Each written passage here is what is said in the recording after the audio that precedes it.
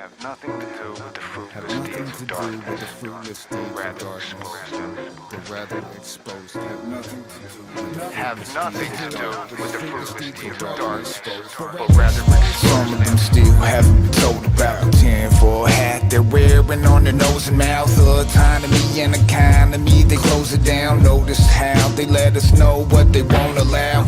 Only sometimes ignore the lies and the double think. Pay no mind to the puppet strings, cause once you've seen it you can't unsee it. Just speaking for us heathens that love freedom.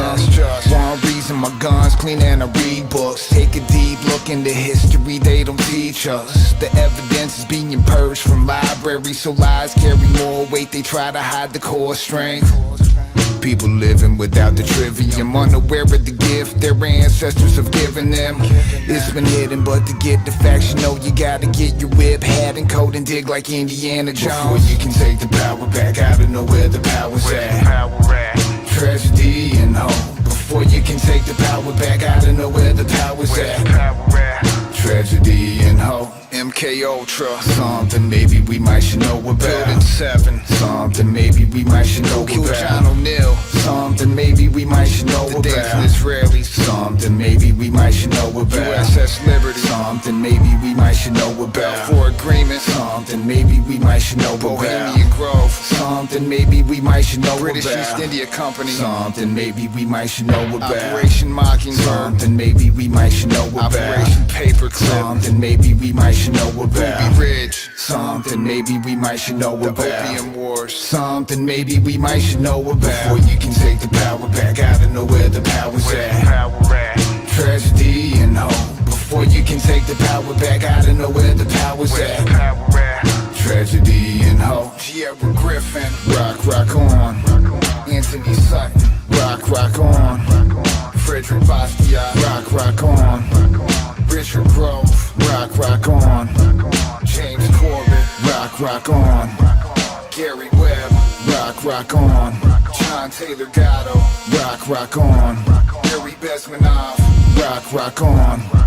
Eustace Mullins, rock on. Alexander Solzhenitsyn, rock on. General Smedley Butler, rock on. Carol Quigley, rock on. Before you can take the power back, I don't know where the power's at. Tragedy and hope. Before you can take the power back, I don't know where the power's at. Tragedy and hope.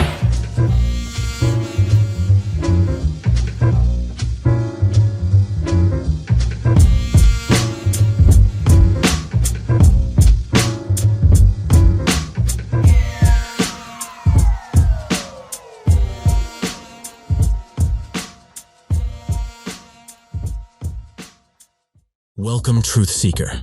It's not easy to discern truth from fiction on holodeck Earth. Grand Theft World is a fire hose of illumination and inspires the hearts and minds of truthers seeking freedom in a world environment of manipulation and control.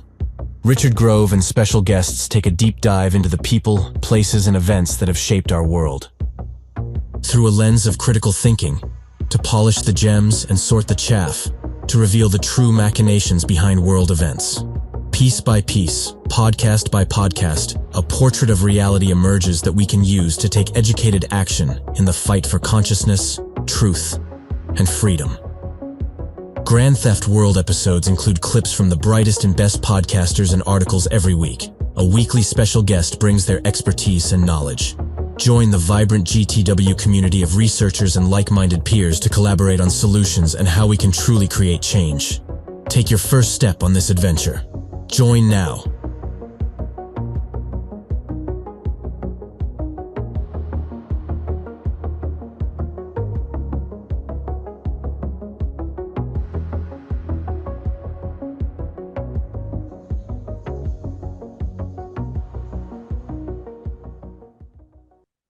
Welcome to the Grand Theft World podcast, brought to you commercial free. Thanks to those who subscribe to grandtheftworld.com. This free speech platform exists because you cared enough to support, and we appreciate your membership. We'll do a town hall every other week.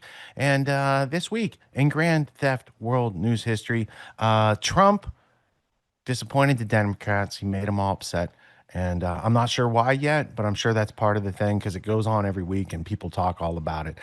More importantly, Tucker tried to get Piers Morgan arrested by saying the F word on TV. And no, it's not the F word that you think he's talking about. Maybe the F word he's talking about is freedom. We will have to see. George Soros, it has been discovered, has been working for the deep state for about 50 years now. And that's long enough that you should care that everyone during your lifetime has said that's a conspiracy theory and possibly also anti Semitic to mention it. But on the Zionist front, we have Zionists on stage complaining amongst themselves that they do not brainwash their children hard enough. They need to do it more, and they talk in great detail how they need to maybe create more of a bubble around them to artificially create the theocracy that is our best democratic ally in the Middle East, of course. Let's see. Israel connection to the D.C. ambush National Guard situation. I have not seen that report yet, but there's two such reports in tonight's news. One coming from the young documentarian known as Coop, the other one coming from the respected investigative journalist called James Lee. We will dig into both parts of that. I am not up to speed on that story because there was a holiday this past week and I wasn't watching the news. Also, I am pleased to present you with news later in this episode that the Florida resident, 16-year-old Mohammed Ibrahim, has been liberated from the Israeli military prison, and there's more good news to go with that. So we will get to that and more news. But first, I would like to welcome my co-host, Scott Armstrong. Scott, how are you doing tonight? What's up, everybody? What's up, Richard? Grateful to be here. I'm doing really good, man. I had a great weekend. I'm rocking my Gulf of America t-shirt, fresh from the coast of Florida. So feeling good, feeling good. Thank you so much. Gulf of America. That's good branding. That's good branding for tourism. Whole lot of new shirts because it had some unfavorable names. That part of Florida at points in the past. So Gulf of America, I think, is very good, and I'm pleased to be able to welcome our guest later tonight. Who do we have coming on? We have Etienne Delabuithi. You have to say it like you're from Barcelona, apparently, because I was always told it was Etienne Delabueti. And I even did a whole podcast on Etienne Delabueti. But we'll have a conversation with our guest about that and a whole lot more, considering freedom is a commentary on this comedy podcast. Now, I first have to. We got through all the tech issues to get started, but I didn't press the one last Control V, Control C smart key combo to give Colby the first block. But now it exists. I just put it in there, and so now it exists. So we have to go to two clips. Then we'll come back, Colby. I gave you three, so we're just going to do the first two. The first is a commentary on a new documentary, maybe a series. I have not seen it yet, but I feel confident having not seen it, I can listen to somebody else who has seen it, give some commentary. And this is about, it's called White Man, comma, Bad. And it's this thesis that the indigenous people of America. Now, if you listen to the end of last episode, spoiler alert, for those who didn't listen to the end of last episode, there was some really interesting history, some recollections of things that have gone on. And I learned a lot about the Iroquois Nation and also their tenacity and culinary arts, if you will, from back then. So if you put that part again with this part that you're going to see, you might put some things together that you didn't see or get in the schooling that they gave to all of us. So anyway, that's coming to us from Steven Crowder. We're not going to have time to play the whole entire clip, I don't think, but it will introduce us to this next phase of culture that's changing. And that was the Piers Morgan free speech debate. Not so much a debate. He thought he was going to interview Tucker, and Tucker felt like being silly the whole time. But a lot of funny commentary ensued, some of which was as serious. The part that we're going to study is Britain's economy, as it turns out, is pointed out by Tucker that they don't really have any manufacturing. In fact, most of their economy over there is based on banking, which is fascinating because they just like spin up countries and colonize things and turnkey countries over to other places that might come up later in this episode. Anyway, so in the grandiose scheme of the military industrial complex as brought to us through the vehicle of the British Empire, it just seems like over and over again they keep saying to the world, "Please, sir, can I have some war?" That's all Oliver Twist joke, but you guess I've said it wrong. I should have said it better. "Please, sir, can I have some war?"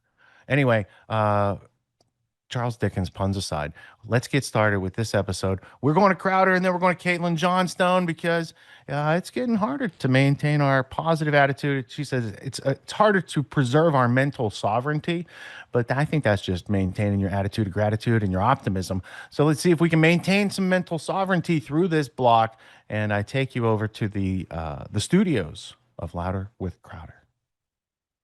We know our lands are now become more valuable. The white people think we do not know their value, but we are sensible that the land is everlasting. Yeah, here's the truth. The land you weren't sensible. The land wasn't so everlasting until we got here. It's Thanksgiving. What are you most thankful for? I will tell you, I'm thankful for white Christian Europeans landing on this continent. I make no apologies for it. I feel no guilt. And neither should you, because you're probably watching this using some kind of a tablet or television. None of this has been brought to you by the Iroquois. So, the closest that Native Americans have come to technology was that head that used to come off when the broadcast was going beep. That's it. We could have made that statement prior, like in 1900. None of this is brought to you by the Iroquois.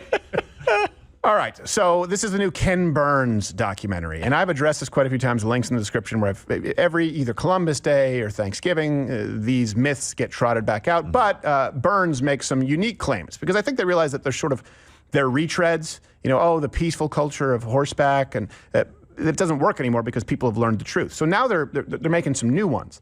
So what he's effectively suggesting, the premise is white people, bad, natives, good. So you're a colonizer, and to that I say, stop speaking, Ken Burns. You're wrong about everything.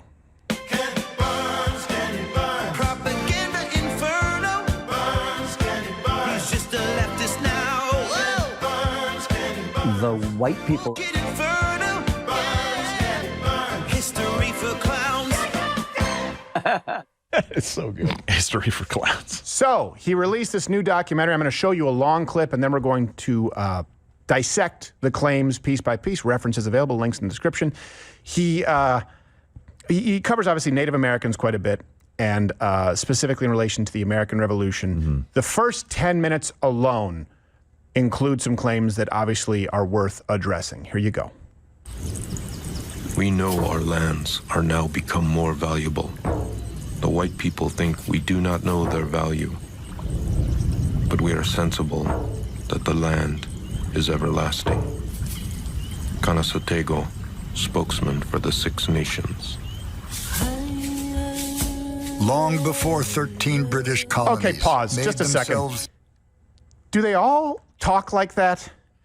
I mean, come on, it's like the fake voice. Oh, hey, I'm doing narration for Ken Burns. The guy come in like, hey, look at this shit. Like, hey, say it like a native. Your father was a native narrator, and your grandfather was a native narrator. No, interesting though. You're gonna ruin it for the rest of us, little dog. That's the great actor Peter Coyote doing that. He's trying to Native American it up. Yeah. He does lots of narration. Johnny Boy was telling me, guy does all this narration for PBS. He's putting a little... That's because I have something to prove, since my cousin Peter Timberwolf was the favorite. He was obviously... I got the shitty... He's Coyote. often confused with Joe Mantegna, but he's you've seen him in all kinds of stuff. Peter Coyote. All right, let's go on with voices. That the weird thing is, it's not an accent, it's not a dialect, it's an affectation to let you know that we were here first. Into the United States, the Six Nations of the Iroquois Confederacy, Seneca, Cayuga, Onondaga, Tuscarora, Oneida, and Mohawk, had created a union of their own that they called the Haudenosaunee, a democracy that had flourished for centuries. Called the Don't Talk, Show Me. Recommend union. We are a powerful confederacy, and by your observing the same methods our wise forefathers have taken, you will acquire fresh strength and power.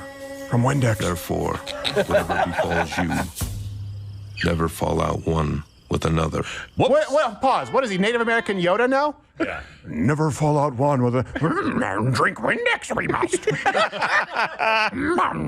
Hairspray, delicious it is. Is there more? Yeah, a little bit. All right. But before you go in, I just got to say, Russell was just telling me out front he took a trip to some Native American thing as a kid in Arkansas and saw a guy outside of a store drinking Aqua Velva. There's something about an Aqua Velva Cherokee. Slamming it down. It's got to have butyl alcohol in it somewhere. Does. But It yeah. does. It's like Just a dab will do, you prick. You know how much of this I got to drink to get drunk? Don't get me started on groom and clean. Let's continue. The white man makes me keep my breath fresh. Yes. In the spring of 1754, the celebrated scientist and writer Benjamin Franklin proposed that the British colonies form a similar union. All right, I guess it's time for one of our notorious claim truths. There's pictures moving on a screen. It's It's magic. So absurd. Let's go through the first claim that's made here. Check the references. It's always so paper thin. The idea that whites undervalued how well the Native American Indian tribes took care of the American continent before our arrival. We know our lands are now become more valuable. The white people think we do not know their value, but we are sensible that the land is everlasting. Yeah, here's the truth. The land you weren't sensible. The land wasn't so everlasting until we got here. The natives hunted many species into local extinction, like the buffalo, like the beaver, megafauna like the woolly mammoth, by the way, ancestors of native tribes. They didn't even use every part of the animal. And by the way, I thought they did. That was the whole racket. no, they would hunt and they would hunt buffalo. They would scare an entire herd of buffalo off a cliff. And if anyone spoke out against it, they'd be like, hey, we don't have modern refrigeration methods, so why don't we only kill the one buffalo that we can only semi-harvest? Like, that's enough out of you, squatting bear. There's something to be said for tradition. And I say this local extinction because, yes, that's the wordplay. They go, actually, the buffalo weren't extinct. Well, they were extinct if you were part of a tribe in one local area. Yes. Because they didn't have transportation. So they basically, where they lived, they had no more buffalo or beaver. And again, if they had followed one the herds. they couldn't have one logical. And you're like, hey, why don't we go out there? We see dams out there. I think there's beavers. Hey, shut up. We're not supposed to go anywhere the sun doesn't touch, Littlefoot. No more beavers for us. They might as well have been in space if they were 100 miles away. It doesn't matter. And by the way, even in modern times, Indians don't know how to hunt properly. You had a friend he was a missionary, and his mission was to go to Native American reservations and teach them how to fish. Yes. Like, we usually just do it with dynamite. The white man makes us fish this way. You're gonna what? You said lure him? I guarantee you'd be like, you stole this from us. How? How are you going to trick a fish? You're cunning little bastards. You must have taught the fish how to evade our ancient methods of catching. What? He's going back to him like, no, I'm telling you, he basically took off her bracelet, put it on a hook, and they ate for days. It's so stupid. Oh my gosh. And to think that one of the most brilliant men in American history, what they call him, writer and historian, Benjamin Franklin, thought, let's do it the Indian way. They seem to have it together. Yeah, they seem to have it Let's together. form this union feel like that's based on their, Damn straight. They didn't even know about or use the wheel. I say, good man, why don't you just roll it? Roll it. Roll. Yeah, that's an old one we bring back because I've been talking about this for a very long time, where even those on the right would virtue signal and say, so much. No one's saying that there weren't atrocities committed on both sides. Just like, by the way, there have been mistreatment of prisoners of war. I'm sure if you go into any major conflict, even sometimes at the hands of U.S. soldiers. That doesn't change the fact that they were awful to each other. Yes. There is nothing worth emulating from Native American tribes. No, but isn't it nice now that we don't have to care? We don't have to care. We could just be on it. Let our freak flag fly. I have no respect for Native American culture. There you go. It's just not good. Become American. Hey, you won the lottery. I mean, we're complaining about... Well, they kind of did with casinos. Yeah, well, we're complaining about men winning Woman of the Year. It's still better than being scalped and raped. So just think of the culture that you're defending. By the way, Native American tribes treated other tribes terribly.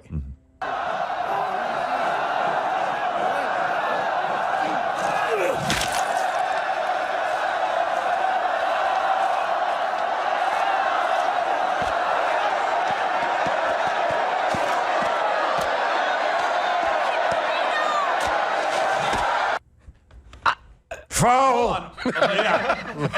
Was that a sport? Illegal Traveling! We need to do He it took again. a step. I gotta kill another kid. I'm curious.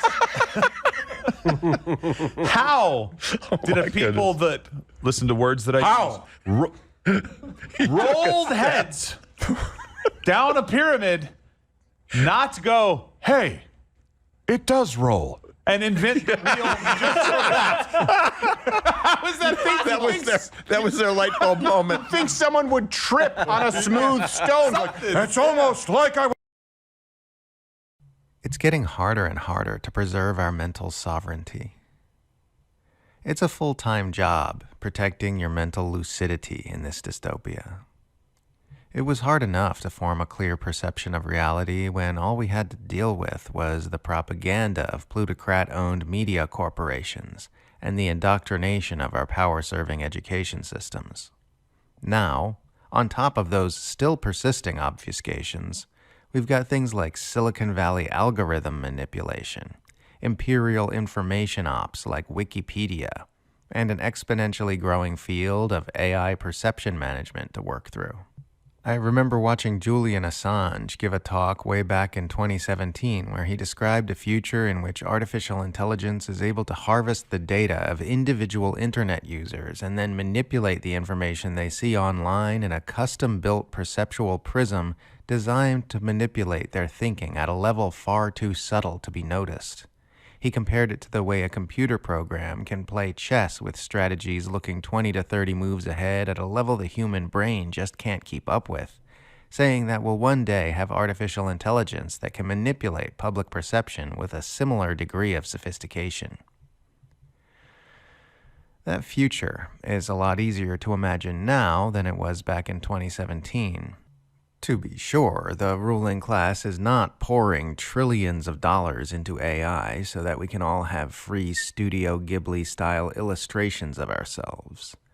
There is an understanding that major returns on investment will come largely in the form of these new technologies being deliberately knit into every part of our civilization, driven by the official and unofficial power structures that we live under, and that this will happen in a way that benefits the rich and powerful. We're on a trajectory where soon all our information will be stored and analyzed by artificial intelligence controlled by governments and billionaire megacorporations who can then use that information to surveil, manipulate, and oppress us. All our medical and financial information, whole psychological profiles based on what we view and say online, a far more thorough assessment of our personalities than we could ever create on our own. This information can then be used to determine what sort of advertisements for which products would be likely to work on us, or maybe even produce a custom-made ad on the spot just for us. It can be used to determine what type of power-serving news media or punditry is likely to appeal to our confirmation biases, and then make sure it crosses our line of sight at some ideal moment in our day. It can be used to determine how likely we are to oppose the imperial machine in any way, from joining a peace march to starting a union to leading an armed revolution. It can be used to closely monitor our individual path toward political radicalization, and it can be used to feed us information intended to steer that dissident energy toward political movements that don't threaten the status quo. Our rulers see AI as an opportunity to recapture the degree of social control that was shaken by the arrival of widespread internet access, a loss of information hegemony we've seen oligarchs and empire managers openly complaining about with regard to how social media has spread public dissent on issues like Israel and Palestine. Journalist Whitney Webb has flagged the fact that Google plutocrat Eric Schmidt co-authored a book with war criminal Henry Kissinger which envisions a future where the public becomes increasingly dependent on artificial intelligence to do our thinking and creative expression for us, allowing our consciousness to become further and further intertwined with these oligarch-owned technologies. Webb warns that, quote, the Kissinger-Eric Schmidt book on AI basically states that the real promise of AI from their perspective is as a tool of perception manipulation, that eventually people will not be able to interpret and perceive reality without the help of an AI via cognitive diminishment and learned helplessness. Once we've outsourced our cognitive sovereignty to AI, our minds have been captured by the owners of the machines. So it's a dark and creepy trail we are traveling down. As a collective, we're going to have to find it within ourselves to start fighting back against this dystopia which is consuming more and more of what's decent in our world.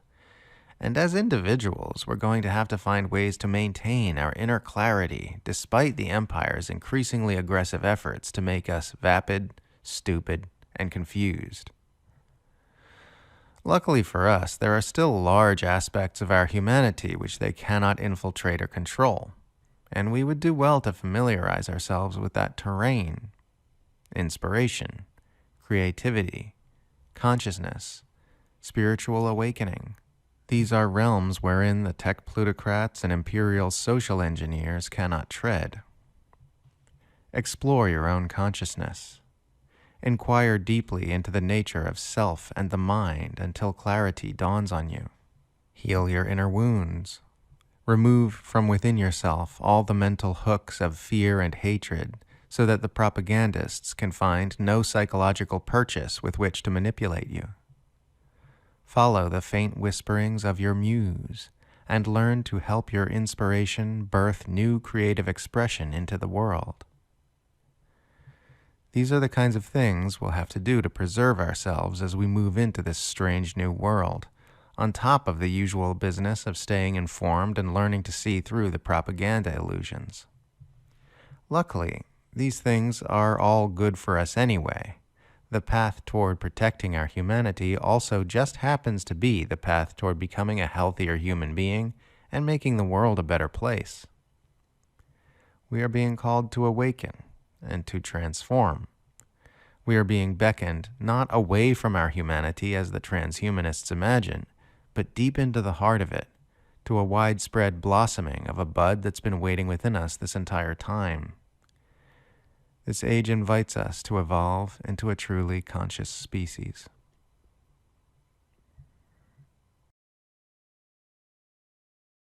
What's wrong with homosexuality? Well, if you encourage it and the rate goes up, people have fewer kids. I don't know. Did you do biology? Well, no. So just to be clear, most gay people don't have kids. That's the point I'm making. Right, they don't. So if all of a sudden you have more people being gay, which you do a lot. No, you don't. People don't pretend to be gay. Do you have the internet? Huh? I don't know. I'm not saying they're pretending.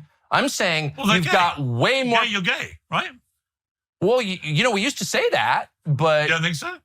Well, I used to think that, but all of a sudden I think lots of people putting their hand up saying they're trans. That's a different issue. Oh, it's totally different. It's not part of the continuum. It's not like gender isn't real. Actually, I can pretend. But if you're gay, you're gay.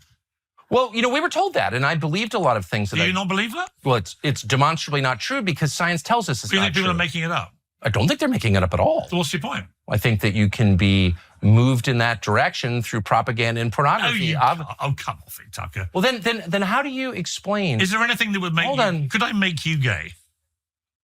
How hard do you want to try? Not hard, I can tell you. Good. That's the spirit, Piers. There's a limit. Even an open-minded man like you kind of hate the gays. Could I make you gay? I make a little gay joke, and you're like, oh, I'm not going to be gay. I like you using a gay slur. That's fine. Well, first of all, the context matters. As I've told you, I mean, that's like coffee table conversation between the gays I work with at Fox. Faggot.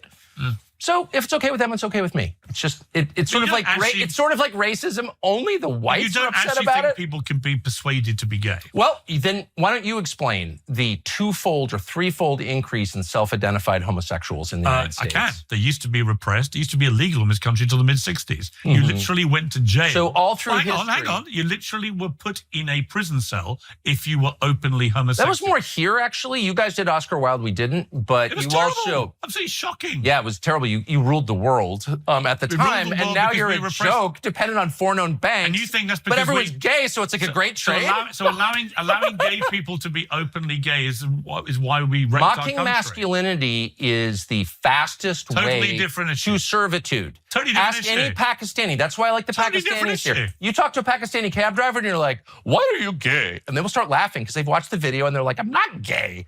I'm a man." What's it got to do with masculinity? Ask a single Briton, "Why are you gay?" They're like, "Well, I'm not gay, but it would be okay if I was." And it's like, there's no masculine self-respect at all. You're sounding quite homophobic. I'm not afraid of gays at all. I'm just asking, actually, You don't actually think they really exist, by the sound of it. Well, they exist. No, but are they real? Is their sexuality genuinely Are they homosexual? sleeping with dudes? Big time. Well, and women, are they attracted to members of their own Mostly sex? dudes. The lesbian thing is way overblown. Actually, there are a lot of lesbians. How many? I haven't counted, Tucker. I love this conversation. Not recently. This is so great. You're going to get so fucking arrested after this. It's going to be unbelievable. No one's arresting me. Okay. No one's arresting me. But I'm just curious whether you think that gay people actually are gay, or whether you think they've been somehow turned. For the third time, I think it's completely sincere. Right. Completely sincere. So what's your problem with the question, I'm not saying I have a problem with it. I'm merely saying you get fewer children when more people are gay. No, you don't. Well, actually, you do. More people aren't gay. Just more people are able to admit they're gay. Hold on. You don't get There fewer. were always Well, hold gay on. Wait, people. stop. Okay. Was it like 30% of the population always, like in Roman times? For about 30%, would you say?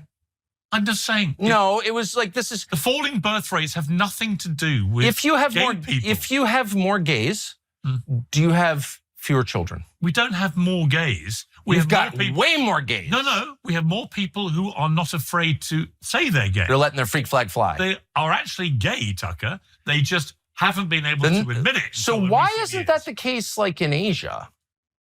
What do you mean? I don't think there's no Asian country, and they're not all like putting gays in jail. Malaysia might be. Korea's not. South Korea. Why is their self-described homosexuality rate so much lower than yours? Japan, same.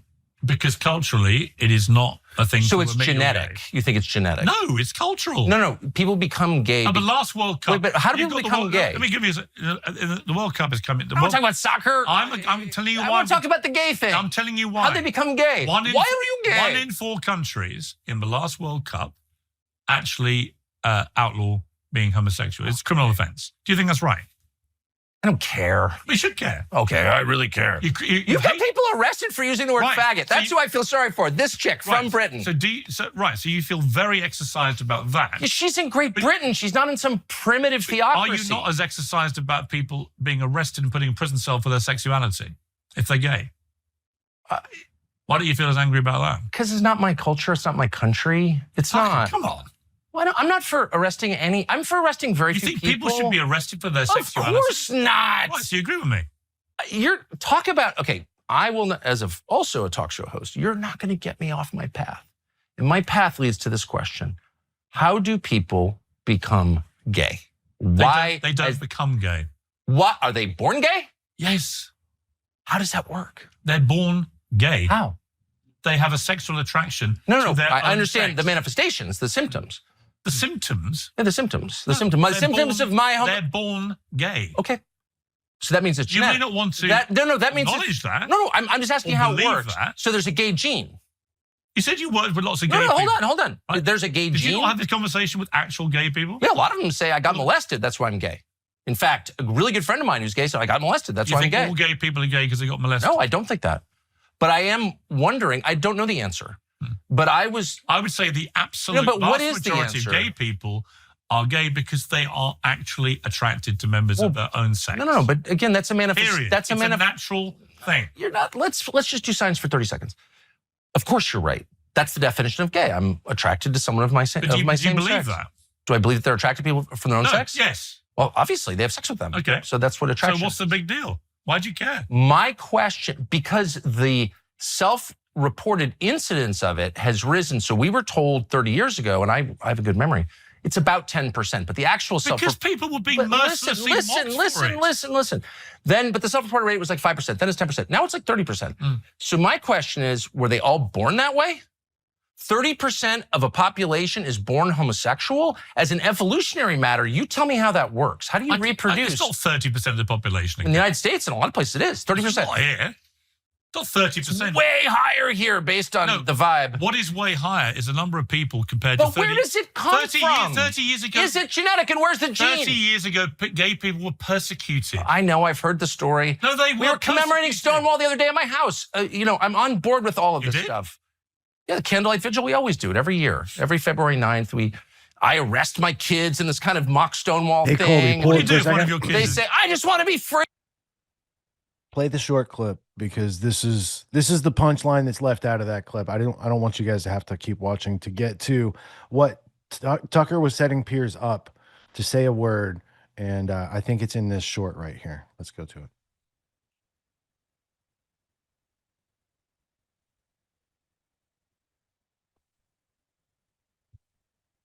Describes the man who beat her up. It's coming up. It was a late edition. She texts and describes the man who beat her up and sent her to the hospital as a, quote, she's arrested and convicted of a hate crime. The guy who beat her up is not arrested or convicted. By the way, you're allowed to be homophobic if you want in a free country. You can have any view you want. But no, because she used the word she's arrested, and the guy who punched her in the face was not. That story tells you everything. Well, I don't know that story. Would you say the word on camera? No. Why?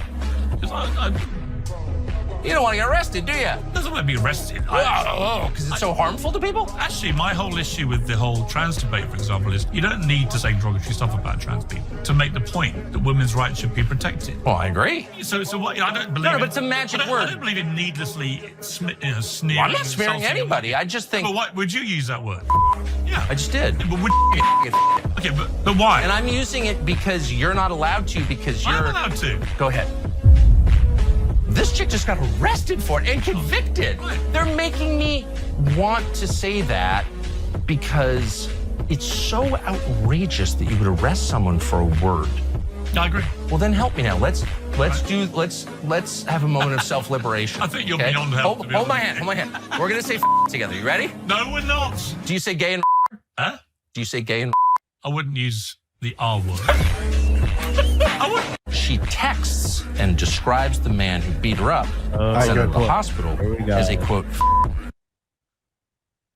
All right, there's more from the Tucker in the City of London interview later because I want to show you where he calls out Piers on the global financial capital of the world. And then soon we do have another block, and then our guest is here at 10:30. So, Scott, did you learn anything about Native Americans during that situation?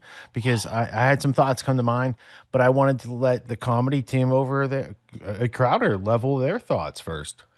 Yeah, man, I don't know. It's like, okay, here's what I'm thinking. We're entering this new paradigm where it's becoming more and more acceptable for things to be said that maybe weren't allowed to. When I say allowed, I mean, what the self-imposed prisons that people put themselves in for allowable speech. For example, Piers is still in that little box where he's not allowed. Certain mouth sounds get people in trouble. Exactly. Now, I think that Crowder season opening where he can just be the biggest, whitest, chauvinistic guy in the room and be like, I didn't see none of the Iroquois make anything. You know what I mean? I don't know. I think he's riding the train. I don't know. He's kind of always tried. I'd say it's because he's Canadian, but I know too many polite Canadians. Very good point too. Malign them. Very good point too. So he's trying to be edgy. He's trying to push the limits within that. Just the same paradigm that Tucker's pushing. Okay, I don't think Tucker would say that a year ago. I don't think he would say faggot a year ago. I really don't think he would. And I don't. And so I mean, good for him for doing it. You know what I'm saying? Because he does make a good point. And this is the whole funny thing this is what, so like Owen Benjamin, I'm a fan. And he's he analyzes words like this. He looks at these words as a means of social control. It's brainwashing. It's like when they create a word or they put intention into a word, it's kind of like the same argument of, how a leftist would say that guns kill people, not people kill people. It's like almost a satanic thing to put intention into inanimate objects. So you have a word that is just innocuous on its own. It's the intention behind it. And he has all these funny things where it's like, when is it allowable to say this word and that word, and how much melanin do you need to have in your skin before it's acceptable for you to use this word, and blah, blah, blah. And the whole point where he was making is, I think it's horrendous that a person gets arrested for saying a word, calling a person a word who's committed a crime against you, but then the person that commits the crime doesn't get arrested for committing the crime. And that's the whole point of his famous song, "That Nigger Stole My Bike," because he's like, why are you mad at me for saying the word and not at the guy who stole my bike? That's the whole point of that song. And so it's like, it's kind of funny, but it really puts it all on blast, the hypocrisy, the nonsense. And I'm glad people we're getting back to normalcy to a bit, because I would never call anybody that. I would never use that as an insult to a person. But you have to admit that there is a magic spell that's been put over everything that's used for power control and subjugation, I would say. And so, well, I couldn't find any Native Americans to comment on the Crowder clip because they are all too busy drinking aqua velva, apparently. But I think there's blame to be shared on both sides. Like, first off, you only have to correct the cliche of that Ken Burns is precipitating if the cliche is there. Like, maybe we don't make them the grandiose, peaceful Pocahontas people in the first place, and we show people like there's a real history on both sides of flawed behavior. And the other thing I didn't like is it just seemed like they have every opportunity to punch up. I don't think the caricature of the American Indian being drunk or standing there drinking aqua velva, that sort of thing. Picture the year 2060 and a formerly young Palestinian is now middle-aged and is addicted to his drone vape pen thing that he just is led around town to various offers to up his social credit score. And you say, oh, look at that. But if you understood the situation that generated that poor soul in that situation, maybe you'd have more empathy if you ever had struggle for real in your life. So there's like situations like that. So I wanted to bring to the scales of news. White men did it too. Look at this. You know what that is? Yeah. Haunting photos of the bison extermination in the 19th century. Now, apparently, these white guys just gathered up all the ones that the Indians killed, I guess. Is that how that worked? Let's see. We might have to read. This comes from the conspiracy outlet called the BBC.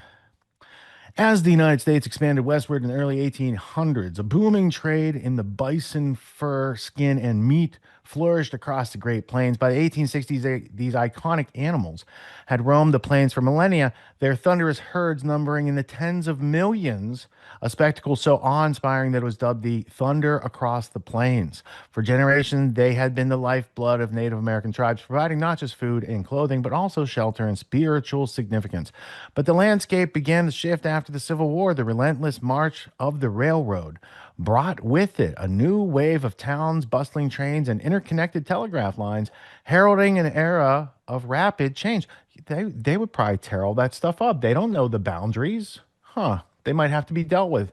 Might be a little ethnic cleansing of the bison variety. This transformation spelled trouble for the bison as European settlers, spurred by profit, decimated once plentiful herds. I don't think they know what decimated means, because decimation, just like you have 9 out of 10 left. This looks like they didn't just kill 9 out of 10. Or it looks like they killed 9 out of 10. It's reverse decimation. By the 1880s, their numbers had plummeted from around 30 million to a mere 325, marking a catastrophic decline. Before horses were introduced, Native American hunters used innovative methods to hunt bison. They would guide the animals into large chutes made of rocks and willow branches, then trap them in a corral known as a buffalo pound. Once contained, the bison were either slaughtered on the spot or driven over cliffs in a practice called buffalo jumps. Archaeological sites containing both pounds and jumps can be found in various locations across the United States and Canada. The arrival of horses, originally brought by the Spanish, revolutionized the hunting techniques. By the early 1700s, horses had become integral to the nomadic hunting cultures of indigenous groups. This advancement allowed tribes, once confined to the eastern regions, to move westward in pursuit of larger bison populations found in the Great Plains. So there's lots of pictures. There's a video that goes with it. There's another iconic picture there. That's a lot. That's probably more than they needed. I don't know. That's a lot. So anyway, it was very stylish for a time. It's memorialized in the Flintstones cartoons, Grand Poobah Lodge. I think they use a bison head, something like that. Water buffalo, that's what it is. You're right. So this is something both sides participated in. So I don't think it's fair to try to just impugn one side like, oh, they did it and we didn't do any of that. If you're going to deal with reality, you got to consider both sides of the scale. And we try to hear that. I try to do that here on this podcast, even if it's not funny. I completely agree. And I don't think that, I think the real conversation is around the ethics and the morality of conquest, really, where it's like, that's kind of what happened. It was like, we came, we saw, we conquered. He died. He died. And because of that, we have everything we have today. And I think that's the real debate. And it's a tough conversation to have. And it's like, would we go back and give up every single thing that we have in the world today to be back in that kind of living off the land type of agrarian lifestyle? Or is that conquest in that period of American history, which I do consider a dark period, wasn't worth it? And that's the ultimate moral question and conundrum that I don't think anybody has a good answer for, really. But it's I think regret is usually the genesis behind all time travel motives. Yeah. So I would love to travel back to time. I got some questions for a lot of people. That's for sure. All right, we're going to go to a quick message from David Icke, and then we're going to bring in our guest. And then, Colby, I'll go to the rest of that block afterwards because it took us longer to get here than I thought. All right, this is what's really going on while the right is pitched against the left. I think this also opens up the conversation with our guest here soon. So this comes from David Icke. They want a civil war. So let's not give them what they want. That would be my opinion. Let's check it out real quick, and then we'll be right back. Hello. Just want to say a few things about current events and current happenings, because I see people getting caught in a pincer movement, which is pitching left against right. It's gathered massive pace since the shooting of Charlie Kirk, and I'm looking on aghast at how people are falling for it. In some cases, people who should know better. Because, once upon a time, in the wake of COVID and before, the alternative media kind of understood that we live in one-party states. And as they used to say in America when I was traveling there a lot in the 1990s, it doesn't matter who you vote for because the government still gets in. And that seems to have been forgotten in this frenzy of pitching right against left. And I just want to offer the benefit of 35, 36 years of investigating and researching this, that there is another level which, if we don't understand, we will never get the picture. And that other level is what I call the global cult. It's a global network of secret societies, fiercely compartmentalized. So even most of the people in the secret societies don't know the real big picture. Only the inner core does. It's all compartmentalized right down the system. And this cult has an agenda to create a global dystopia which involves the fusing of the human mind, brain, body with artificial intelligence. So artificial intelligence becomes the human mind. And therefore, it becomes possible to create a hive mind in which people's thoughts and emotional responses are fed to them. And all these AI oligarchs, Musk and Andreessen and Thiel and Sam Altman, Larry Ellison, they're pushing the world towards this.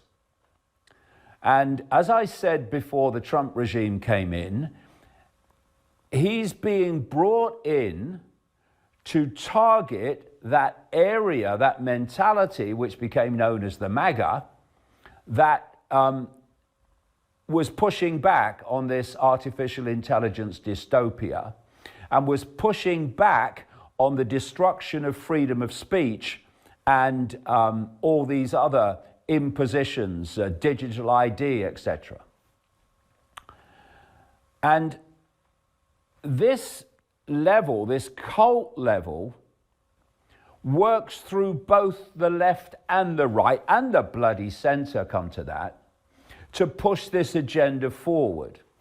And how it works is when the left are in power, they target freedom of speech. We've seen this with the whole woke mentality. If you don't use the right pronouns, you get fired.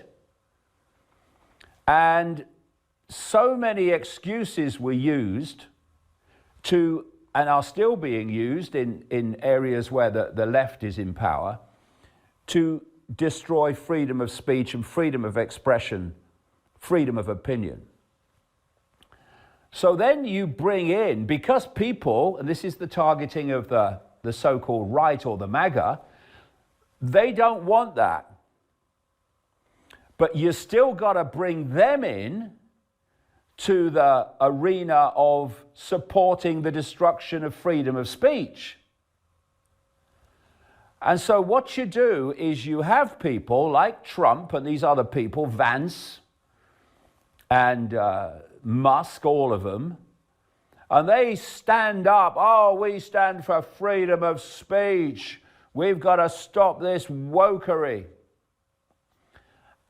And the people that don't want the wokery and the destruction of freedom of speech under that justification vote for them. And they get in.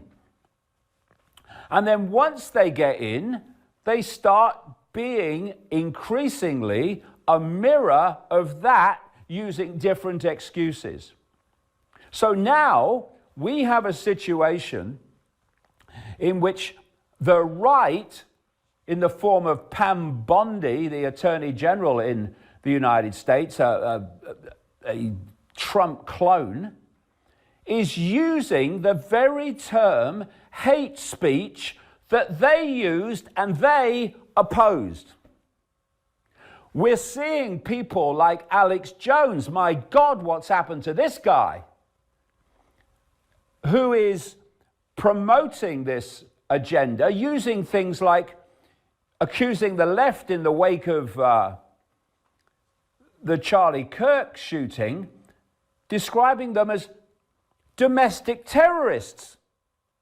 Now, this is the same Alex Jones and the MAGA that were condemning the left, dubbing the right, when they were in power, as domestic terrorists.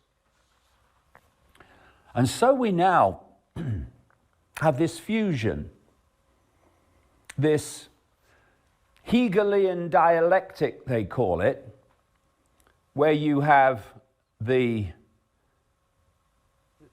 synthesis of two apparently opposing ideologies that now start to agree on the same ground. So when the left's in power, they use excuses to destroy freedom of speech. Now when the right's in power, they use different excuses to destroy freedom of speech, using the very same terms, like hate speech and domestic terrorists. It's a psychological game. It's a psyop on both left and right. And if we don't see this other level that works through both, then we are going to go on fighting each other while this level advances its agenda unchallenged. Why do you think that Elon Musk suddenly appears at a rally demanding freedom of speech, tells people to fight, gotta fight? Why are we having the same outcome no matter left, no matter right? Because they are both polarities of that. They are both pawns of that. And that level is what we must not only understand, but we must focus upon and ask why. Now, one of the great servants, one of the great agencies, vehicles for that is the government and intelligence military networks operating out of Israel. Not Jewish people in general, that level that runs Israel. This is why it operates in the United States. More and more people, including Charlie Kirk, were starting to see that, the massive influence it has. It has massive influence in Britain through people like Starmer, massive influence in other countries around the world in a covert way. And it's doing the bidding of that level. And so when you look at things like the Charlie Kirk shooting, appalling, by the way, there's very little that he said that I agreed with, but you certainly don't respond to it like that. But there are those immediately, and what you can see when you when one of these horrible events happens, be 9/11, be whatever, you have a story that is given to you immediately. That's why on 9/11, within minutes of it happening, the name of Osama bin Laden was introduced, because that was where they wanted to push you.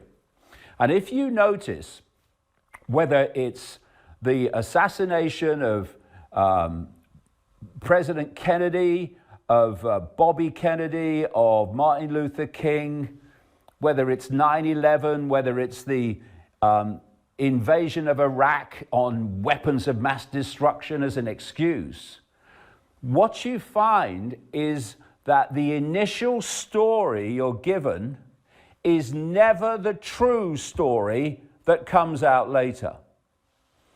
And so when I'm looking at this Charlie Kirk situation, from that level, I'm looking immediately, what is the story they want us to believe? And immediately, the story appears, with the MAGA media pushing it, that it's the left, the left. And so what you have then is a reaction against the left by the right. Bang, bang, bang, bang, bang, bang, bang. Good, end of free speech. We support not having free speech. Silverstein that. It was Steven Crowder who broke the ATF texting about the inscriptions on the bullet casings, but I just put two and two together right there. Thank you for playing that, Colby. And yeah, we'll get more to the rest of that block after our special interview. So, without further ado, he is the creator and founder of the Art of Liberty Foundation, and you might also follow him over here on the X, Twitter, as we still call it over here. It is Etienne Delabuithi squared, and it's not Ethi being Delabuithi. Good evening. Are you unmuted, Howard? There you go. Are you up? We can't hear you yet. Oh, no audio. No audio. No audio. You're not Whatever muted. funny here we go. thing he How's just that? How's said. that? What? So many Yeah, whatever. buttons. Yeah, 5 by 5. Whatever funny thing you said, your witty repartee, you'll have to repartee repeated again. I was just mentioning how good it is to be with you and Scott yet again.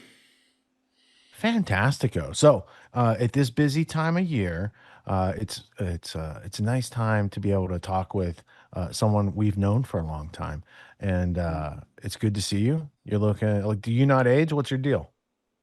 I'm aging backwards. It's kind of hormones? like a Benjamin Buttons thing. No, hot yoga. It's all hot yoga. Yeah. Hot yoga. Do you have a class on that? You got some. That's my thesis anyway. I think that's the only thing that would produce the effect. But I try and get in there 5:45 every morning. Nice. All right. So it's been, I don't know, what, 6 months since we last had a little workout here. What have you been working on? Do you have a new book release? I didn't read ahead of time. So I'm just pleased to see you during this holiday season.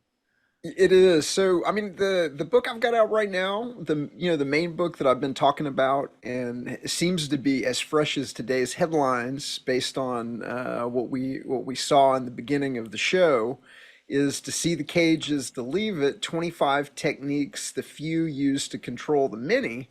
And when we were talking when they were talking about the Indians, I couldn't help but notice, technique number one is the government school system. And for those that aren't familiar with my work, my thesis is that government is kind of best thought of as a technique to rob and control populations.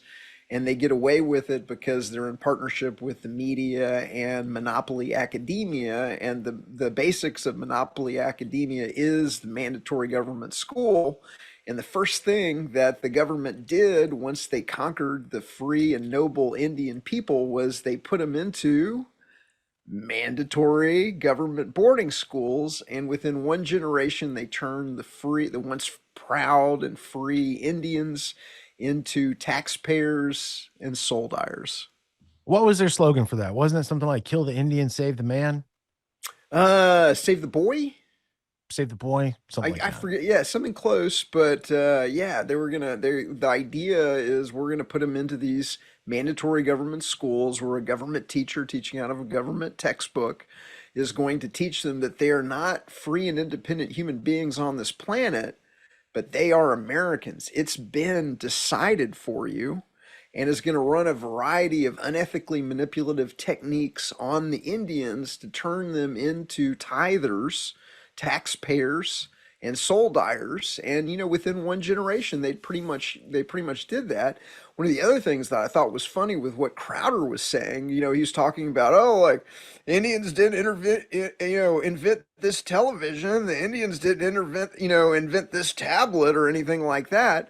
But I mean, technology, the kind of the white man's technology, has been used to enslave not just the red man, but the white man as well, by controlling the information that society receives, going back to the newspaper, and then they controlled radio, and then they controlled the television, and then they controlled the cable news, and now they're controlling algorithmically censoring information on the internet to keep people trapped in a worldview that they are indoctrinating into the population, that again, you are not a free and independent human being, but by virtue of where you were born, you are an American. It's been decided for you.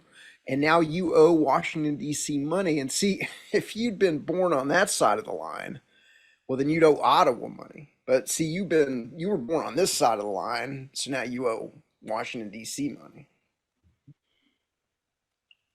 You know, the Crowder part about the the devices, it's not necessarily true because you can't have those devices without ones and zeros. And the concept of zero is either stolen from Palestinians or Indians, but they'd be from India, so that's a different type of Indian, is what I'm saying. So, like, you know, he needs to maybe think that out a little bit better. He needs to think a lot of things out, and it's one of those things where he's not going to have he's going to keep his audience trapped in a fake left right paradigm, and he's never ever ever ever ever he's one of the I like to call him controlled opposition voices that is never ever going to present the idea that we really don't need government, that it's immoral, it's illogical, it doesn't really make any sense, it doesn't deliver the goods. Constitution, didn't really protect individual rights, didn't really limit the government, didn't really work at all, doesn't really make sense at all. And that really is, the one thing that you're never ever allowed to see on these controlled opposition channels, is the idea that we don't need government, or that it's illegitimate at all, or that it doesn't work. That's the big secret. That's what you're never going to hear on Crowder.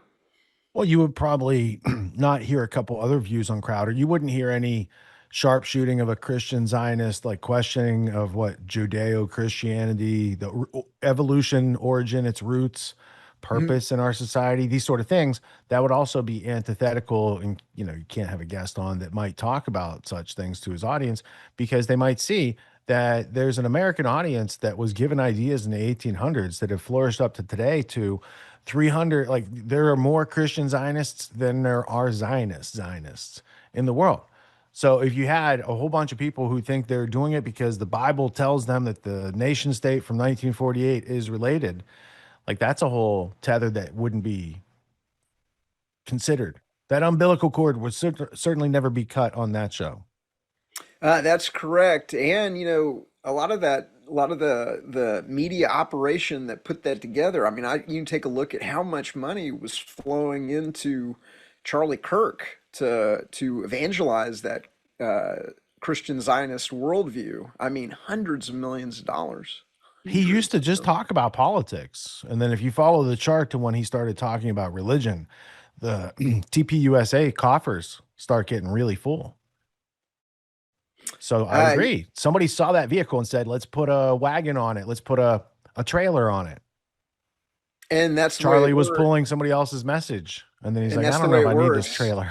I understand you can get $7,000 a social media post too. But you don't understand through experience directly. You've seen other people do that. See, I have, and it's weird because I've seen certain voices in the libertarian world that I won't mention. But just can you give Facebook, us hints? There's people that we know. You and I, we know some people that might have taken $7,000. We know, but like it was like weird. As soon as that 7,000 post came out, like boom, all of a sudden they're posting pro-Zionist things. Like it was like that. But I don't want to name any names because I just do the opposite on Twitter. If you check my feed, I don't take the 7,000 and I post something against it. I do that for free, just for, as they say, satisfaction. Oh, I do. They're one of my favorite targets. I have run 5 Meme Friday. We have a newsletter called 5 Meme Friday, and I was mocking the whole idea of Christian Zionism just this week. Scott went to a church. He showed us pictures one time. What was that in Tennessee with they had the tractor supply bathtub deal with the Israeli flags? I'll pull it up for you, Etienne. You'll appreciate it. I'll get it here in a minute. But yeah, he said there were. Go ahead.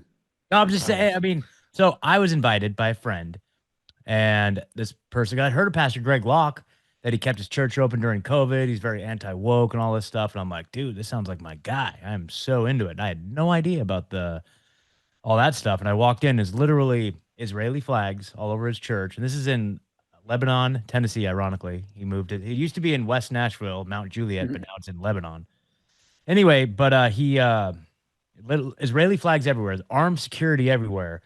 And all the armed security people had Israeli flag patches on their plate carriers. Okay. Now, So I went to his church, and so I'm kind of stalling here while I find this clip, but this photo. But you walked in, and they were. Oh, I think I found it. Hold on. Here we go. Yeah. So they were baptizing people in this right here. Oh, damn. Hold on. Right there. So that is the baptism tub. Not even joking, dude. And so it's like, yeah, like a Tractor Supply just bucket with the Israeli state flag on it. Okay. Now, not even like some sort of Jewish like, something from the Jewish religion. It's like literally the flag of Israel that they're baptizing people underneath the flag of Israel. And I was just like, I told my friend, we got to go, dude. Actually, you know what? I stuck around just to hear what he had to say. Okay.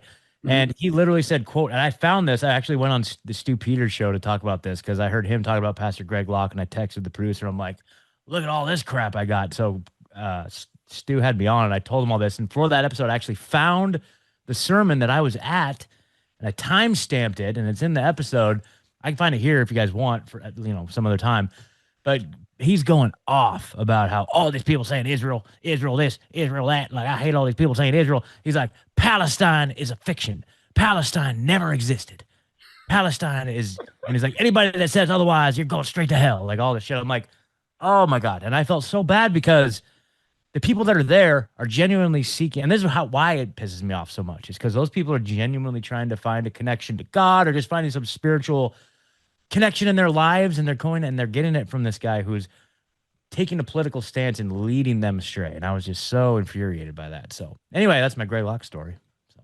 While he's making $7,000 a post. I was just going to say, biblically, hell was a town. It was like a garbage pit, burning dump type of place outside of a major town in biblical times. And I believe that town geographically today is probably in Israel. So I don't know. Do your homework. Yeah. It's crazy, man. I don't understand. I mean, like you said, man, government is the biggest scam in history. And it's the Israeli government, the United States government, the Mexican government, like you name it. It's all right here. Now, I was just looking at this. I pulled it off the bookshelf, and I have an autographed copy. And I was realizing that this book has extreme extra significance in the fact that it's autographed, because I remember I got this from you in Portland at a Freedom Cells meetup, right? And it was the first Freedom Cell meetup that I ever went to in early 2020. And after that meeting, we were so inspired that we started our own Freedom Cell in Eugene that opened up basically my whole life. Like I realized the importance of building community, and I started learning about agorism. I started learning about all these topics directly from that meetup where I met you that first time and got this book. So that day changed the course of my entire life in a huge way. And meeting you, my copies, significant thing. My copies of that book are autographed, and they say, "Do not remove from this table." I think I gave you even a high resolution hardcover the last time I saw sure. you. I gave you the deluxe. I have all the editions. You do. I think you do have almost every single edition. I got the whole collection. And I wanted to show you guys, because when I blipped past this earlier, I did so as like a podcast host and not a teacher of entrepreneurism. But since I know a lot of graduates are in the green room watching the live show here, let me show you guys a couple things that Howard does right. He's got his little logo up here. It's a nice logo. It's got, what is that, like a sword, like a lightsaber, like a sword of liberty? No, you know what that is? So, hey, I want to point this out. Quill? You know, the pen is mightier than the sword, but sometimes you need both. And so that is a quill, but if you will look carefully, there is a sword within the quill. Okay. I got you. All right. And then the next thing is become a sponsor. He's got a call to action right here this is called a ribbon at the top, and everyone can learn the grammar of a web page, because you see enough web pages, for Christ's sake, right? Let's learn the grammar of a web page real quick. So he's various menus. He's got a call to action. Here is what is his lead magnet. Okay. So to see the cages, to leave it, free book teaser. You put your name, email, boom, you can download right now. You can also go to other various calls to action. He's got a good expression of what they do, where they've been, what they're doing in the future. And I think this is very well composed. And now my issue was this. You see how your pop-up came up before I tried to leave the page? You should let me read the whole page. And then if I try to leave, throw that pop-up and be like, hey, one last thing, here's a free thing. But I think that's a really good example of how to formulate your offer to the public and make it palatable and consumable and digestible so they could actually see why they would want to interact and maybe get some of these books and have them on the coffee table. And when people come over, they say, oh, what's this? And they start leafing through and they're like, what is this? It's like the exit to the cage. It's like a key to liberty. And you continue to pop them out in various forms. So, Yeah, and you know what's funny too? So I learned this from Etienne. So if you look at the back of the book, it talks about how they always put the kind of the aura, kind of the burst halo, light, the or halo the behind- penumbra. But see, I don't know if you noticed this, but like that's kind of how our thumbnails are formatted on the show.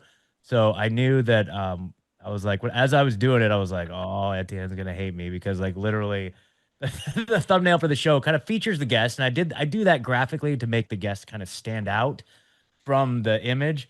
But I was like, oh, he's gonna hate me for this. But yeah, see, it's very Beavis and Butthead. That's pretty cool. And I was like, I know that's on the back of his book, and I know he's gonna. But it's like that's just that's how we format the guests. So we're using their propaganda to move freedom forward. There you go. It seems very apropos.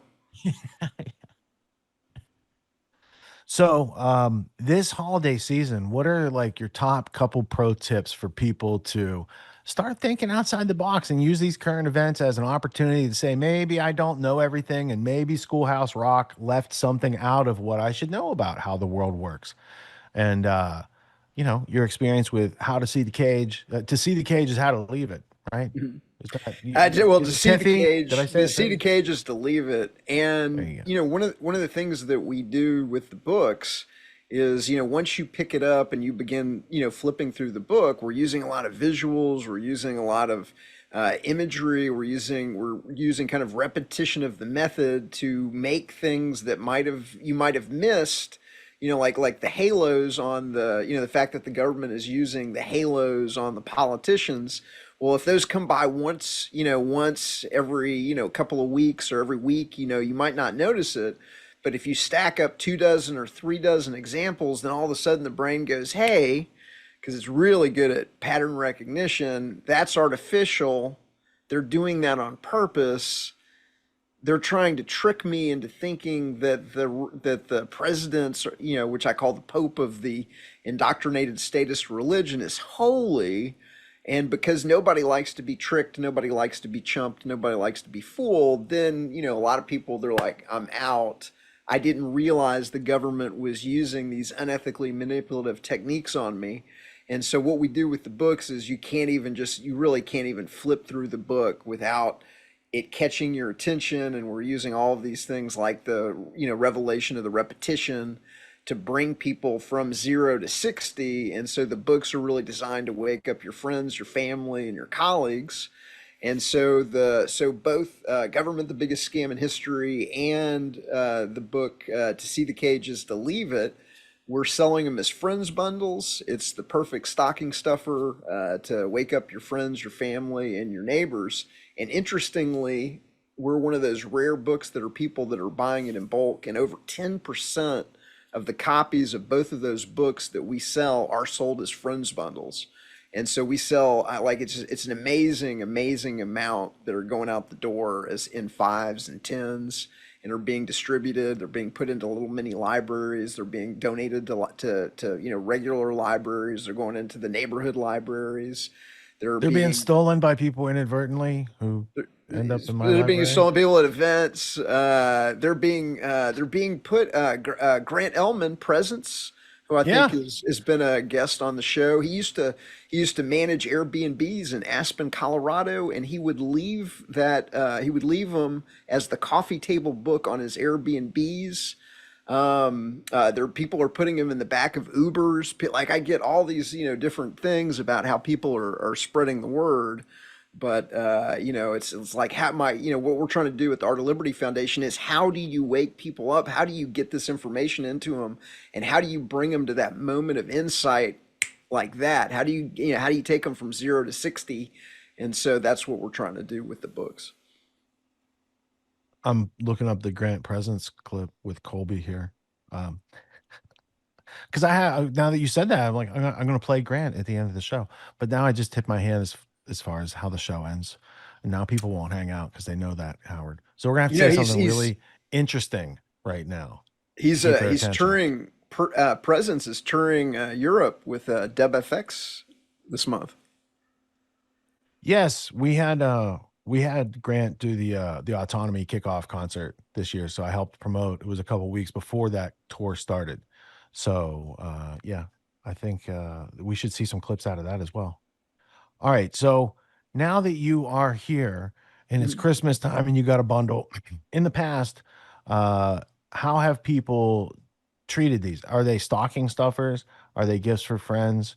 In this activist movement that must proliferate, are memes and anti-propaganda much faster than the people who have billions of dollars? Like, what's the pro tips on sharing such information that's like, it's confrontational to talk to people directly about these things, but the coffee table book allows you like this third point of focus so you could talk and not go at conflict with people, because you're not trying to inspire fights. You're trying to inspire those conversations. So how does having the visual form of like Barnum statements are words, but those halos are also Barnum statements. They're these little things that get slipped in, and once you start to notice them, you're like, hey, Time Magazine uses the M to put horns on people on a regular basis. I wonder if they know they're doing that. Or, hey, they keep putting halos on George Bush and Obama. Like, this has gone on a long time. Or, hey, they always say it's the most important election ever. I'm sure it is. Sure it is. But, helping people to recognize those patterns through conversations that they can have around this book. Is it like it works for individuals, but it also is like something you can sit around with some friends and have a deeper discussion than most groups would be having normally?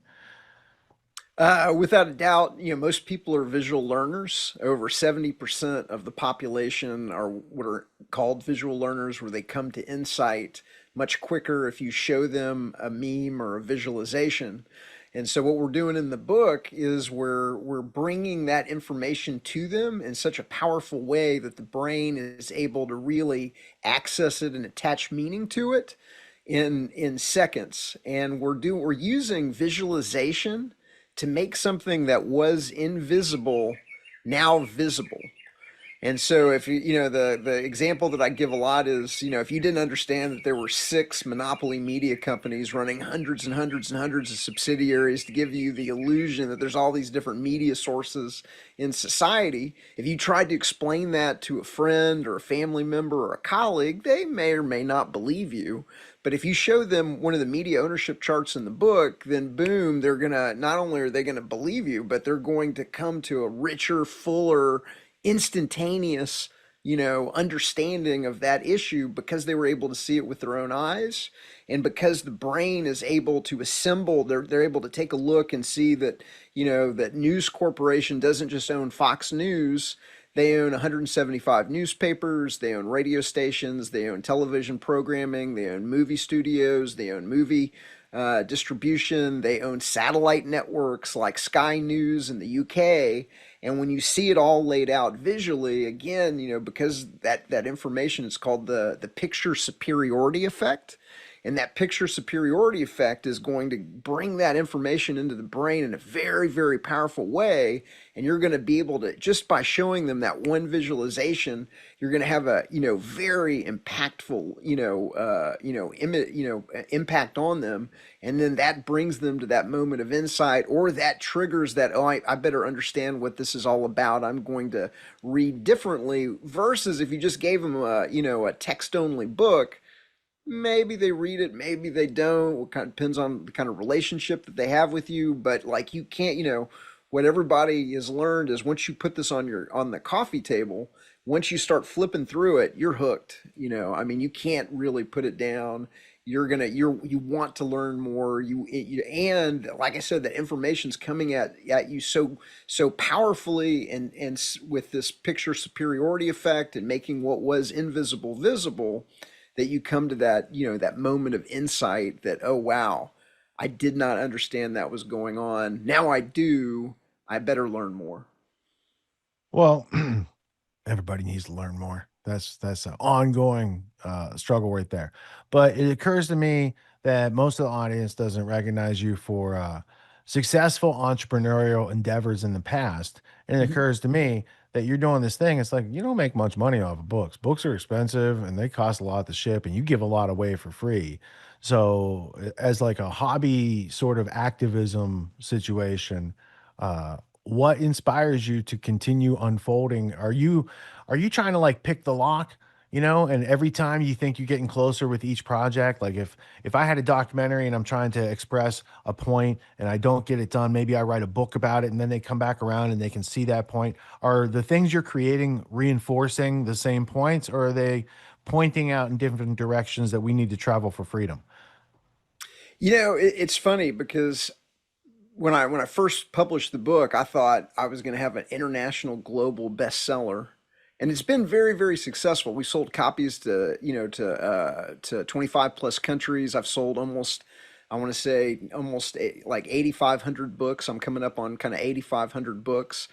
I've had 30,000 to 35,000 digital downloads of various editions or EPUBs or whatever. And so that's for a book about voluntarism or this, that's it's not a global bestseller, but that's really, really good.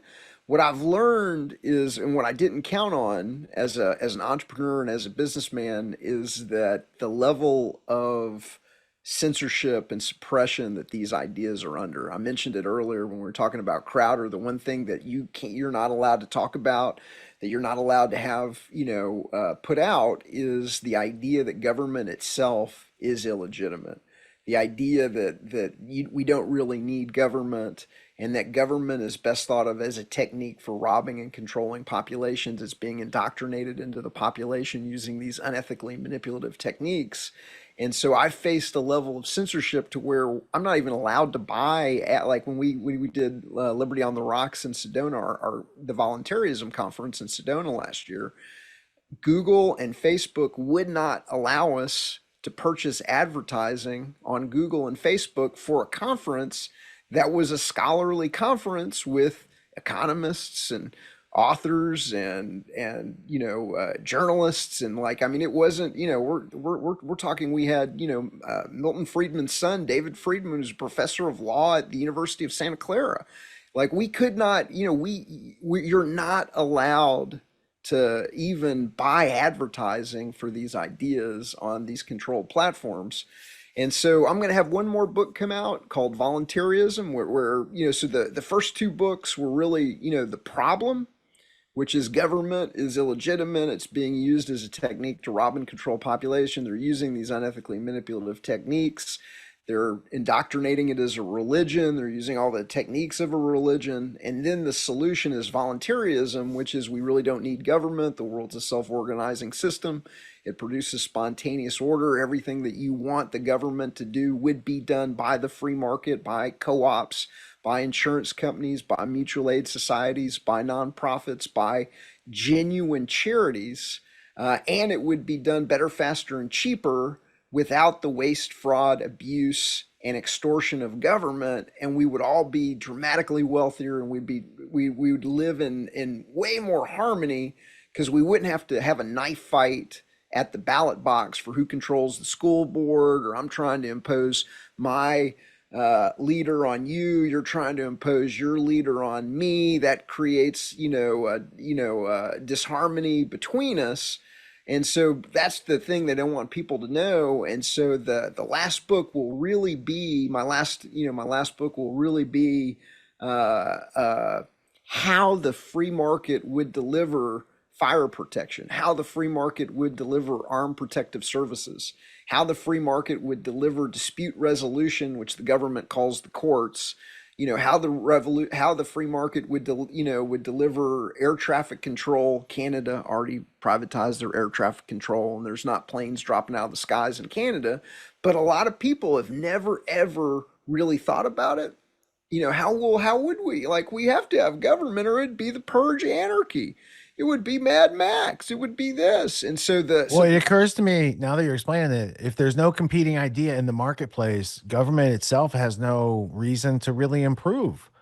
And if you had a market that was insulated from needing to improve, it might erode and become tyrannical, as you kind of see today.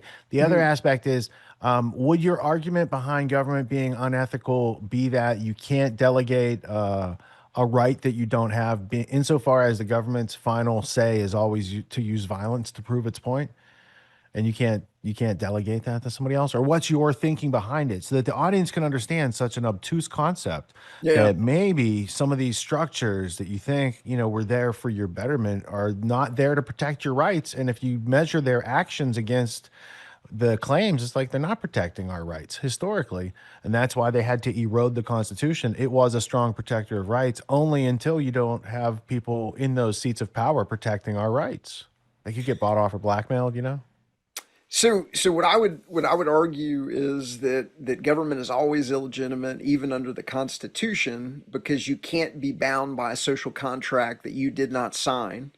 And if I don't myself have the right to take Richard's money and Scott's money and redistribute it myself, if I don't have the right to make up rules for Richard and Scott, then I can't delegate a right I do not possess myself to a representative to represent me doing something I don't have the ability to do myself.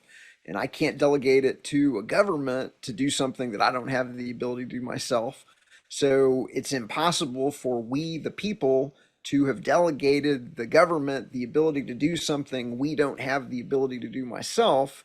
And so most people have never encountered that idea, because what the government has done is presented the government as being legitimate, desirable, and necessary to them as a child in mandatory government schools before they're old enough to really evaluate the logic and the morality of that claim. But as an adult, if you step back and you say, hey, wait a minute, hey, that guy, is that like, let me think about that. Okay, you can't delegate a right that you don't have yourself to a government. You can't be bound by a social contract that you don't sign. If Richard and Etienne vote that Scott has to give them all their money, Scott really doesn't have to give him all of his money just because those two guys outnumber Scott. That would be mob rule. That's democracy, actually. That's democracy. That's also gang rape. That's democracy also, was a popular thing back in Greece. Sparta. That's a different place, but same kind of thing. Anyway, three out of four people prefer democracy. In what country? Here's what I noticed. When I was a kid in 1977, I was 4, and I saw a movie called The Star Wars. And then in 1980, I was going to kindergarten, and they had a C-3PO and R2-D2 commercial. You can still look this up today. And it told me that I must get immunized. Get your immunizations to go to school. So I went and asked my mom, and she's a nurse. I was like, hey, I need to get these immunizations. I learned how to say it in the commercial. And then fast forward to the social contract. I think I signed on to it. Maybe you did too, Howard. When I was 18, I had to sign this thing called selective service, because I was told I had to go to the post office and sign up. Otherwise, they put you in jail. So I signed up to the social contract, and therefore my rights are protected, right? So that's called extortion, because they threatened you. And it's kind of interesting. It was implicit, though. I voluntarily went there, so they didn't voluntarily put me in a cage, is what I was under the impression of. Well, it's kind of funny that you bring this up, because one of the things that I cover in the new book, To See the Cage is to Leave It, is that the military is not really bound by the oath they took to the Constitution because of a well-recognized legal mechanism called fraudulent inducement, or fraud in the inducement. And because there was fraud, because the military was lied to about the legitimacy of government, because it was lied to about the illogical nature of government, and because the government was running the unethically manipulative techniques that I outline in the book, they're not actually bound by the contract. That's, well understood kind of legal jurisprudence, is if somebody lies to you about the what you're getting into, then you're not really bound by signing, even though you signed on the dotted line for selective service, because they lied to you about the legitimacy of government, because they ran these unethically manipulative techniques in the mandatory government school. You're not really bound by that agreement, because you were essentially, extorted, threatened to participate By the same people that covered up the Epstein files? By the exact same people that are covering up the Epstein files, that lied to you about weapons of mass destruction and about Kuwaiti babies tossed out of incubators in the Gulf of Tonkin and Pearl Harbor, and remember Pearl the Harbor, the USS Liberty. I see your shirt there, and the list goes Israel's on. greatest hits. This is number, it's on the album. I like that. Is that in your store? No. The hat, you can see the hat too. So I matched. I made sure sartorially my haberdashery was up to snuff for you. You like my shirt, dude? Do you like my shirt, dude? Gulf of America. There you go. Or just for you, Etienne. There's a lot of flaggatry on that. I know. I was just at Panama City Beach this weekend, and so I figured this would be a very ironic show for the night, or shirt for the night. I do like the Gulf of America, though. Yeah. Etienne is always unflagging in his punnage. Now, let's go back to Founding Fathers' time. They were citizens of a place called Great Britain, and they were colonists over here in the Americas. And at some point, they got upset about the tax on the breakfast beverage, and, American history follows all. Did they have the right to create a government to protect themselves from the other government? Did they have a right to do it? And then did they not have a right to pass it on? Or what is your thinking on how they resisted? Well, so, they definitely had a right to resist another government or their own government trying to rob and extort them for taxes on stamps and tea and everything that the government was. It was the East India Company, technically, right? Well, so I think governments throughout history have been the pawns of other interests. And like I said, one of the things that I like to use is I like to say that government is a technique for robbing and controlling populations. And it's always illegitimate, whether it's a monarchy. You can't really legitimately, logically, and morally acquire the right to rule other men from, the divine right of kings, from a coronation. You gotta read the Old Testament, bro. Didn't you read about it? It's all right there. King David. She cut his hair, broke his thumb, something like that. Somebody wrote it in a book. It's all in the Leonard Cohen song. I didn't realize somebody wrote it in a book. Well, I take back everything that I just said. I didn't realize it was written in a book. It's never been translated either. So there you go. You definitely can't translate that book on Grok anymore, because Grok's not allowed to translate Hebrew. Did you know that? I did not know that. Grok's my neighbor. Grok's your neighbor? I'm in Memphis, Tennessee. Bob's your uncle and Grok's your neighbor. So I'm in Memphis, Tennessee. Grok is my neighbor. He's Charles in Memphis, Dickens Tennessee. puns all night. Dude, what you doing in Memphis, man? How long are you in Memphis? Tennessee represent. Yeah, what's up, dude? Are you You didn't know that? You knew that. I didn't know. Tribe Called Quest. I fell in love with a girl. She lives in Memphis, Tennessee, so now I live in Memphis, Tennessee. Bro, you got to come hang, dude. We do freedom meetups all the time here. I've been to Nashville more than you have been to Memphis, Tennessee. You got to come. Sounds like a country song right there. Fair enough. Well, dude, next time you're in Nashville, hit me up. I've been to Nashville. I've been to Memphis once. You've been to Memphis, I've been to Memphis once, and I was not very impressed. I love Nashville. When you were talking about Mount Juliet, one of my best friends used to live in Mount Juliet. Now he lives in Buffalo, something or another. Yeah, I was. Love I went Nashville. there. I met a chick on Unjected. Actually, this is like a couple years ago. She lived in Memphis, and I went out there. I got a hotel. I was gonna take her out to dinner, first date type of thing. And she said, "Just so you know, before you come, just be aware. There's a really good chance that you might get robbed. So, in the event that happens, just let it happen. Everyone here's been robbed. I've had my car stolen a couple times. I'm like, what the fuck, dude? Are you serious?" So anyway, I went there fully prepared for some sort of situation, but it was nice. I didn't have any altercations, but we did go do the tourist thing, and we went to the Lorraine Hotel, of of course, right? Yeah. I saw where MLK was taken out by the government, right? And I thought to myself, I was like, dude, wouldn't that be kind of cool to get shot here, the same place where Martin Luther King got shot? Like, it would almost be worth getting shot just to have that story. Oh, all Let's go down. that's we have the National Guard on the job Oh now. yeah, dude, Yeah, what's so we going got on the with National- that? Look, the government never shoots people in the same place twice. Exactly, dude. Tell us what's up with what's your boots on the ground report with all the National Guard there? I heard about that. So I live in a very very safe area of Memphis Space. called East Memphis. East Memphis. It's the suburbs. It's beautiful, tree-lined streets and everything like that. It's been completely invisible to us. It's funny because Larkin Rose did a great thing where he talked about like the government can mass a lot of people in a certain area, but like it's a very tiny area compared to I think we're like maybe a 70 square mile city, something like that. It's somewhere around like 70 square miles. And so unless you're exactly where they are, you don't even know they're here. I've not seen I have. I saw 2 Army National Guards people in my sauna of my gym, and they were talking about the fact they were covered in Army tats and everything like that, and they were talking about the fact they were there. That's the only thing that I've seen.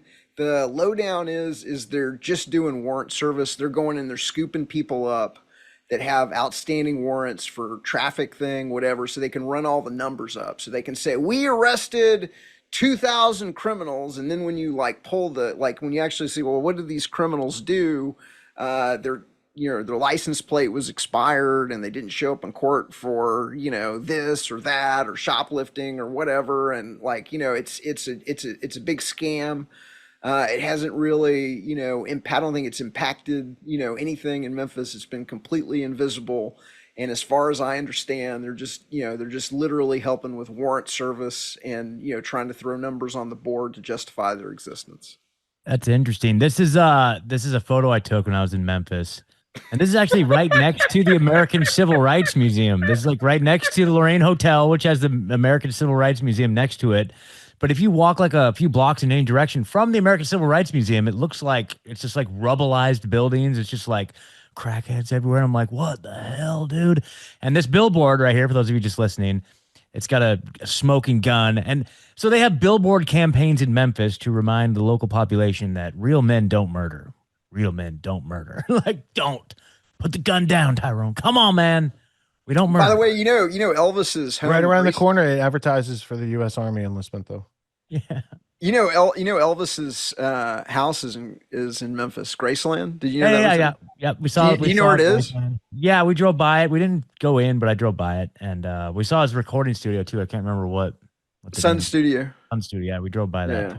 Check it out. So for the audience that doesn't know where Elvis's house is in Memphis, it's in the ghetto. Yeah. Sorry, that's my favorite Elvis joke. That's where Elvis got a lot of his inspiration. I mean, that's the thing. There's a TED Talk. You ever see the YouTube channel There I Ruined It? No. All right, well, we're about to light it up now. All right, there's a YouTube channel called There I Ruined It, and this guy ruins things, and he'll take 50 cents and make it Conway Twitty. And he shows you the beats and the rhythms of the music can fit these various genres, and he ruins it. So he does a TED Talk explaining like how that's done and how those things are created. And I think it's an interesting subgenre. Like, he doesn't do it professionally. He's a marketing director by day, and he slams those things together by night. And he has some interesting, compilations, and you can learn a lot about, like, his TED Talk was is AI ruining music. And then he goes back and he pulls his 1906 John Philip Sousa quote about Sousa is arguing against records because recorded music's not music.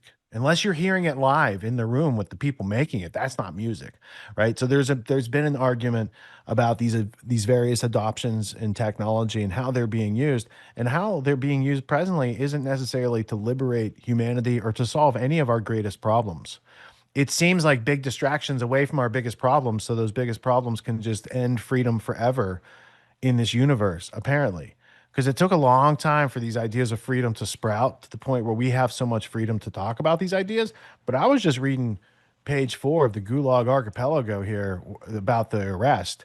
And those things that you're talking about, them scooping people up and doing this, and they're just serving warrants, right? And like I've read about this in history before, and it starts out like, oh well, they're just getting the troublemaker, they're just getting the terrorists, and They're what just getting happens if immigrants. yeah, we're just getting immigrants, you know.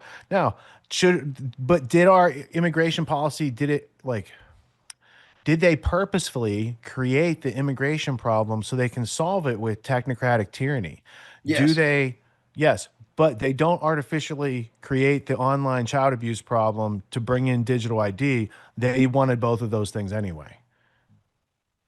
So what I believe is that they actually did throw the election to Biden, because Biden can do things that Trump couldn't do, and Biden was able to leave the border open for 4 years, where Trump could come in as a populist strongman, where the military and the federal police might not have followed Biden into tyranny, but they'll follow Trump into tyranny because he's red, white, and blue, love the flag, kiss the flag.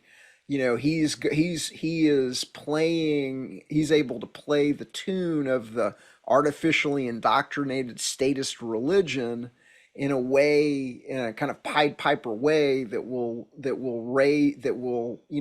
allow the weak-minded people raised in that indoctrinated worldview of statism and red, white, and blue, and all hail the chief, into doing things that they wouldn't have done for Biden.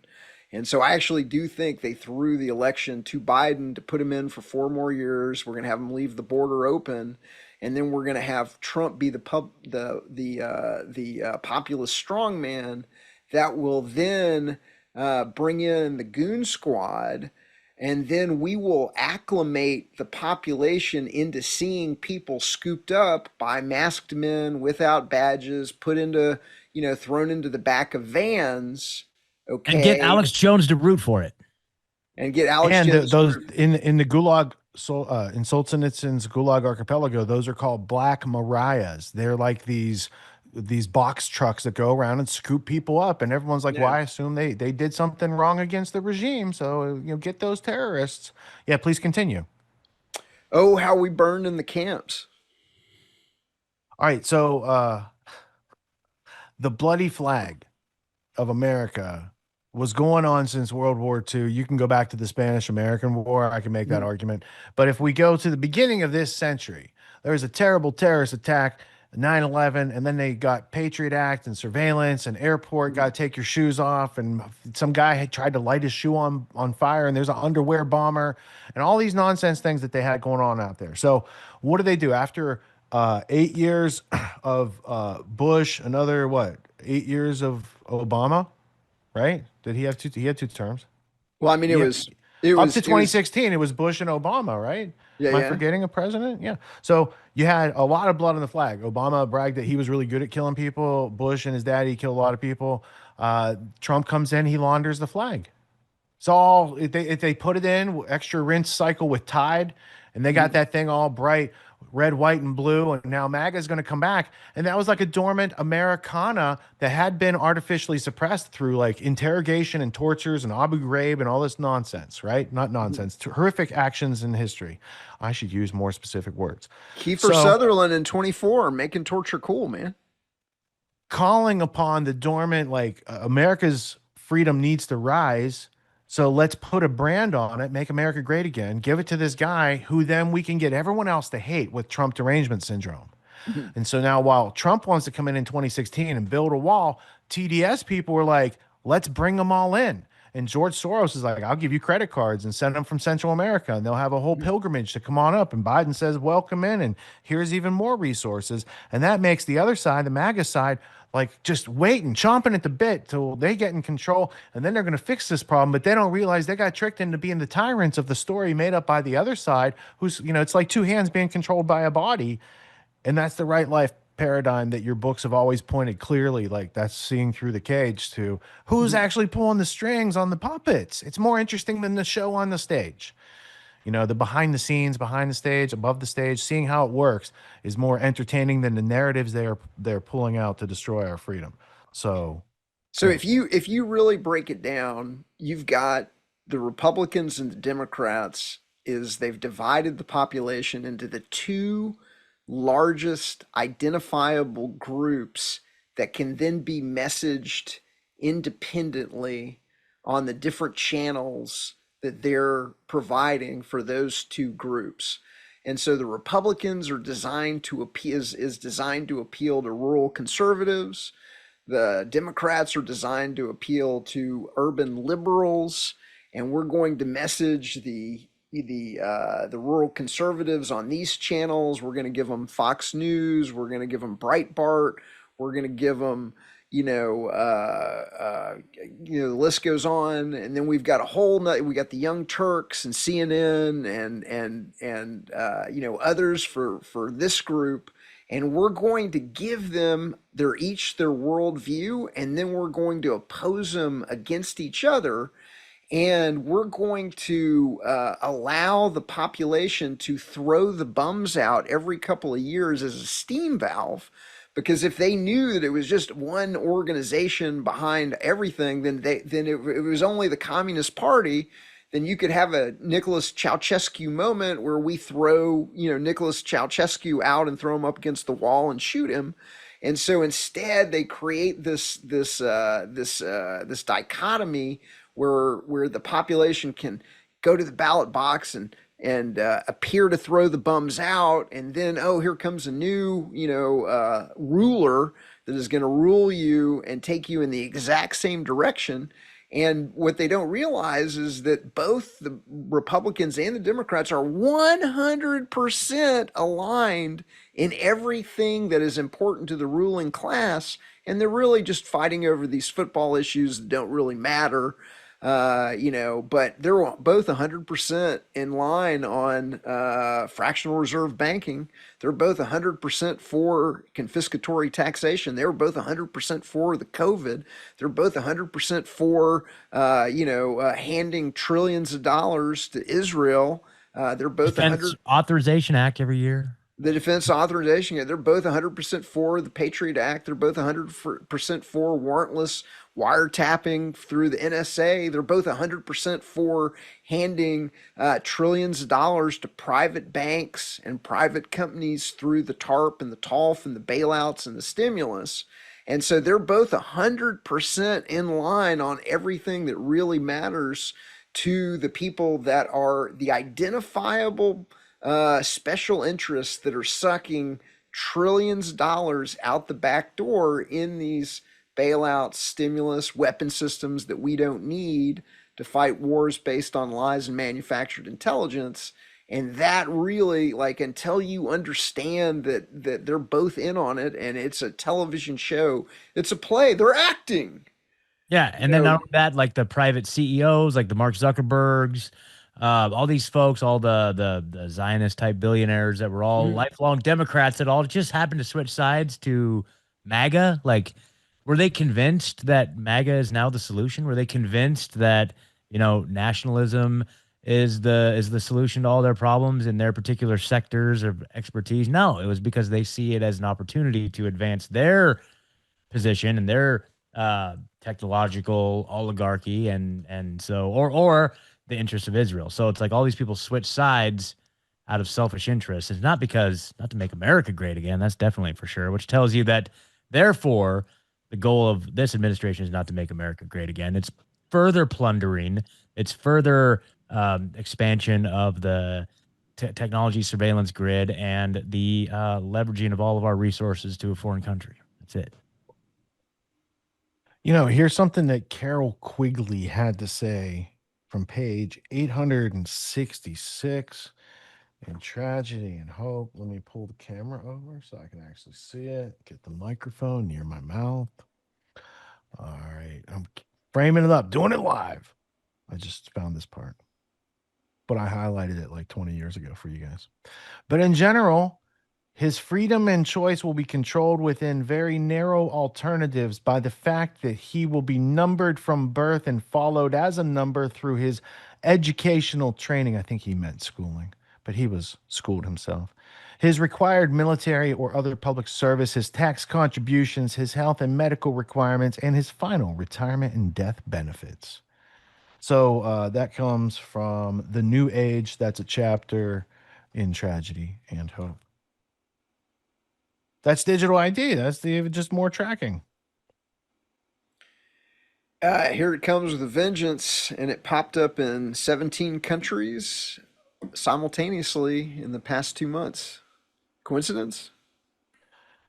There's a lot of coincidences you're not supposed to notice. And they won't be called out for you on the mainstream media or by the mainstream alternative media. And that really is the name of the game. And that's why the subtitle of my first book is How Intergenerational Organized Crime Runs the Government, the Media, and Academia. And that really is the thesis of my work, that the most powerful weapon on earth is control of perception, control of the information that reaches society, whether that information comes through the mandatory government school or whether it comes through the monopolized media, whether it comes through the algorithmic control of social media, where authentic voices like our own are shadow banned, demonetized, de-indexed, deplatformed, shadow banned. So that is the name of the game. Can we convince the population that they're not independent human beings born on the population, but they are Americans and they owe us money? And until not to America, though. No, I mean, it doesn't go it's not going to be used on anything that's going to benefit you. That is correct. Yeah. It's going out the back door. Almost seems like there could be a better way. And someone's trying to artificially hold the market where it is. So we started. Good ideas overtake bad ideas eventually. You were asking me, so like we got all sidetracked. But so after this book, so my last book will be, okay, we don't really need government. Here's how the market can provide everything that it does. And then I'm going to go back to making money again. So I'm going to go back to it. I've got an entrepreneurial endeavor kind of that I've been working on the side. And so I'm still going to, run the Art of Liberty Foundation, but I'm going to really kind of focus my efforts. I gave it the full court press. I think I did better than most other folks that are out there. I did, but I'm gonna shift my focus into something that'll have a social good to it. But I'm going to take the majority of my time and go back to being an entrepreneur that in something that hopefully won't be as censored as what I do with the books, and getting the word out on how we're getting robbed and pillaged. Are there any beans you want to spill about that? I'm very curious. And I'm not ready yet. I'm not ready. Well, I'll just say this. I will say it's a social good, and it's going to try and protect people. I'm going to try and create a safety net for people against the economic warfare of this hyperinflationary of this inflation. So you have an excellent track record of boots on the ground activism that I've seen firsthand, like your Thick Red Line project. The idea this was very important, such an important movement during the COVID era, the push being to get sheriff's departments and local law enforcement to not enforce victimless crimes, like all of the COVID mandates. And so you were making moves, dude. So I look forward to what your next project is. Yeah, crimes exist and they need to be dealt with. And we live in a world that's not a utopia, and we just can't start fresh. So we live in a world where guns exist. So in a world where guns exist, I think we should use them to protect our rights and not use them to take other people's countries and plunder their production. But historically, our tax dollars seem to have funded the latter instead of the former. So if we could just like make that correction, we can all get back to having a great time and not leaving a legacy of genocide and bloodshed and ethnic cleansing. All in favor, say aye. Aye. Ayes have it. The motion is carried. Let it be so. Let it be done. So mote it be. I think that's how the Masons used to say it in their old languagey stuff. Like I got some of the old books back here. I'm pretty sure. Or maybe that's a Bible thing. It's hard to tell the difference because King James might have been a Masonic dude who revised the Bible. But I don't know. I don't know about these things. I wasn't there. Did they actually happen? If you weren't there, no, we don't. I'm pretty sure entertain- somebody put in Romans 13. I have to tell you, that appears to be an edit. Well, I mean, let's just let's sidetrack for a second in a coincidental tangent. Since I came, I saw, I conquered was referenced earlier tonight. I'm pretty sure that's not something that Caesar actually said. It's something that Shakespeare wrote down. So do you think Shakespeare is a single person who wrote those things, or do you think it was a group of people writing under a collective pseudonym? I'm not an expert, but I've seen the people that have made that case. They seem to have a good case for it, but that's something that I'm not an expert. I don't feel like I have the right to really to lay down on that one. I'll tell you what I know. Do you think Banksy is one person or a team of people? I think the fact that seems bigger than one person can create. I would say that the team of people appears to have some weight behind it. That's all I'll say. But I'm not an expert. That's not my forte. But I can tell you all about the illegitimacy and criminality of government. Have they been doing anything recently? I mean, other than the National Guard and the Posse Comitatus stuff and playing into the plan of the Democrats like it's a scripted pro wrestling thing. You know, pro wrestling's not really pro. I mean, they get paid, but it's not really wrestling. I don't know. It's different. Well, you know, the president is a former pro wrestler. He's a star. We've played it in its entirety. Yeah. And we've By the even way, read Vince McMahon's court transcripts. So, you know, back in that day, this is a fun fact that I like to throw out, but you know who Trump's theatrical agent is, right? Do you know? Do you know? Ari Emanuel? Ari Emanuel? That is I should have known, you would know as an educated man. Brother of Rhodes Scholar Ezekiel Emanuel, brother of Rahm Emanuel, former chief of staff for the Obama administration, and son of, what's the father's name? Anyway, he was an Irgun terrorist back in the day. He was a doctor, I'm pretty sure. I have him in the history blueprint. If you give me a second, I got you over here. I have the whole Emanuel family. And the Rhodes Scholarship was noted when Ezekiel Emanuel was in charge over COVID during the pandemic.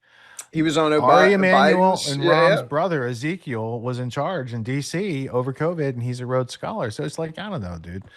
There's a team out there that's on the field making plays, and people don't even recognize the jersey. Benjamin Emanuel. Yeah. You never fail to impress, Richard. You never fail to impress. Dr. Benjamin M. Emanuel. He was in the Haganon Irgun. Oh, look, Palestine, a place that didn't exist, got colonized by the British, and then they created the state of Israel out of it. And then he brought forth the Hollywood agent Ari. What's that HBO series that's all about him? You know what I'm talking about? Adrian Grenier. Yeah, it was a big thing. Entourage. Entourage is based on Ari Emanuel. Is it really? Yeah, he created Endeavor Talent Agency after he left William Morris. That's all about. That's why his name's Ari. Isn't his name Ari in the series? That's all about Ari Emanuel. I didn't know I was like a plot. It's a college of learning. I have to tell you, it's always a college of learning. You can also learn that, you know, one of the biggest funders of the IDF is Larry Ellison, who might be controlling TikTok, which is like the modern day place where they can pull the wool over the eyes of the people. You don't have to be in school anymore and get that indoctrination. He just controls TikTok and it goes on. You don't know it exists anymore. And, you know, the content moderation team at TikTok is populated by ex-State Department employees. Well, American Homeland Security, Twitter, I think it's in a story later, is out of Israel. It's one of their social media networks. So, do you know Alan McLeod's work over at Mint Press News? Name sounds familiar, but not. Oh, it does. So he has gone through the LinkedIn profiles of the content moderation team. And so Facebook is all ex-CIA. Twitter was all ex-FBI, and TikTok is all ex-State Department. I think they mixed it up so it wouldn't be everybody from the CIA and all three of them or whatever. But he goes through and he breaks down, and he's got screenshots of everybody's LinkedIn profile with their background and what position they hold in either content moderation or rules and regulations, and we get to kick you off the platform, or we get to control who's shadow banned and demonetized and deplatformed off of it. And there's a So lot you're of saying I made the wrong mouth sounds and got on their list, and that's why I'm so sheltered on the social media out there, as it were.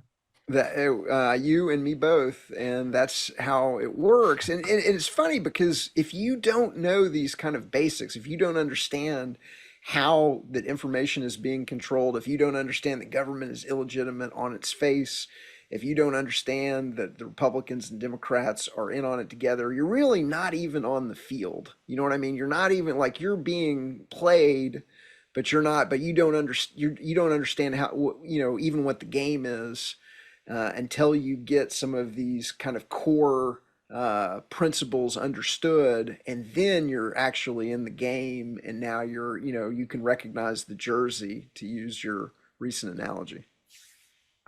Would most of the conclusions drawn from your work just result in people withdrawing their consent and action to unethical activities that might be being done in their name?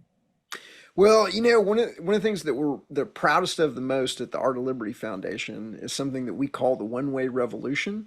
And the one-way revolution is, once you get these kind of core things, that the government's always illegitimate, that you really don't need it, that the government is running these unethically manipulative techniques, whether it be the mandatory government school, whether it be weaving the American flag, product placing the American flag into movies and television shows at moments of high positive emotion so that you anchor that emotional train the movie is riding to the flag, or whether they're just putting it in dozens and dozens of times in a particular movie or show, or whether they're using subliminal programming in the text, or whether they're weaving the flag into the burial ceremony of the military and the police so that the relatives and the TV audience associate the memory of the beloved deceased with the flag and the country. Once you recognize that, oh, they're tricking me, they're running game on me, we really don't need government, most people are out. Nobody likes to be tricked, nobody likes to be fooled. And so we call that the one-way revolution. And so the good news message is we win in the end, because this is only going in one direction. It's only building speed. Once you realize that it's been a scam and you don't really owe government any money because of where you're born, and you don't owe them any allegiance, and even if you signed an oath to the Constitution, that's all null and void because of fraudulent inducement or fraud in the inducement, you're out. That's the good news message of what we do, is we're taking people and we're freeing them. And now you're no longer, like half of the tax slavery is the mental slavery, where people actually believe that it's their duty to hand over half their income and overt taxes, covert taxes, and inflation into this government that is running like flagrant textbook unethically manipulative techniques on them. And then once you realize that that's happening and you're out, nobody goes back. I don't know. I've heard, I'm sure there's one or two people. It's hard if you're getting a paycheck. It's hard to get a man to understand something when his salary depends upon his not understanding it. But except for those that are actually earning the paycheck and are dependent on the government, most people, once they realize this is going on, they're out for good. That's only going in one direction. It's only accelerating. That's the good news message that I bring you and your audience on this holiday weekend.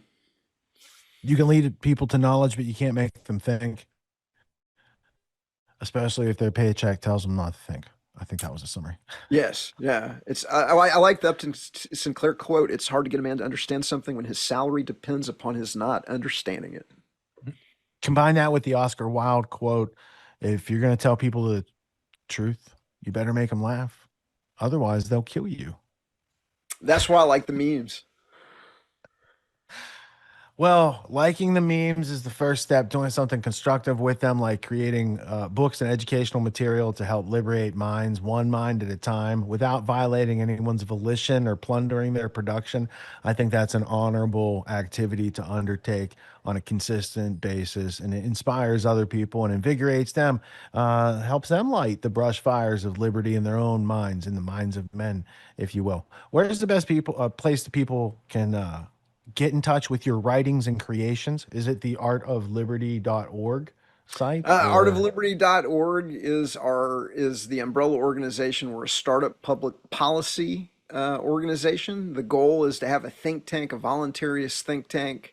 The two kind of principles are, number one, that government is always illegitimate. So we're principled. We're looking at how do you solve socio-political issues from a principled voluntarist perspective of government is always illegitimate. You can never have a legitimate government. And really, the other thing that we do at the Art of Liberty is we're exposing the criminality of government, the fact that government is being run as a criminal enterprise out of Washington, D.C. We're tracking, where the money is going. We're creating, a record of the really the criminality, the kind of everything from kind of the boss hog crypto scams of the Trump family to the trillions of dollars handed to private banks and private companies through the quote unquote bailouts, to the weapon systems that we don't need for the wars based on lies and manufactured intelligence. The goal is to have something like a Heritage or a Cato, but from that principled government standpoint that, we need to be looking at solutions for these problems outside of government. You can get my book, Government, the Biggest Scam in History, at government-scam.com. You can get the new book at seethecage.com, and you can get all of my writings essentially for free at artofliberty.substack.com. artofliberty.substack.com. And over here on the X, Etienne Delabuisi squared. Where did you learn? Now it's spelled differently. Is there like a consistent spelling that I'm not getting? I thought there was an H. Why? No. In Buisi, I thought there was an H in there. I might have misspelled it in my tweet. Oh, it's earlier. Bowtie. I always think of it as Bowtie when I'm spelling it. Boetie because it's a complicated. I always thought it was But in my mind, Etienne Delabuisi squared. So Richard, I think we're both right, because I've inquired about this when I first started using the nom de plume or the nom de guerre of Etienne de la Boétie squared, or Etienne de la Boétie. I asked multiple Frenchmen, and I was told by multiple Frenchmen that it's either Boétie or Boetie. And so the one that said Boétie was actually wearing a beret. And so I figured, like, my God, if he's actually wearing a beret, it's got to be, I'm going to listen to this guy. And that's how I came to use Boétie instead of Boetie. it ain't easy being Boise. That's the greatest line. That's funny. That was Richard's, of course, if you missed it in the beginning. But Wow, it isn't. And I will acquiesce. In 1986, there was a Cheetos commercial, or maybe it was 1989. I didn't see it, but some kids in the hall at school were talking about it, and apparently there was a character called Chester Cheetah, and he said it isn't easy being cheesy. I love it. Yeah, I was there for that. Yeah. I didn't even use AI to come up with what rhymes with Boetie. So Boise. It ain't easy being Boise. I did it live. And that's true. Do it live. All right. Well, thank you for carving out a little time, and I hope that the National Guard activities in your local area cease at some point, and everything goes back to normal, and people get back to them pursuing and attaining and defending the American dream, and we don't have to worry about people trying to like corrupt our society from the top down and precipitate tyranny on us every day and tell us it's freedom. Thank you for the ongoing efforts, is what I'm saying. Yeah, and thank you guys for what y'all do. Like, it's all of us working together. That's how we win in the end. And so I'm very, very appreciative of your work as well. And I like to say I stand on the the shoulder of giants, and there's a lot of material in both of the books that I learned from you. And so it is a college of learning. I feel like it's college learning every time I'm here. And so thank you both for your work as well. And I look forward to our next conversation. Right on. And we have, Scott, was there anything you wanted to include before we let Etienne? No, man, I really hope you guys just want to highlight that these are really good gifts, coffee table books, stocking stuffers, all that stuff. So just really support people that are doing the work for freedom, and get yourself a good holiday present for your family, friends, anybody that might benefit from it or might be agitated by it too. It's a good way to open people's minds.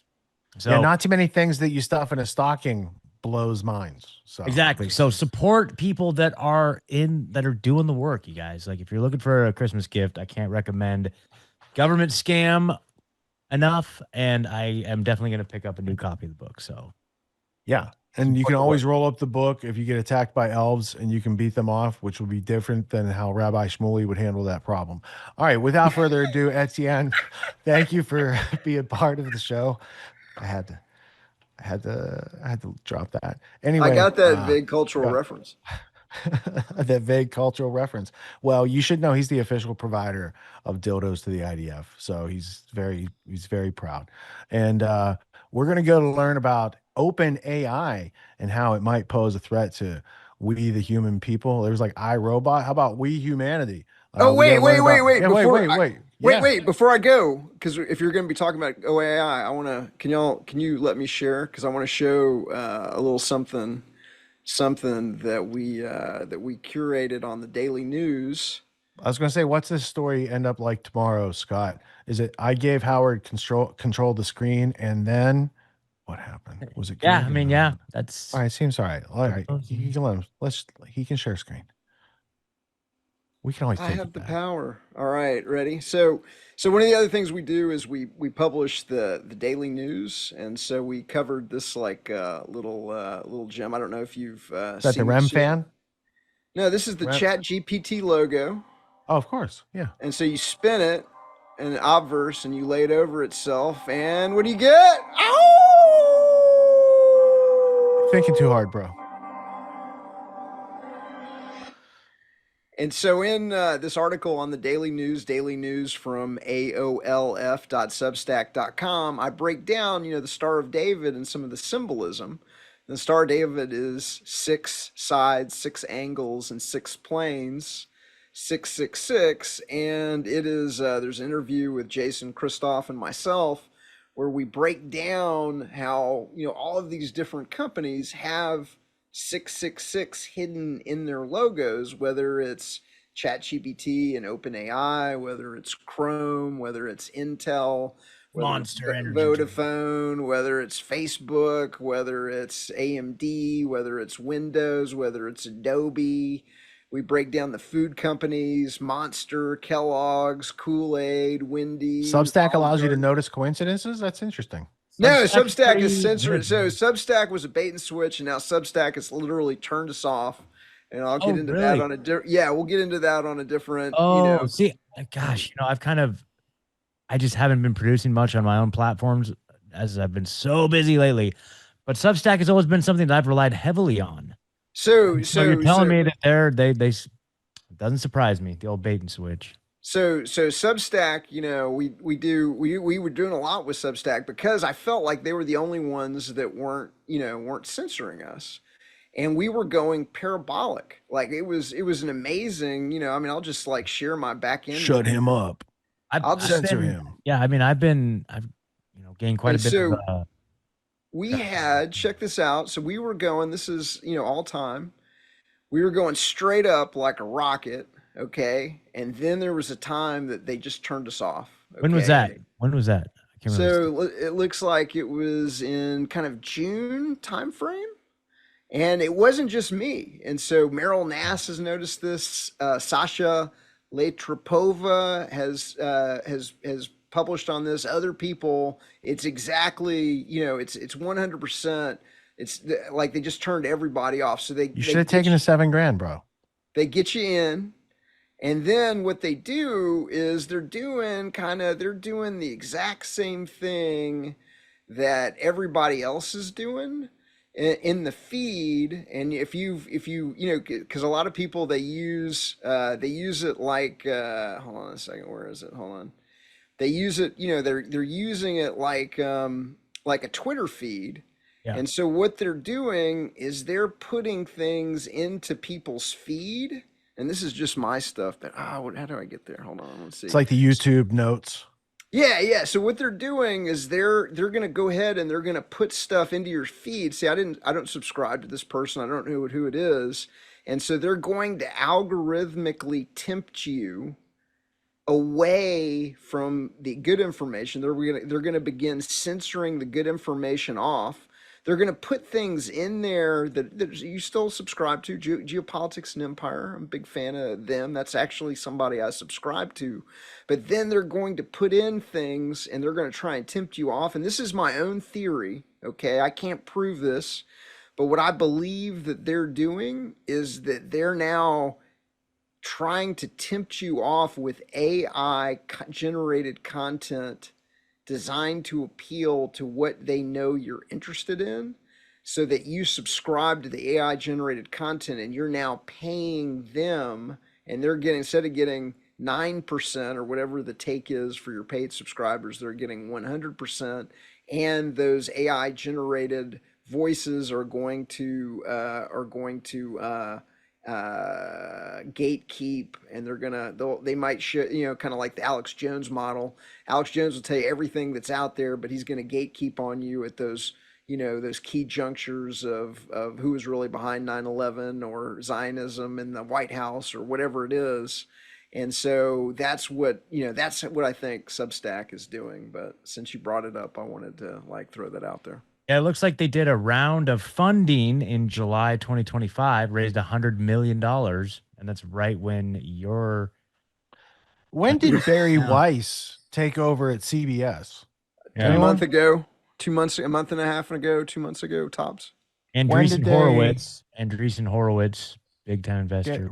When did they get upset about Dave Smith at TPUSA? Mid-July? There's a lot of things that are going on. It's just noticing is coincidental. I think that's how we have to leave it. Yeah, it's a coincidence. Anyway, it was a pleasure, gentlemen. All right. Thanks, Well, Etienne. thank you for that last tidbit, and enjoy this next clip. This comes from, hold on for a second. I had their name. More Perfect Union. I don't know. Are they Bernie bros over there? Anyway, occasionally they make some good stuff and make some good points. So this is what OpenAI doesn't want you to know. And that's a popular way to get people to listen to your idea. Tucker puts Piers Morgan's views to free speech on the ultimate test. We're not going to the F word. We're going to the GDP of Great Britain, also sometimes referred to as the UK, but that's the United Kingdom. That's a lot more than just Great Britain, which was England's merger, hostile takeover with Scotland, and later they acquired some Ireland land as well, I heard. All right, so we're going to go to that clip. It's time-coded and queued up, and I provided you the latest link, Colby. So thank you for pressing play. More Perfect Union. Let's go learn about the OpenAI and how it might not be as open as you think. The 9 people on stage are shaping global artificial intelligence policy. Representatives from America, the European Union, global tech giants. A year ago, the question was how to make AI safely work for people. Now, America's answer is clear. That's optional. The AI future is not going to be won by hand-wringing about safety. I was in the room during J.D. Vance's speech, and it did really feel like a shift in the entire space around AI regulation. Right now, AI systems are deciding who gets medical care, loans, job interviews, often illegally, and no one's watching, which is exactly what the tech industry wants. Now, the most powerful companies in the world are mounting an unprecedented lobbying push to make sure it stays that way. State lawmakers could soon be barred from regulating artificial intelligence for the next decade. I guess shocked is the wrong word. More horrified, right? And they're calling it a favor. The biggest risk could be missing out. But here's what the executives don't want you to know. Why the rush? Why buy influence at every level of government? Why risk dismantling legal protections that took decades to build? because behind the promise of a golden age for humanity, they're hiding something much more cynical. About 6 years ago, a health insurer worked with hospitals to use AI to determine patient care. The algorithm saw less money spent on Black and poor patients and concluded they needed less care. This wasn't a lab experiment, but something deployed across 200 million Americans. We have laws that make this illegal. In fact, we have a whole bunch of rules to protect people from all sorts of abuse. Antitrust laws to keep powerful businesses in check, protections for consumers and children, rules that keep your medical records private, civil rights, labor protections, equal opportunity, intellectual property. And resting on top of this imperfect foundation is us, society. But right now, companies are using AI in ways that break these laws. And most of the time, nobody knows until the damage is done. Much of what we know is the product of, whistleblowing or investigative journalism or independent research, rather than companies doing their due diligence and making sure that in the first place they're complying with the laws that we already have. That's Sarah Myers-West. She previously advised the Federal Trade Commission on artificial intelligence. The way that AI's opacity works is that it makes it harder for us to seek accountability. Artificial intelligence executives tend not to talk about this. Instead, we hear stuff like this. We can cure all disease, we can travel to the stars, we have unlimited power. To be clear, there are some really promising applications of AI, but the biggest ones are in the future. Here's what we know is happening right now.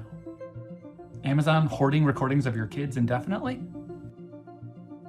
Your biometric data being harvested and sold to police departments?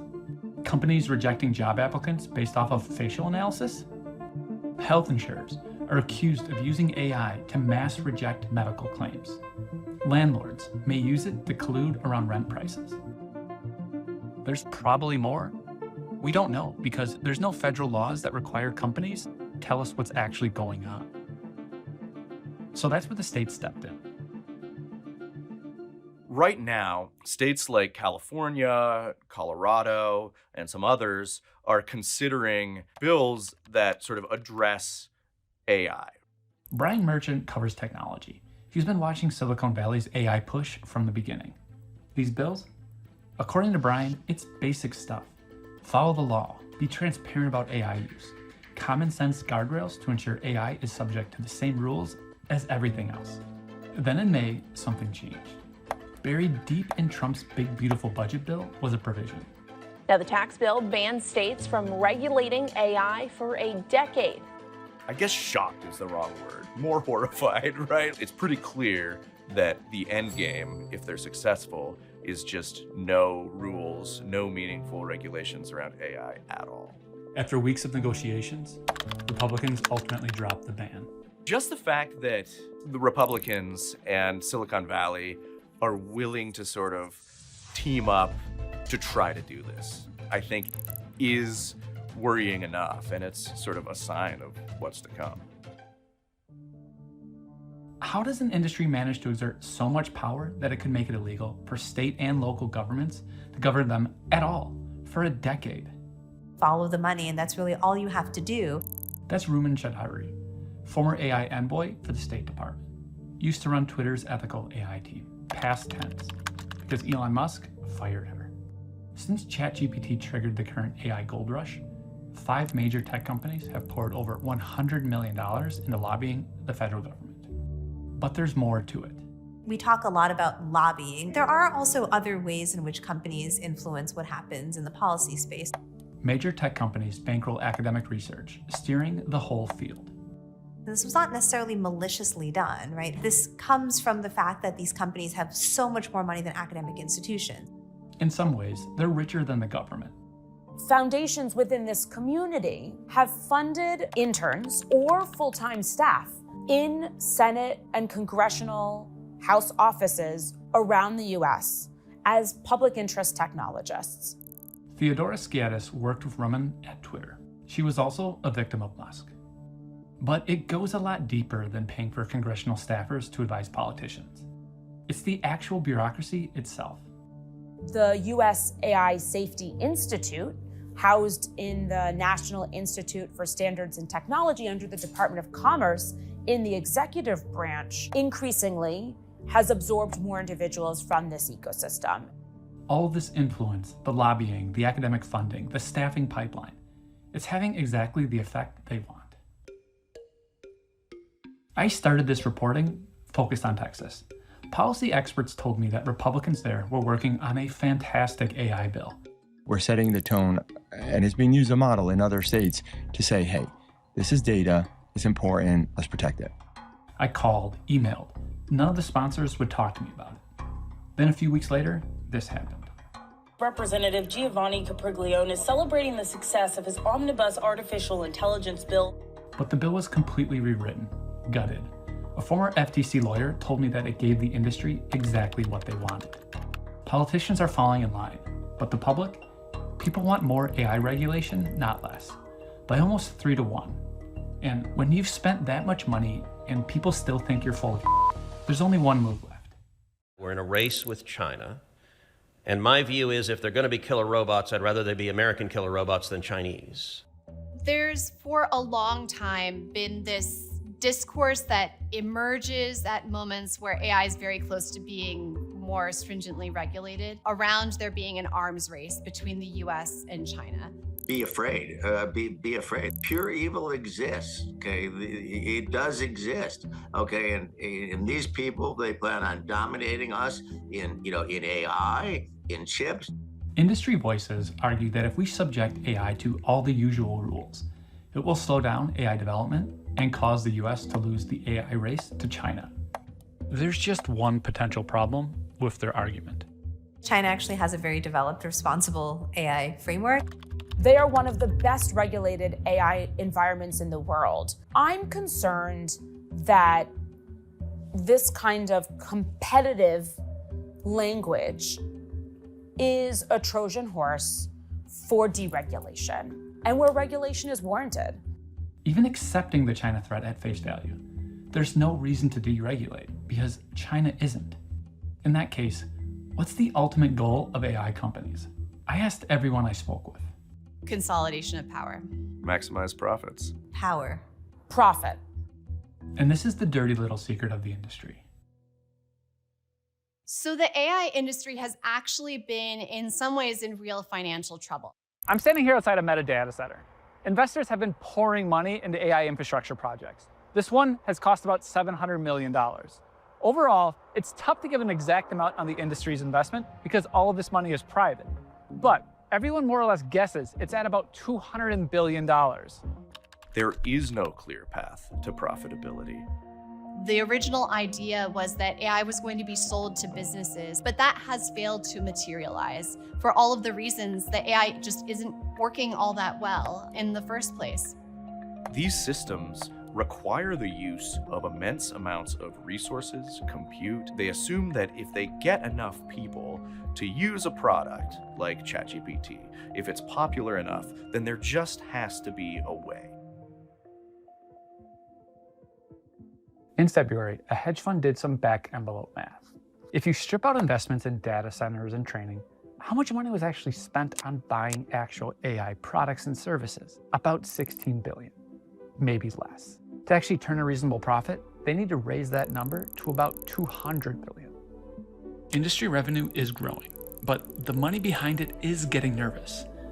Exact estimates vary, but the general thesis has been backed by major venture capitalists and investment banks. And there's one thing that potentially complicates business cases for these systems: our existing laws.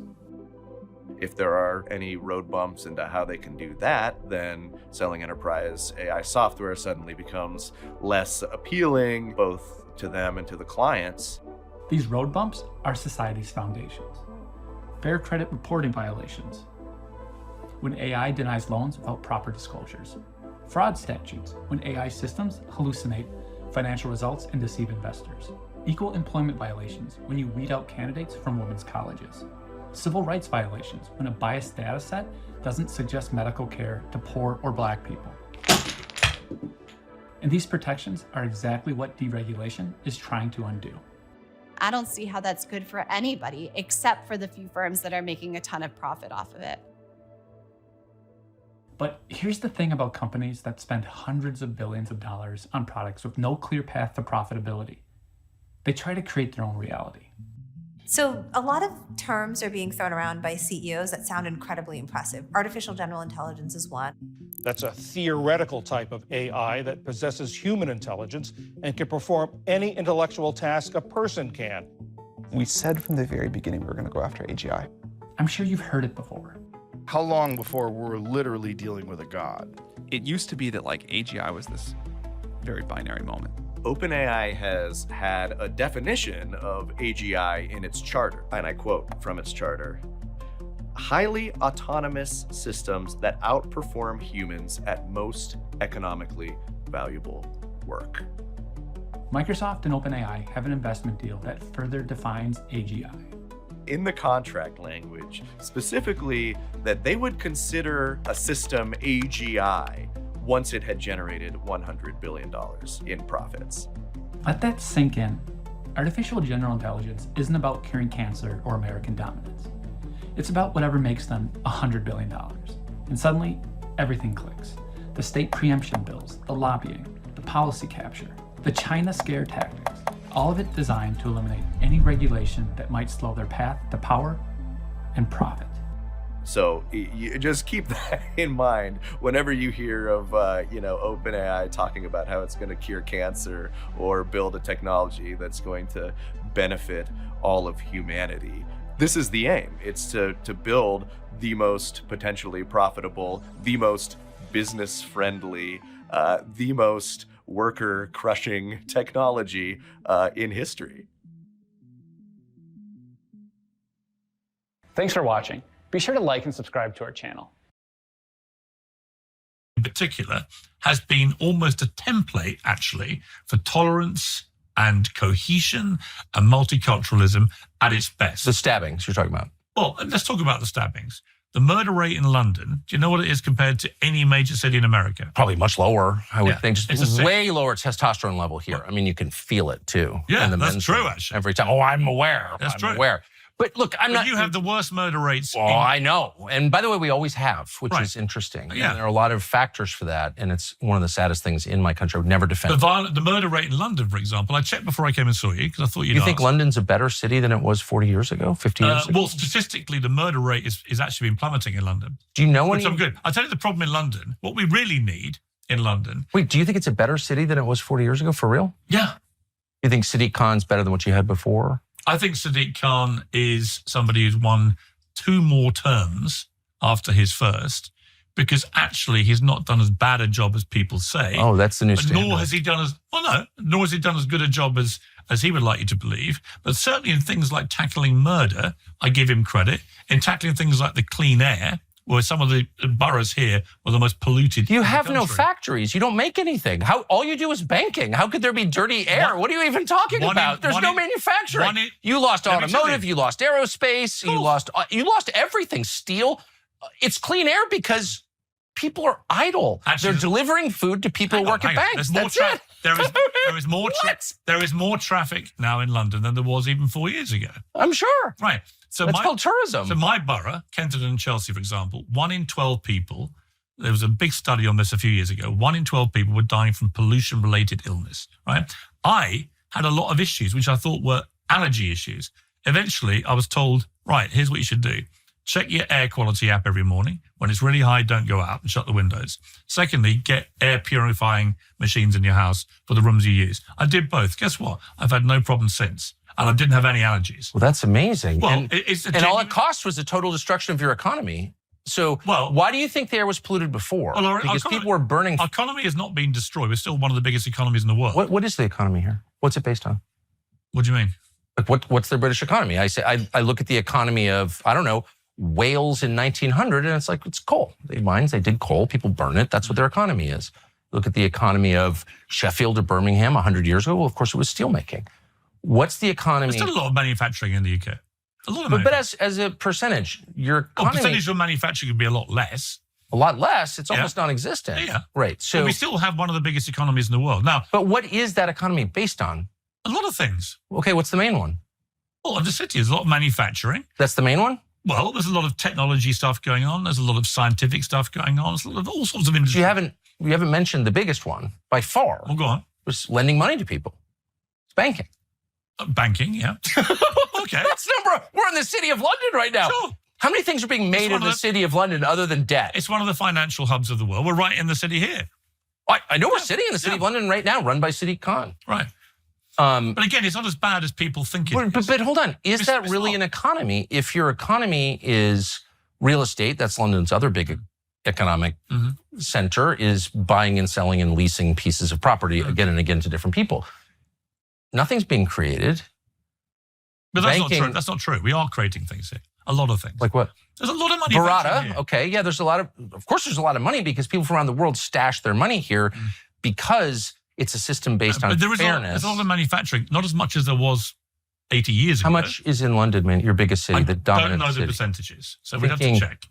Pretty much, unless you're talking about like burritos being manufactured or whatever, I don't think there's really any. The bigger problem for us is not what economy we're doing, it's how we manage the economy. So it doesn't matter where the money comes from? No, it does. But successive governments have dragged us to a place where we have almost zero growth. Without growth, you can't have a successful, thriving country. That's not true. Have you been to Japan? It's like the most successful, thriving country in the world. It has had no growth for a long time, not real growth. And we've gotten these lectures from the bankers for like 30 years. Japan is dying. Ever go to Japan? There are 4-year-old girls in the subway alone. There's not one speck of litter in all of Tokyo, and it's one of the biggest cities in the world, 12 million. It's an incredible society. It's the opposite of New York, London, Baltimore, Detroit. It's incredible. I know you've been there, and I know you've had these naughty, forbidden thoughts like, wait a second, I thought we dropped a bomb on them. How are they so great? No. I like going to Tokyo. But no growth. How'd they do that with no growth? No. I was assured by libertarian economics, if we had no growth, things would be bad. Look at this. I like going to Japan, but I wouldn't swap it for London. Right. Fair. You're English. That's kind of the point. Right. This is your homeland. And I genuinely do love London. No, I bet you do. When I lived in America full time, I really missed a lot of the I hope so. This is where your ancestors are from. I get it. Yeah. That's the whole point. That's the whole argument I'm making. It matters where you're from. The culture really matters. It's not about growth. It's not about any of this crap. It's about, am I on the same page with my neighbor? Do we have something in common? Do we have the same gut instincts about things? Those are the most important questions there are. But economic prosperity raises all the ships. Has that been true here? It should be true. Is there more poverty in London now than there was 40 years ago? There's more child poverty. Yes, I know. In fact, the child poverty rate is worse here than it is in America. A lot worse. The general poverty rate. So how is this so great, even though they have Barada? The general poverty rate is actually lower than it is in America, but child poverty specifically is there anything that matters other than child poverty? Probably not. No. Not really. So, I agree. Look, I'm not slagging on. I love your country. I really thought a lot about this since I was so. Please, sir, can I have some war? All right. So my wife earlier today, when we were listening to that clip, she did a thing that you guys can do too. She went to the interwebs and she asked the Brave browser. I just did likewise. I formulated my question like this. What is the basis for the majority of the English economy? I didn't want to include Wales or Scotland or Ireland or the United Kingdom or all the inhabitants of the Commonwealth. I just wanted good old England, right? The basis for the majority of the English economy is the service sector, particularly financial services centered in the city of London. That's not London, the city. That is a specific part guarded with dragons on the gates of the bridge and whatnot. The city of London is an esoteric secret society area of London, which includes banking, insurance, investment management, and related industries. This sector has become dominant since the 1990s. That's right after George Soros crashed their economy. That's interesting. Following a decline in the importance of manufacturing and extractive industries, England is also a leader in high-tech, chemical, pharmaceutical, aerospace, and arms industries. And the UK technology sector is valued at US $1 trillion, ranking third globally behind the United States and China. So if you're playing at home, and you follow the history of the East India Company and its reappropriation of wealth around the world through the subjugation of people to narco trafficking at the point of a cannon and a very powerful navy, it's hard to believe today that they have such a problem guarding their shores from people who aren't from England, who seem to be inhabiting their country and causing a great deal of grief. But they don't have guns over there, so they use knives. So it's okay. Yeah, yeah, and it's fascinating that you just said the third largest economy just based on their financial services. That's very interesting. Now, I have a question for you. So, I know that most people, maybe in our community, a lot of people listening. Its tech sector is third. That's what it says. Okay. Oh, okay, okay. Well, anyway, I was just saying, it's third in the world behind China and America for their economy, just from their financial services. That's crazy. But so I think a lot of people have this like image that at the top, okay, so there's the City of London and all these banking financial people. A lot of people in my mind too, I kind of looked into it a little bit. At one point, it's like, to me, at the top, sitting at the perch of all of those financial institutions in London is the Rothschilds. But from what I can gather, looking at, some search queries on like ChatGPT, seems like the Rothschilds aren't like really running the show. Like they're not like big time heavy hitters in the City of London. What would you characterize the position of the Rothschilds currently, and where are they in the whole matrix of power players in the City of London, or aren't they mostly like in like Switzerland and France and stuff now, or how? Well, if you watch Ian Carroll, that's where he's at in his research. Okay, maybe that's where I got that from, but I don't know. But anyway, I know you have a particular expertise in this, so I'm very curious if you could kind of demystify that a little bit. All right, I'm looking for a clip. I found it, so I pull that out. I'll pass that to Colby. All right, so the history is just like this. The Rothschild family has been able to obscure their influence by doing a variety of techniques, breaking businesses into shell companies and giving them different names to make it harder to follow. They have created institutions that now act in their name, that are no longer attached to their name, that wield a lot of influence in the world. The inclusive capitalism movement started in 2013 to end poverty on the planet, participating with the richest people in the world who created the poverty in the first place. They're going to come in and solve it by paying themselves more money. Apparently is what they've done, because those same people doubled their wealth and so on through COVID, and everyone else is running for cover, and these people like doubled down on their early insider trading information type of situations. So Rothschilds have a lot of influence today. Like, how Epstein used to visit the Trump White House all the time?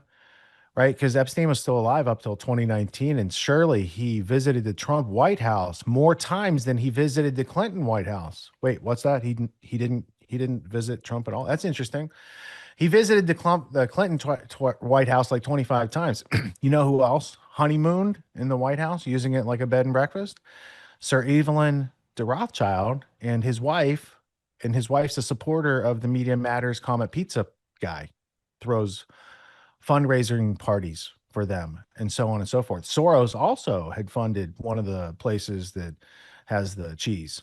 So there's a whole bunch of there's a coterie there. And I've always said that, birds of a feather that flock children together or something like that should be identified and probably not participated with, instead of continuing to let these people run roughshod over American society. There's a lot of ill doings going on out there that I think could be nipped in the bud, but you're never given the straight dope, as it were, to use a Dope Inc. East India Company pun. But I think it was 2011 when the Washington Times printed that Sir Evelyn de Rothschild, not Evelyn de Rothschild, I'm sorry. It was Edmund de Rothschild of Switzerland, who funded George Soros in 1969 for his quantum fund, which is going to tie in with the Mike Benz research we're about to play soon about Soros working with the deep state for 50 years. They might be connected. Now, the Swiss Rothschilds is interesting because I had an argument with Jeff Steinberg, co-author of Dope Inc., Britain's Opium War on the World. I was interviewing him, and he said something about the Swiss Rothschilds, and I said, Jeff, I got to correct you. There are no Swiss Rothschilds. Here's the five families. It's much like the Don Corleone story when you get into it. He said, no. The French family in the 1950s, some of them moved to Switzerland, set up banking. And then I looked into that, and sure enough, he was right, and I was wrong, and I learned that day. And now I'm passing that learning on to you at the fee of the only cost is your attention to get that information. So now, up until recently, the daily price of gold, you know how it goes up and down? The daily price of gold was set in the Rothschild offices in the city of London at Newcourt up until about 2004, 2008. Then they changed. Maybe there was too much noticing going on, but it had been like that for over 100 years, I believe. The Rothschild family archive is at, I have a button on my browser just to bring such things up like this. Look at this, rothschildarchive.org. Oh, really? No, there it is. There it is. AAC. Just took a second. The Rothschild Archive is the family's official archive. And when you want to start, you go to collections, the archive. Where's the timeline?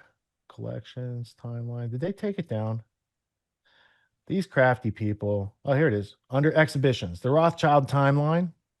We need to take a whole snapshot of this website and download it like right now. Yeah, I mean, we do need to do that because they've changed a lot of things over the years, and I do have snapshots of how they change things. One of my favorite changes is if you go to 1902, you'll notice there's no entry there now. This Edward Alphonse, these are the French Rothschilds it's talking about here.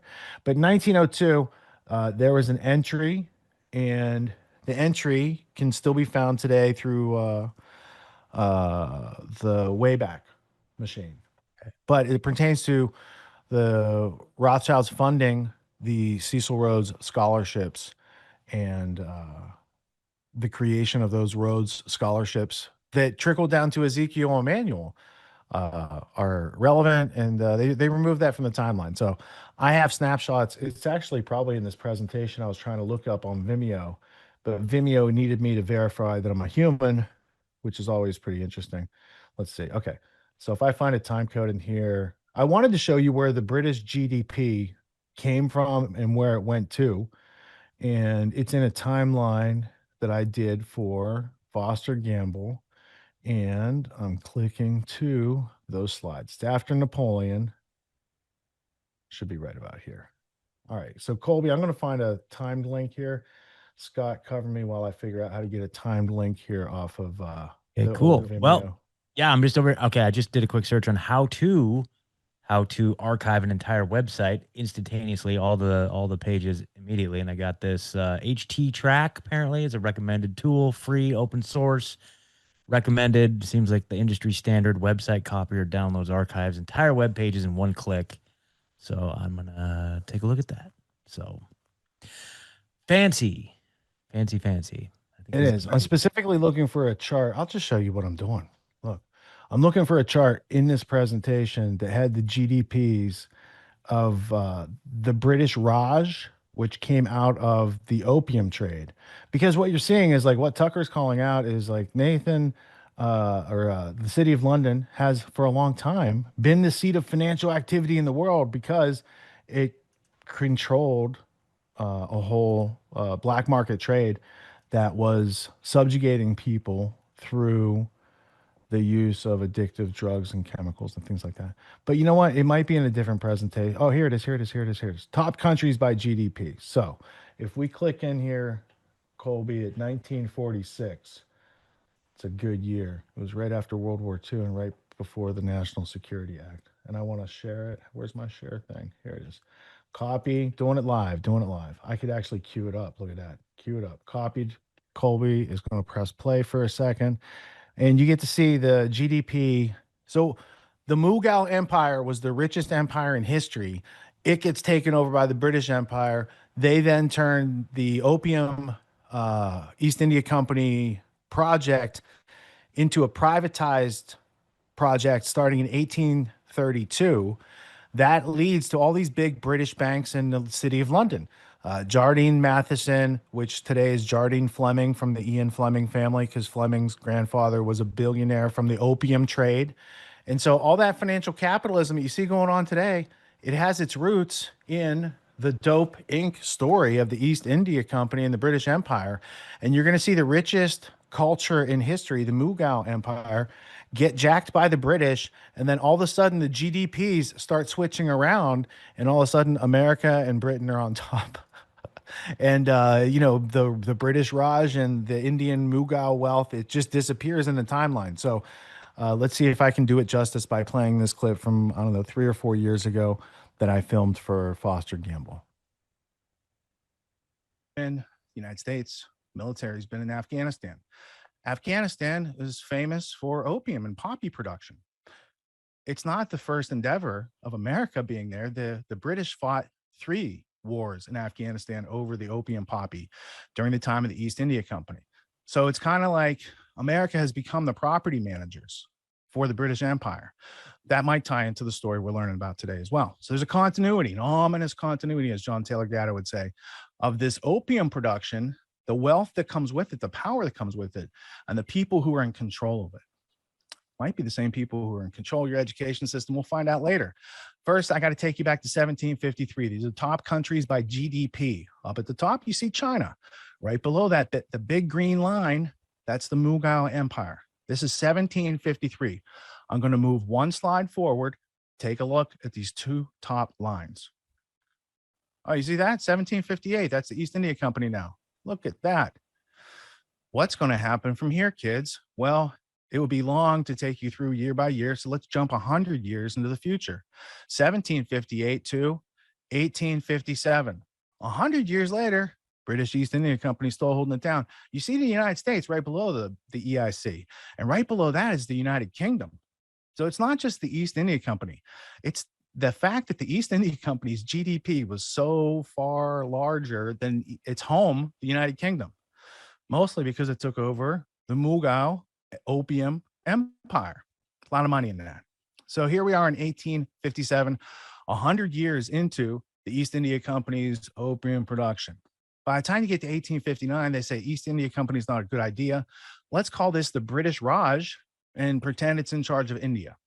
So now the GDP is no longer East India Company. It turns into the British Raj, 1859. There you see the United Kingdom still a couple slots down below what the East India Company's wealth engine, let's call it that, has produced. By 1881, just after the United States Civil War, the United States has surpassed in GDP even the British Raj front of the East India Company. And as we go forward into 1890, you see United States surpass China with the old East India Company, British Raj right behind it. And then it just changes over a couple of years. And this is just a flash forward into World War II. Look at that. How has that changed over time? And what happened to the United States? I mean, we're great. We got a lot of inventions here, hardworking people, but what maybe happened? We're going to learn a little bit about that, because the East India Company and the British Empire is one of 3 characters we're going to learn about in today's story. There you see by 2018, the United States had even surpassed China and Japan, but you see China catching up. Let's go back to the history. On the left is the flag of the East India Company, the place that deals opium. On the right, you see the Grand Union flag of the United States. That's the first flag of America.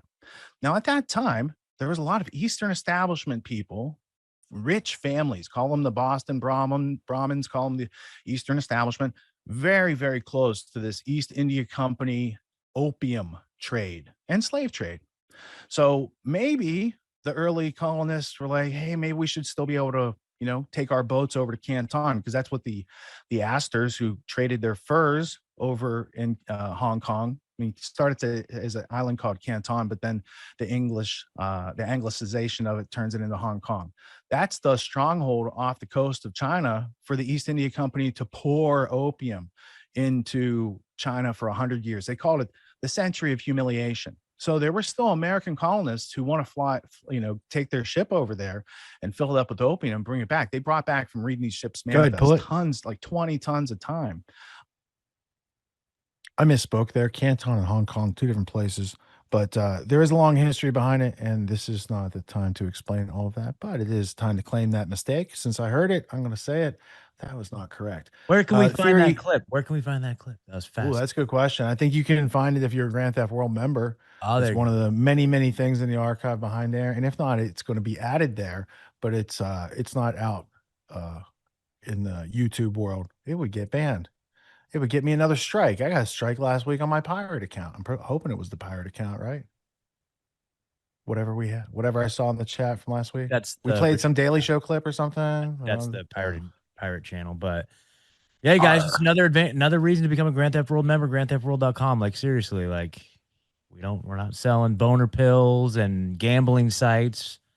Okay, go support what you love and allow. We encourage people to gamble on themselves and attain their freedom.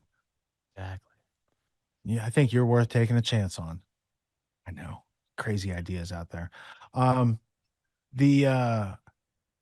The Mike Benz clip that's coming up, I have not seen its entirety. The title of it is "I Cracked the WikiLeaks Cables and Found Soros Has Been Working with the Deep State for 50 Years." When he cracks the wiki cables, is that like cracking them open because they haven't been open in a while, or did he have to decode something? I don't know what the claim is, but I was interested enough in the context of talking about the basis and the seat, the county seat of world finance being in the city of London, Soros being a creature and agent that's protected by the powers on high from that situation, and the fact that the deep state agenda has been going forward with a great deal of, like a big head of steam, as locomotive engineers would have said back in the day. November 4th, 1993, Soros gave a lecture to NATO, and the pamphlet was titled "Toward a New World Order, Europe and the Future of NATO." And the plan that he outlined has been going on in 10-year increments for the past 30 years and involves Ukraine and the United States and a couple other nation states and people plundering the wealth and productivity of Europeans. And as a country that is made up mostly of people that came here from Europe, I think we should all care, because what they do to people over there, they do to people here too.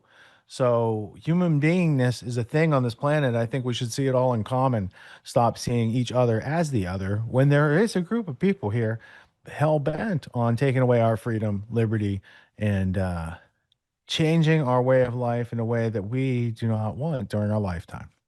So in an effort to learn a little bit more, let's go to Mike Benz, former speechwriter for President Trump, and definitely all stated up. I wonder what he and Etienne de la Boetie would talk about if they were sitting next to each other on a flight across the country. I don't know who would win that argument, but it's a one-way realization, I'm pretty sure. So let's go to Mike Benz, and let's see what he can tell us about George Soros that we don't already know. I went into the WikiLeaks cables, all the diplomatic cables. These include the Kissinger cables from 1973 to 1976, the Carter cables, 1977, 1979. Just pause it for a second, Colby. I'm sorry. From 2003 to 2010. Take it back to the beginning of that clip. And now let me put a frame around what you're about to hear. The main basis of Dope Inc., this great big thick book about the East India Company in Britain and the opium empire that they had, the main thesis of this book is that the British, through the special agreement after World War II, handed off their opium empire of narco trafficking and terrorism to Kissinger associates. And by the way, the first person who said Osama bin Laden on the morning of 9/11 was L. Paul Bremer, who was a partner at Kissinger Associates. So for people who always say it's always one group, like it might be, but you might not be talking about the right group. Now, please go back to Mike Pence. I went into the WikiLeaks cables, all the diplomatic cables. These include the Kissinger cables from 1973 to 1976, the Carter cables, 1977, 1979, and Cablegate from 2003 to 2010. So this is missing the 1980s and the 1990s. But what I did is I ran a search for Soros and then separately searches for the Open Society Institute, the Open Society Foundation, the Open Society Forum. And my goal is to create a comprehensive tapestry of all U.S. State Department involvement with George Soros, the Open Society Foundation, the Open Society Institute, and every Open Society spandrel in every country in the world, to create a comprehensive picture of how it is, for example, that Strobe Talbot came to say in 1995 that U.S. foreign policy has to be synchronized. Deputy Secretary of State came to say it's not identical to the foreign policy of the U.S. government, but it's compatible with it. It's like working with a friendly, allied, independent entity, if not a government. We try to synchronize our approach to foreign policy with Germany, France, Great Britain, and George Soros. The magic sauce. And of course, Soros then turns around and is the #1 political donor. And so I began this task, and I'll start the story here. So I began this exercise by seeing all this stuff in 1973. 1973, 1974, 1975. You see, the entire first page is before 1979. So I skipped over it at first. I thought, oh, that must be a mistake. It's got to be a different Soros. So I started, because again, this leaves out the 1980s and 1990s. So I really started my review at first from 2003 to 2010. And I'll show you some crazy shit. But then, when I was on my way stuck on the way from Miami to Portland, Maine, to do the Tucker thing, I thought, that is an awful lot of George Soros references before 1979. Maybe I should check a couple of them out. It didn't make sense to me, because 1979 is when the Open Society Foundation started. So that is when I had assumed the Soros relationship with the State Department. Why is Soros popping up in so many State Department cables before Soros even started the Open Society Foundation? And I'm about to tell you that story.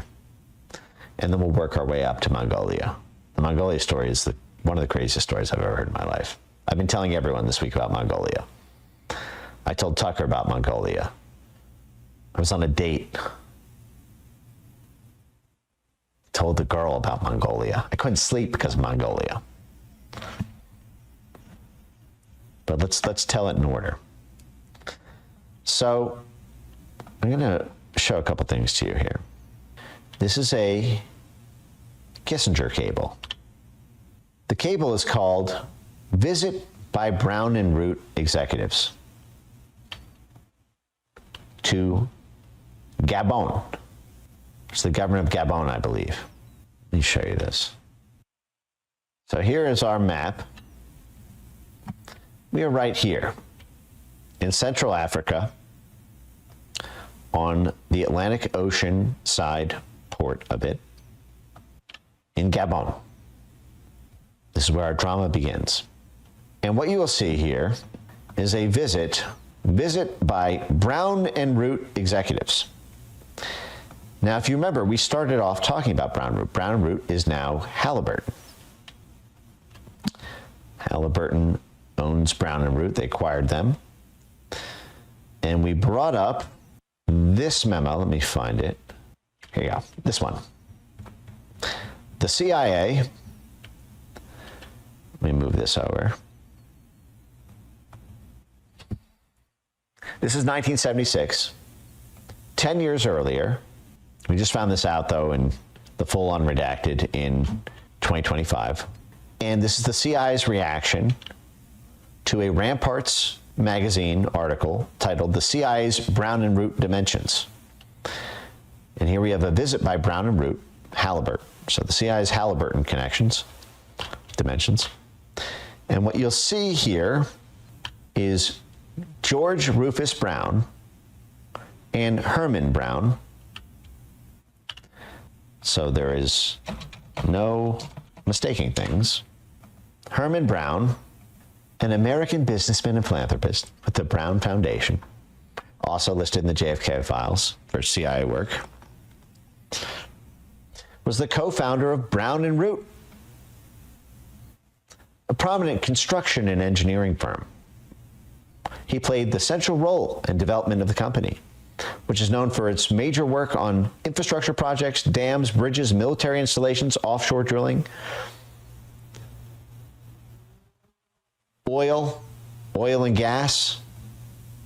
Now, it turns out, in these CIA files, Herman Brown, president and director of Brown and Root, Houston, Texas, president and trustee of the Brown Foundation, Houston, Texas, was granted a covert security clearance approval for work with the Central Intelligence Agency for use as a covert associate under Project LP Coin. So the founder and president of Brown and Root, which became Halliburton, was secretly working as a covert associate with the Central Intelligence Agency as he grew what was then the largest construction, oil exploration, and military construction and infrastructure development company in America. Founder and president of the company, secretly working for the CIA for 13 years.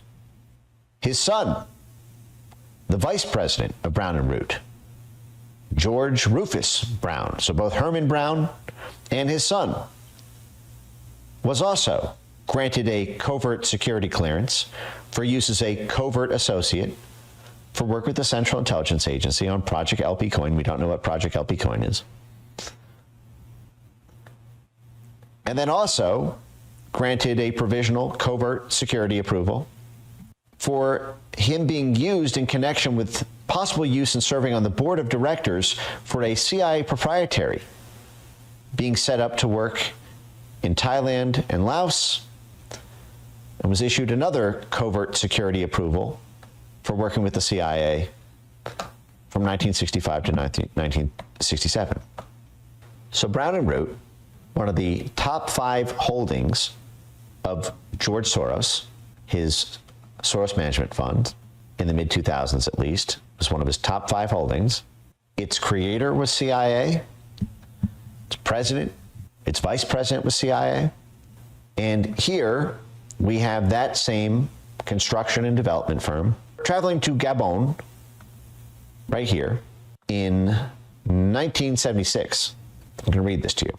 Brown and Root manager, international sales, Edward Sullivan, will arrive in Libreville.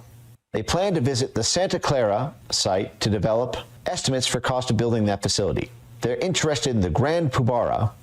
O'Sullivan is anxious, the Brown and Root executive vice president, is anxious to meet with President Bongo, as well as any additional government of Gabon officials embassy may recommend. O'Sullivan has been trying for several weeks to obtain hotel reservations, but without success. They greatly appreciate embassy assistance, locating accommodations, also like interpreter and a rental car. Department recognizes that these requests come at a difficult time for the embassy. However, very strong Brown and Root interest in Gabon projects, particularly Santa Clara, critical competition factors preclude deferral. Company currently plans to go all out for Santa Clara port construction. We know that the U.S. Embassy is under stress right now in Gabon, but you have to help Brown and Root secure this deal with the government of Gabon to acquire this giant port construction project. Brown and Root's Vice President O'Sullivan has just come from detailed discussions with Soros associates to develop background for on-site estimates of construction and costs to use in forthcoming talks with the government of Gabon officials. He's also met with Horsley of Leon Templeson and Sons. O'Sullivan advised Commerce emphatically that Brown and Root wants no relations or identity with the Templeman firm. And FYI, Kissinger. Now, Soros Associates is the group run by George Soros's older brother, Paul Soros. Also a businessman and philanthropist. Soros founded Soros Associates, older brother of George Soros. Oh, that's interesting. I actually didn't know this about the Brazil side. And to Brazil report. Soros business interests imports in Brazil. Interesting. Wonder where that is today. I wonder if Bolsonaro had a problem with that. What Lula's relationship with it was. Okay, hold on a second. Let's come back to this. Now, I bring this up. Actually, let me just show you here's the Washington Post obituary of Paul Soros. Paul Soros dies at 87, shipping industry titan and prominent philanthropist. He arrived in 1948 with $17. Okay, in his pocket, how much was in his bank account? He founded his engineering firm, Soros Associates, in 1956 from his home in Connecticut. By 65, he was already worth over $100 million. Then started the Paul and Daisy Soros Foundation, titan of the shipping industry. You know what was really funny? I'm reading Bill Burns' autobiography called The Back Channel. Bill Burns was the CIA director for Joe Biden. And there's a funny incident where he's describing his time in the U.S. Embassy in Russia in the 1990s under the Boris Yeltsin years. And he talks about how every time there was a fire at the embassy, the Russians would come in and, disguised as firefighters, they would plant bugging devices. And when one of the embassy adjunct buildings was built by a Russian construction company, it was pre-bugged with Russian spying devices because the construction and engineering companies in Russia were working with Russian intelligence. And he's teeing them up as, you know, everything, all the crisis relief and humanitarian relief and construction companies in Russia were secretly working with Russian intelligence and bugging everything. And then the next page, it says, and under U.S. Ambassador Thomas Pickering, he inherited a U.S. embassy that had no local Russians working at the embassy, which was a big problem for us to be able to gather intelligence on and make connections with Russian civil society out of the embassy. But fortunately, Yeltsin had rolled back a ban on the U.S. embassy for the past 7 years because of the bugging and spying crisis, where the embassy was bugging all of the Russian infrastructure. And so they got in trouble. They were hiring Russian engineering firms and planting devices in the infrastructure. Then they got in trouble with the Russian government. So the Russian government said, okay, unless you want to get kicked out of the country, you're not allowed to do this anymore. Which makes me wonder, sort of apropos of nothing, given that Brown and Root's president was working for the CIA, its vice president was working for the CIA, its foundation was working with the CIA, and they're a major construction company, were they bugging the infrastructure in these projects for the CIA? Bill Burns, the CIA director, used the term pre-bugged, that these buildings were built, they were constructed pre-bugged for the Russians, and then concedes that the U.S. was doing the same thing. Do you think that's part of the deal, maybe? Do you think when these massive ports are constructed, where there's all this flow-through traffic, and the Gabon officials are all over it, you think they come pre-bugged from Soros? Open question. Let's keep going. So before George Soros started working with the State Department, 6 years before he started his Open Society Institute, Open Society Foundation. His older brother was already in the game, working with the State Department, bending over backwards to make sure that his older brother secured deals. Now remember, this is during the Cold War. There was an interest in having Westerners control the infrastructure rather than Russians controlling it. There were Russian development firms, Russian construction firms. Africa was tilting towards Russia. A lot of African countries were sympathetic towards communism. There was a big battle over Russia, a battle over Africa with Russia. So you can see a State Department interest in pulling strings out of the embassy with the government to make sure Soros gets the deal rather than the Russians.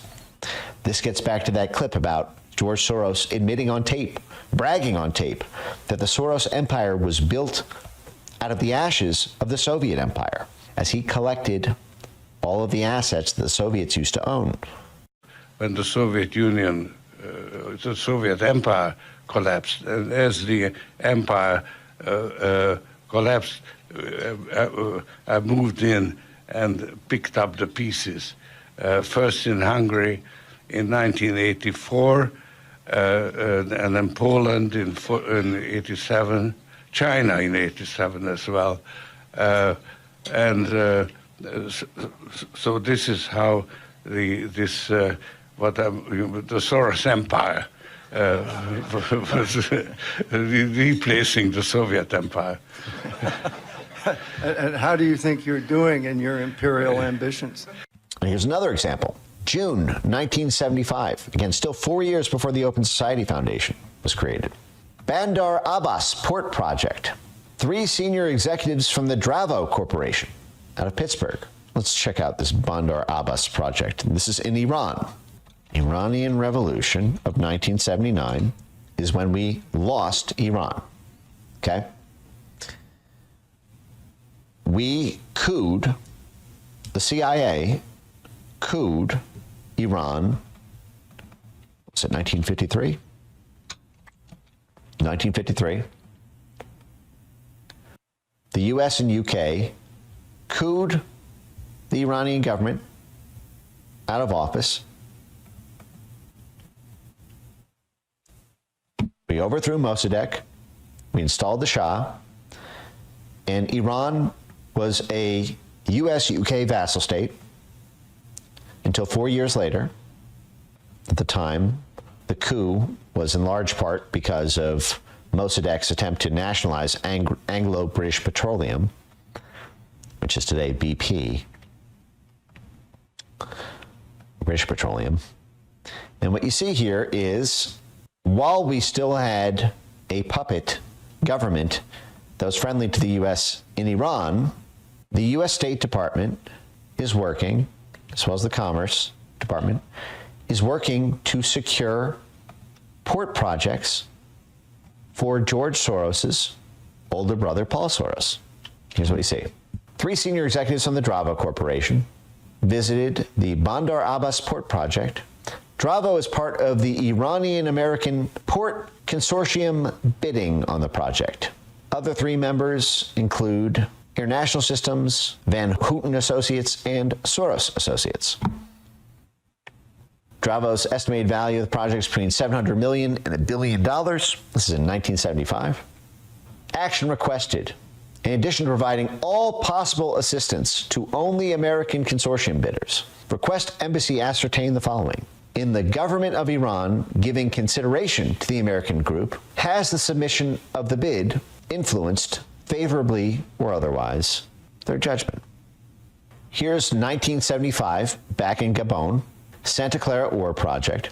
The U.S. ambassador, the head of the State Department, raised with the port director, Damas, question of mineral port design and asked if progress had been made in reaching a decision. Damas, the head of the port in Africa, said that meetings had been held within the government of Gabon and were continuing, which should lead shortly to the elimination of all but a few offers, and that Soros was in very good position.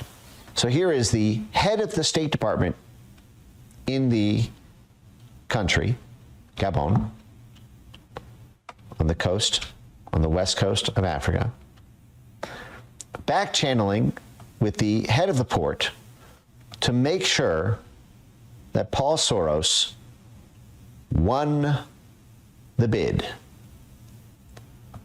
Eliminate all of the opposition.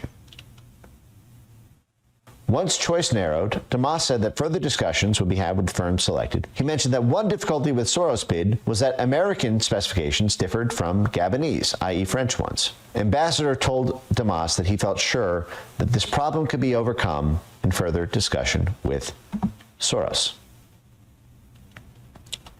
Decontrol on receipt. So the U.S. ambassador already in 1975, 4 years before kid brother Soros, George Soros, even starts the Open Society Foundation, Paul Soros is already getting mucho favors from the. Yeah, I think what Ben's is missing is the 1969 quantum funds of George Soros being funded by Edmund de Rothschild and Banque Privée out of Switzerland. That makes a lot more sense why he has so much influence with the East India Company surrogate Kissinger and the administration of the 1970s before he even has the public-private partnership mobilization arm for revolution around the world that is Open Society's foundation. It's interesting, but there's a lot more to it. And check out the rest of that Mike Ben's report. It's in Grand Theft World references. You can watch any of the clips we show in their entirety. Yeah, I haven't. Gabon has not popped up on my conspiracy matrix quite yet, so that's interesting stuff. And I could just totally picture him on a date with a chick, just going off about all this stuff. She's like, "Oh, oh, okay." He's like, "I was on a date with a chick, and I was red pilling her about Soros and Gabon." It's like, oh, okay. I do that too. It's probably why I've been single for so long. The plight. 20 years ago, Lisa and I went to dinner with a buddy of mine, and he was dating a girl, and he introduced her at the dinner table. And this was after 9/11, and she said that she worked for the Department of Energy, and she was arguing about the official story and stuff. And he just sat back, and he's like, "Go ahead and try, dude. Go ahead and try a red pillar." But we didn't have the expression back then. But you know what I'm saying? He's like, "She's in it to win it, man. You're not going to talk any sense into her." That's awesome. He was probably seeing her for other than her political views, is what I could have guessed back then. Sure. Well, that's awesome. You guys are like two peas in a pod, man. And I will say I'm grateful. I met a gal recently, and things are going great. She's an unvaccinated, but she doesn't even care about politics. Like, she's like, "I don't care." It's like, I'm like, that's actually perfect. It works great for me. But she's a little conspiratorial minded and enjoys my little rants. So it's best of both worlds, I guess you could say. I mean, I didn't really care about politics until probably 21st century. And then some events happened that got me more interested in politics. And I understand it as other people over there having a discussion about how to plunder my production and take away my rights. So I probably should be aware of what's going on and protect myself from their ill intent and actions. Otherwise, I'm going to be a sheep, you know, and sheep get sheared on a regular basis. How often do sheep get sheared? And is it like an April 15th due date for sheep shearing? How's that work? Yeah, that's pretty much the deal. And then it grows back, and you're back giving up your production to the man. We do have we have many more blocks to go, but we do have some good news, and we have a double good news whammy. Okay. I got a voice message earlier today from Mohammed Ibrahim's uncle, and we were notified during the Thanksgiving weekend that Israel has decided to release Mohammed Ibrahim back to his family. And I do have a statement that Z asked that we cover. So, statement from Mohammed Ibrahim's family on his release. Words can't describe the immense relief we have as a family right now to have Mohammed in his parents' arms. We thank God for bringing Mohammed home to us today. Israeli soldiers had no right to take Mohammed from us in the first place. For more than 9 months, our family has been living a horrific and endless nightmare, particularly Mohammed's mother and father, who haven't been able to see or touch their youngest child in nearly a year, all while knowing Israeli soldiers were beating him and starving him. We couldn't believe Mohammed was free until his parents wrapped their arms around him and felt him safe. Right now, we are focused on getting Mohammed the immediate medical attention he needs after being subjected to Israel's abuse and inhumane conditions for months. We just want Mohammed to be healthy and have his childhood back. And there's page 2. We'd like to thank more than 100 organizations, local Florida community members, volunteers, members of Congress who continue to speak up for Mohammed and demand his immediate freedom. We're also deeply grateful to the countless people who refused to stop telling Mohammed's story, and to those who called their representatives every single day to demand they act to free him. Thank you for bringing Mohammed's story to the American people and to the world. There are hundreds of children like Mohammed unjustly trapped in an Israeli military prison, being subjected to Israel's abuse and torture. No mother, father, parent, brother, sister, aunt, uncle, or child should ever have to go through what Mohammed just went through. We support Mohammed and are beyond relieved that he's free. We will continue to demand justice for Saifullah Musalet, an American and Mohammed's first cousin who was beaten to death and murdered by a mob of Israeli settlers on July 11th, 2025. We expect the American government to protect our families. Mohammed was forced to spend his 16th birthday unjustly imprisoned by Israel, separated from the people who love him. Now that Mohammed's with his family, we can finally wish him a happy birthday. His mom, Muna, can prepare his favorite meal and be with her son. We're proud of Mohammed and love him dearly. The family requests time to be with their son after this painful experience. Now, I have one more piece of good news. Mohammed was unjustly being held prisoner along with a couple other kids they kidnapped, and they were trying to collectively punish all these children. A couple of them were from the West Bank, and Mohammed was a Florida native who was visiting family in the West Bank.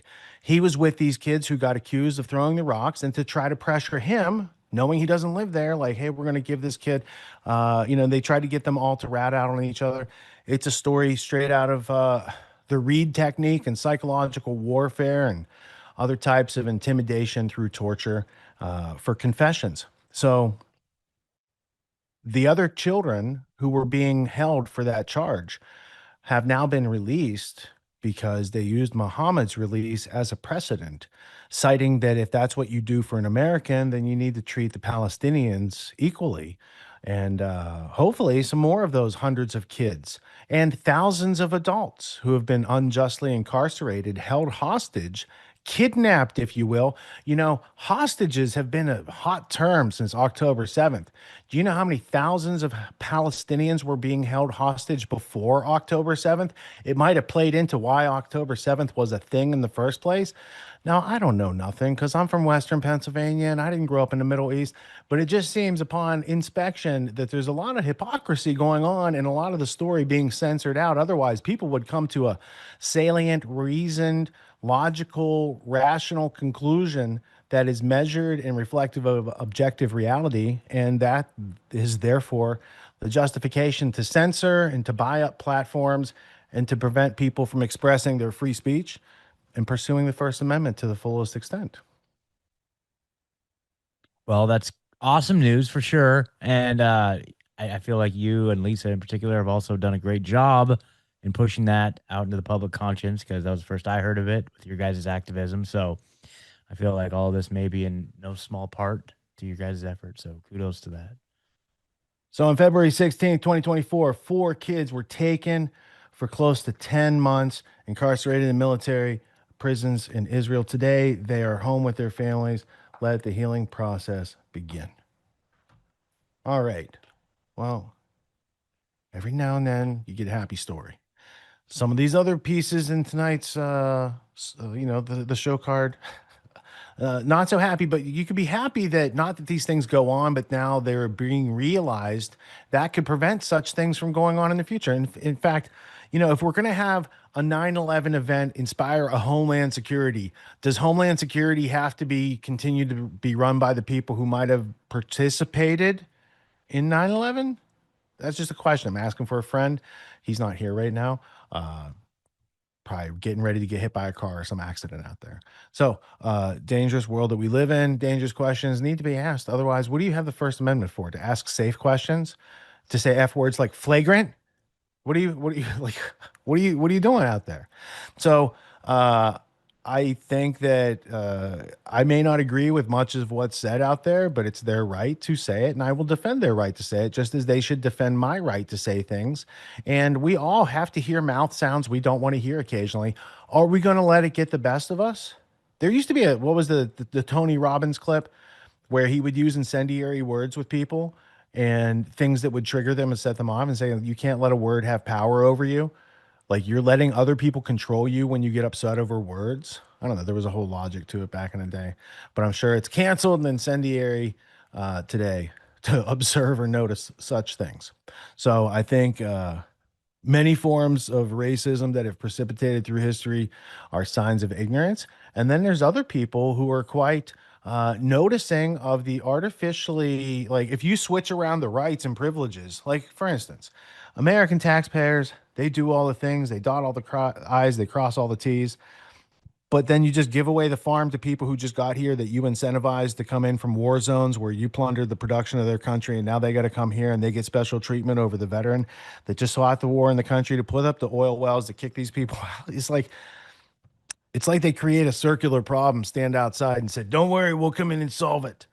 And I just think in many of these cases we can do better, but we're not going to do better when we're divided and conquered against each other. And that's why I think we need to have ideas of understanding. And that is what unifies people when they can all come to understand. Hey, Dr. Frankenstein's got a monster in that castle. Maybe we should do something about it. Or, you know, other writings from science fiction history of the early 1800s. They can be considered. But first, we got to get to more of these clips because the title of the thumbnail is that the thing they're talking about is a cult. I don't know. I think we're going to have to see it. You know, what is a cult? If the thing that's being talked about is a cult, is that a problem? But the title of the video, aside from the thumbnail, is Zionist panel complains they aren't brainwashing their kids enough. I clicked this video with incredulity. I said, surprise me. Do dissidents, you know, you guys say funny things over there, but surprise me with this. I was surprised. I was also surprised that Dan Senior, commentator in the DC circles, man, last time I saw him was like 20 years ago on TV, and he doesn't look the same. Maybe that cult is like sucking the life out of him. I don't know, but they're going to make fun of his last name. They'll do more of the Mexican hat meme with him. So let's go to the fellows over at Do Dissidents. We're going to get to the Zionist panel, and then BB shares a Breaking Points article by Ryan Grimm. This should be interesting. And then the DHS traced back to Israel. Who's running Homeland Security? Maybe it's Kristi Noem. Maybe not. I don't know. We're going to have to get that from Jimmy Dore, and then we will be back to discuss. Let's go to Keaton and Russell over at Do Dissidents. All right, folks, we'll continue right on. We're talking about, of course, the Jewish Leadership Conference. Barry Weiss, Ben Shapiro, and Dan Senor tell Jewish Leadership Conference how they benefited from Jewish ethnic networking in their personal lives and discuss how Jews should best use their significant capital to advance the interests of their community. They talk about maintaining the bubbles. This has been a big theme that we've seen discussed recently. Zionists knowing they're losing and becoming, you know, just increasingly unhinged in their insistence that we have to brainwash our kids more, brainwash them harder, withhold the truth more. So here's Dan Senor, which that's probably not how you pronounce his name, but I think that's a very funny pronunciation of a Jewish guy I don't like, Dan Senor. So let's see Dan Senor here talk about this a little bit. Kids, that is actually how you get Jewish continuity. So then how do you raise Jewish kids? Again, people want all these. Talk about a stereotype. This is how we get Jewish kids. We need Jewish continuity. This is how you get Jewish continuity. We need Jewish kids. Right? This is every Jewish guy remembers, that Passover Seder with the fingers waving in the face and he's really, wow. What a guy.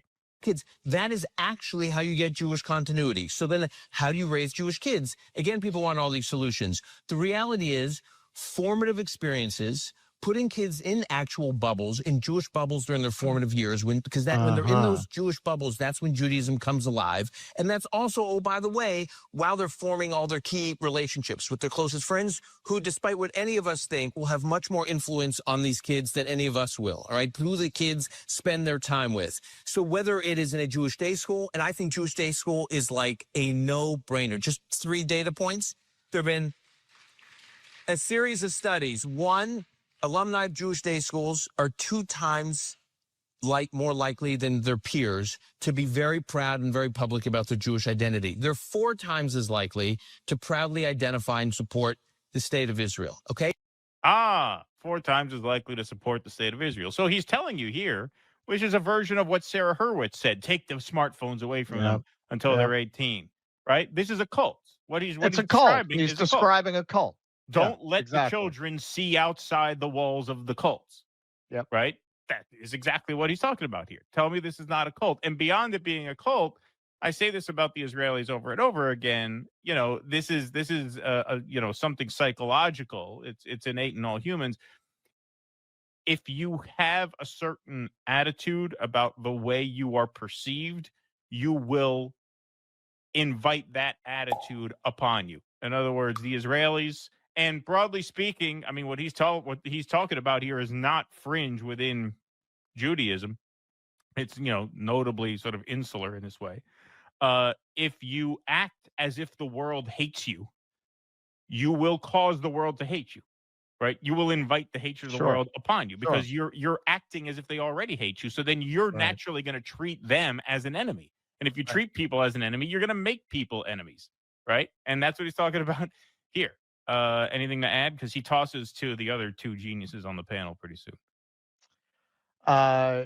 Yeah. Well, this is why you have not as extreme as what he's describing, but you have this network of Hebrew schools around the country, and I've talked about my experience with it.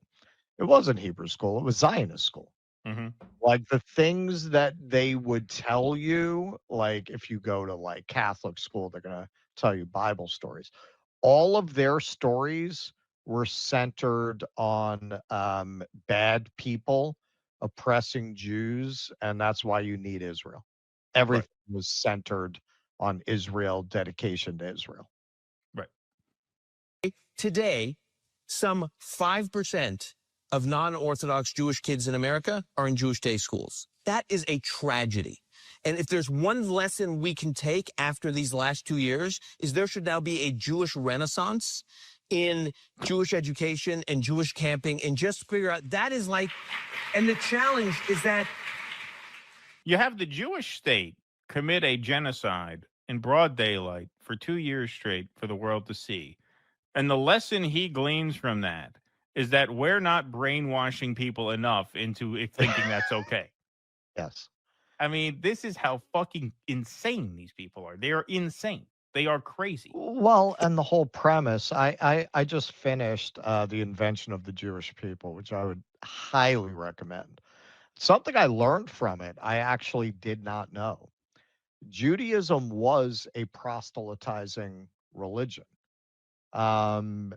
Which, on the level of we are the people of that land, which was already insane, that just really torches whatever claim to that you could possibly have.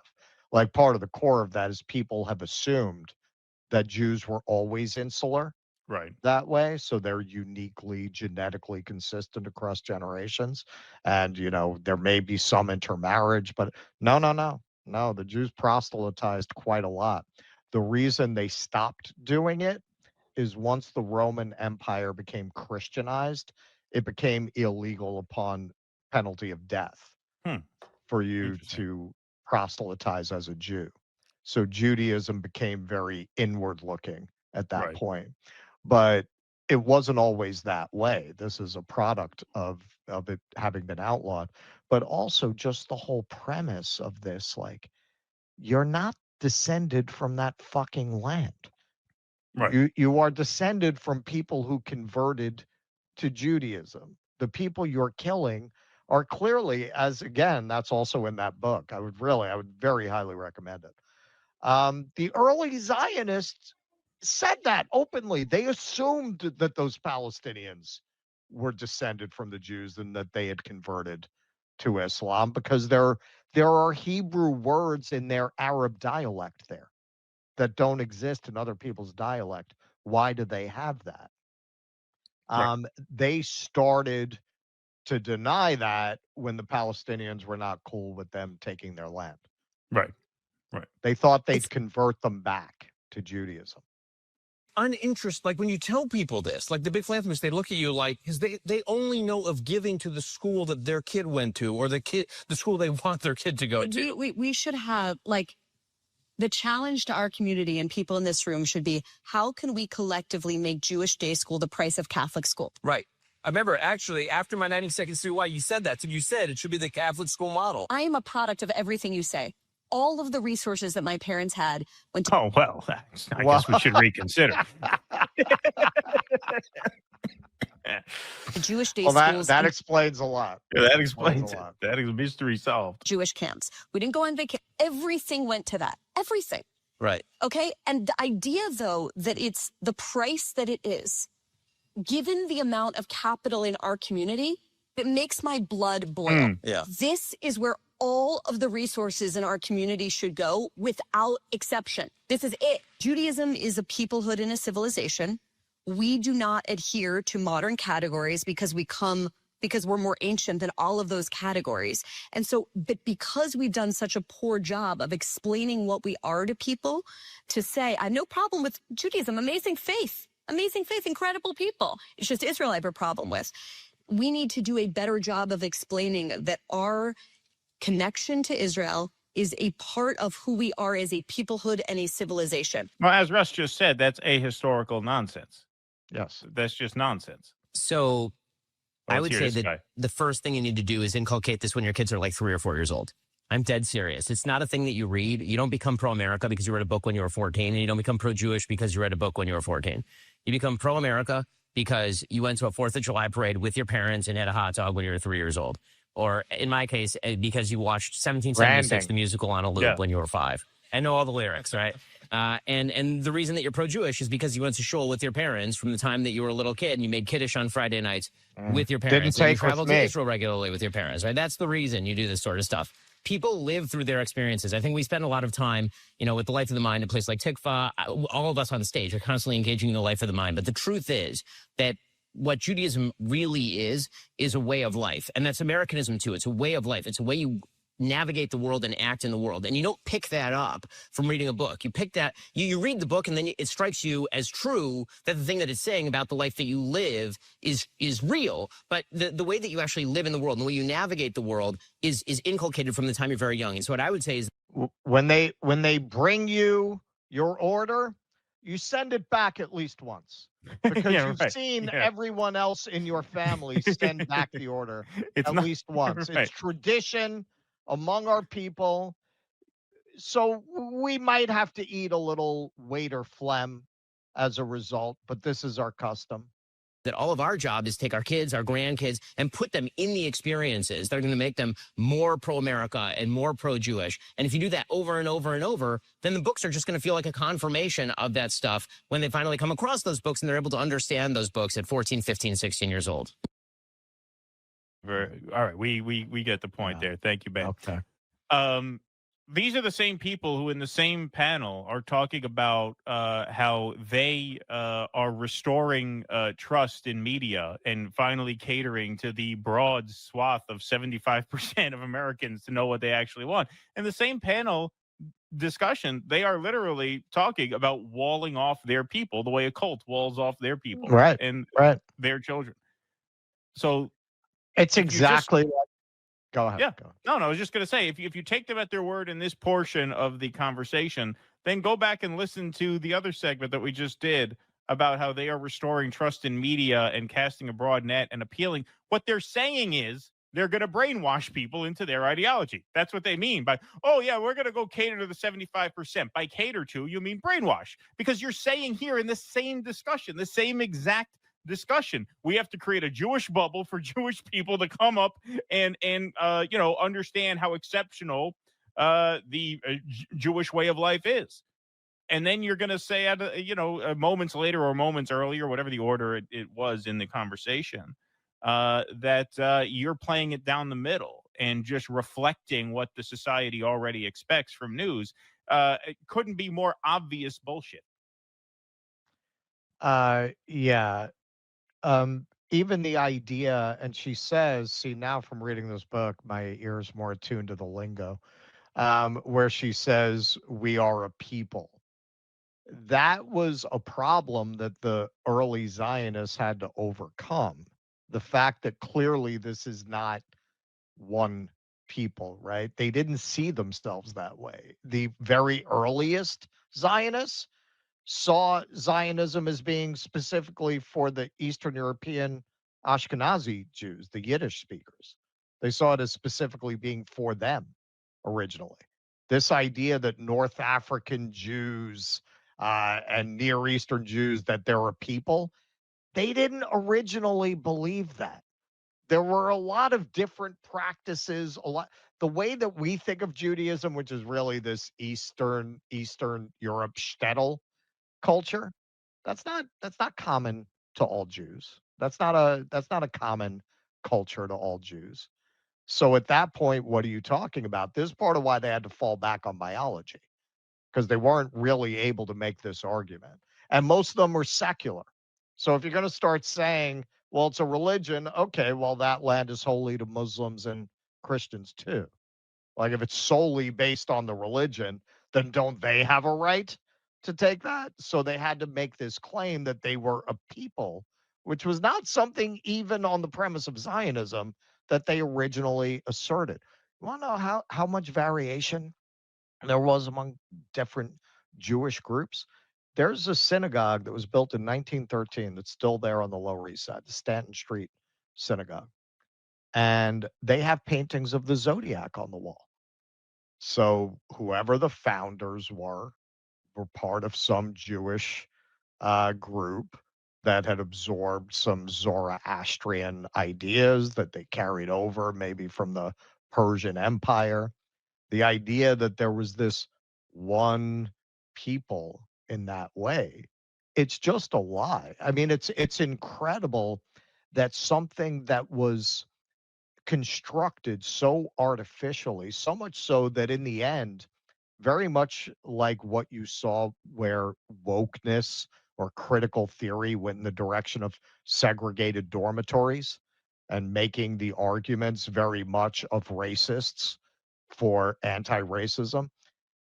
They took up Hitler's racial theories to justify the idea that that land belongs to them, that there's this biological race of Jewish people. That's exactly what Hitler was arguing, and they took that up for their own ends. I mean, it's just amazing when you look at the history of this. It really almost, makes you feel that the world has gone insane, that they were able to get away with this, that a bunch of people were able to just construct this fake identity and this fake history and this fake biology that does not stand up to the slightest scrutiny whatsoever, and have the world's most powerful nation arm them to the teeth to murder the indigenous people. And they're able to just get up on these stages in polite society and speak as if they're not fucking monsters about how they're going to take all their children and ensconce them in a cult because too much information is making them question this project. Yep, absolutely. Please clap.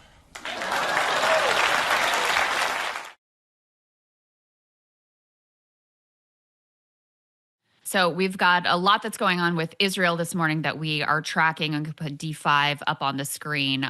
They've now violated the ceasefire again, I should say, in Lebanon. This is VO of a building in Beirut southern suburbs that Israel bombed. They killed at least 5 people, injured 28, according to Lebanon's health ministry, as reported by Drop Site News.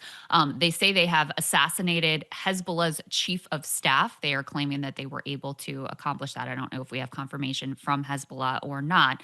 But joining us to break this down, as well as their continued violations of the ceasefire in Gaza, is Jeremy Scahill, of course, co-founder of Drop Site News. Great to see you, Jeremy. Good to see you, man. Great to be back. Thank you. Yeah, of course. So let's start with Lebanon. What do we know about what happened here, and give a little bit of context about how routinely Israel has been violating this ceasefire? Well, let's remember that there supposedly has been a ceasefire in Lebanon for roughly the past year, and Israel has just repeatedly violated it, continuing to carry out heavy bombings. I mean, many Lebanese civilians have died, and what we've seen happen over the past couple of days is that despite this ceasefire, to which Hezbollah is a party, Israel has continued to target commanders of Hezbollah. And I just emphasize that because when you sign a ceasefire, you're signing a ceasefire between 2 armed parties. And so in the case of Gaza, the party that Israel signed its ceasefire with is in fact Hamas. And yet Israel continues to conduct these operations where they're killing commanders of the Qassam brigades. Israel's killed more than 340 Palestinians in Gaza since October 10th, when this ceasefire was put into place. The majority of those are women and children, but they are in fact continuing to target the armed combatants on the other side of this ceasefire deal. Now, anytime Palestinians are accused of firing at Israeli troops, the portrayal of it is, oh my God, Hamas is violating the ceasefire, but this is Israeli policy. You know, the late Palestinian poet Rafat al-Arir, who was assassinated by Israel, said that when they sign these agreements, it means you cease and we fire. So what we're seeing is Netanyahu, while Trump is projecting this idea that he's implemented this peace agreement that's the greatest thing to happen in the Middle East in millennia. You know, he called it one of the great moments in civilization. You have Netanyahu clearly concerned that actually some form of a ceasefire will maintain. And so he's serving as his role that he's perfected as the arsonist in chief in the region. And we're seeing this happening in both Lebanon and certainly in Gaza on a daily basis since October 10th. Yeah. So speaking of Netanyahu, one of the craziest developments I've ever seen, D2 guys, let's put it up here on the screen, is Bibi Netanyahu sharing a Jacobin article about Jeffrey Epstein claimed to have meddled in Israel's elections, which references drop site reporting. Jeremy, drop site co-founder, what is your reaction here? And break down some of the reporting that you guys actually put out and why Bibi seems to be entranced by it. You know, this is a story also that has not, for the most part, penetrated the broader corporate media or the Western media at all. My colleagues Ryan Grimm and Murtaza Hussain have just been churning out expose after expose, and even some people in the alternative media landscape are mischaracterizing what they're actually reporting and saying that it's this salacious gossip thing and sort of comparing it, to Russiagate, hysteria. This is very serious reporting that is showing these deep ties that Jeffrey Epstein had to very powerful individuals in Israel. Ehud Barak, the former Israeli prime minister, has been at the center of a number of these reports showing his connections to Jeffrey Epstein, Mossad figures who were staying at Epstein-linked properties, Epstein weighing in and advising on Israeli electoral politics, which is what caused Netanyahu to come out and post a Jacobin article, which is extraordinary. And in the Hebrew language press, people are sort of losing their mind about this and saying, Netanyahu, is so desperate to sort of distract from, his other narratives that he's even willing to put forward stories from quote unquote anti-Israel news outlets. But this is very serious reporting that Ryan Grimm and Murtaza Hussain are doing. And it's really malpractice that other major news organizations are not focusing on this. They're going straight for some of the other things that are newsworthy. And this is all sort of being distilled through the lens of Capitol Hill politics. But we're showing yet again that someone who was in contact with Bill Clinton, someone who was in contact with Donald Trump, someone who was in contact with very powerful people in both corporate and government entities in the United States, was simultaneously in communication with the power brokers in Israel and clearly had ties to Israeli intelligence. Yeah, it's crazy. It's so crazy. Yeah, I mean, what could be more important than understanding these dimensions of power that are usually invisible to the public, whether it's the American public or the global public, and to get a window into these emails back and forth and the way these deals are being done? I mean, it's hard for me to think of what topic you could explore that would be more significant, more consequential. You know, to your point about the freak out of this Bibi Netanyahu's sharing of a Jacobin article, which is a pretty wild thing. Former Prime Minister Ehud Barak, who of course is the subject and whose email inbox was the one that was hacked, which is why Ryan and Maz have been able to do so much of this reporting. He actually got asked a question about this and responded to it. Let's go ahead and play D3. The publication was in a kind of publication named Jacobin or something like this, which is extremely anti-Semitist and extremely anti-Israeli publication. I wonder how it comes that the Prime Minister found the time to identify it. Probably it was held by his son, who spent his time now not in the front but in Miami. And the whole story is nonsense. You know, it's probably Epstein tried to aggrandize a little bit his role and his activities and so on. I regret of ever meeting him. I was quite friendly with him for years, met many times on business issues and others. This story of intervening in Israeli election is total nonsense. Classic to frame them as anti-Semitic, of course. Well, also, you know, when you're desperate, when you've been exposed, what you try to do then is attack the messenger, implying that facts are not facts because of the news outlet where they happen to be published. And I should say, by the way, that, you know, Jacobin does very rigorous journalism, and certainly the stories that we've been doing for DropSite have been fact-checked. They've been legally reviewed. We go for comment to the relevant parties involved. Ehud Barak has refused to offer any comment on this. So the facts are going to speak for themselves, as in all responsible journalism they should. So, you know, whether Barak wants to actually take this on or he wants to minimize his relationship with Epstein, I think that his own emails tell a story that is very devastating for him and speaks to something much broader about the cozy relationship that Jeffrey Epstein had to power brokers across continents. I think what's so fascinating to me about this entire story is how the Israelis are currently feuding amongst themselves over whether Epstein was an Israeli asset. But the U.S.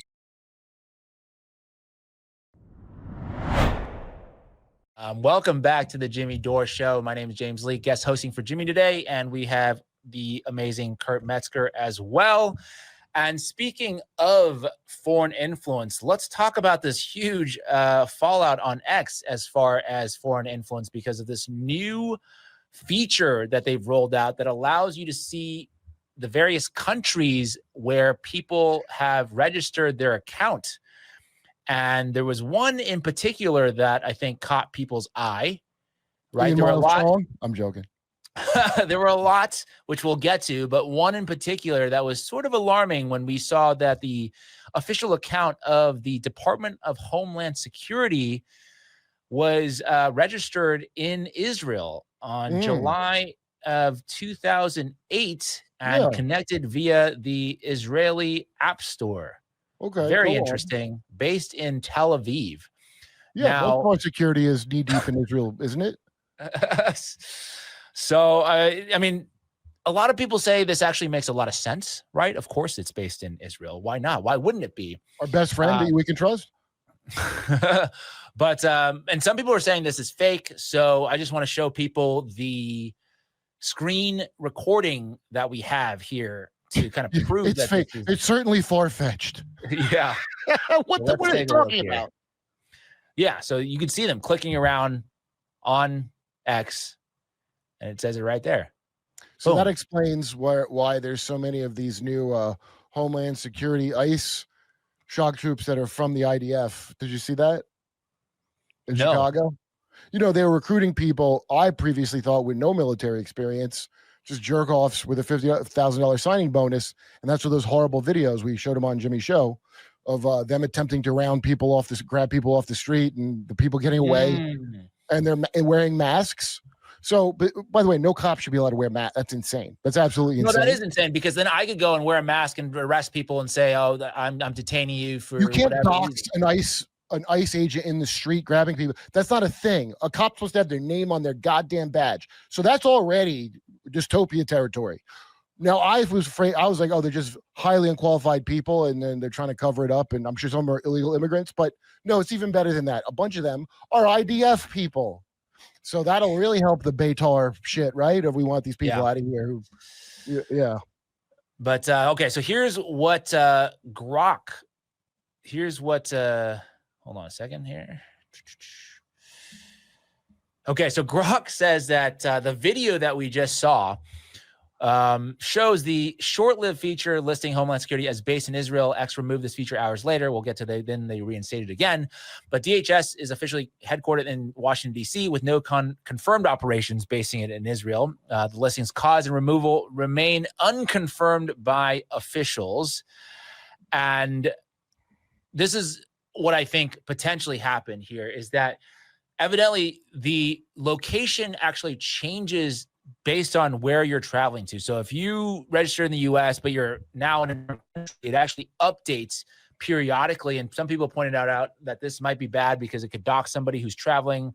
But the official X spokesperson here, Nikita Beer, said that it's actually randomized and delayed to not make this possible. So this could be what happened to the DHS because, one thing that we do know, before we get to that, it has since been scrubbed. So now all official accounts that are associated with the government, they are no longer showing this location feature for, whatever reason, national security, whatever.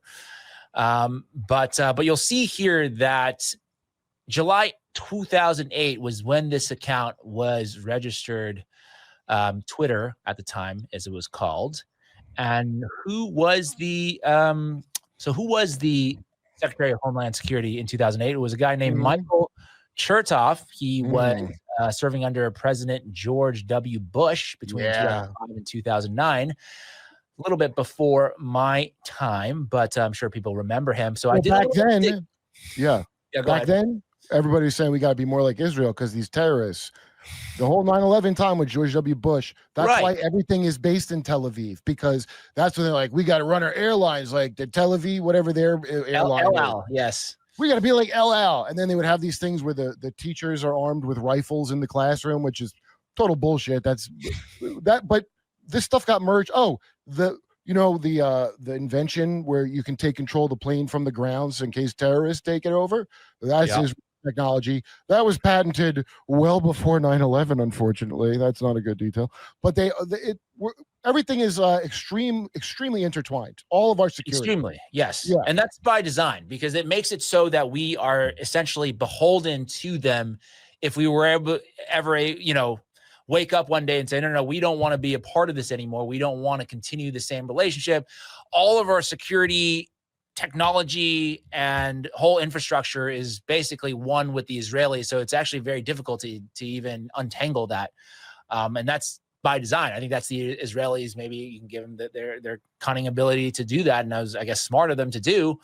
Really opened it up, I would say, George, because if you think about Clinton, he didn't want to give Pollard back. And there was still some kind of semblance of we have a country that's not exactly. Well, for Clinton, they tried to blackmail him with the Monica Lewinsky tapes. So that leads to obviously a theory is that was Monica placed in there by. I say, of course she was. Of course she was. What else would that be? I don't know. Well, that's what I've made that claim before. Some people think it's insane, but I say, hey, there's.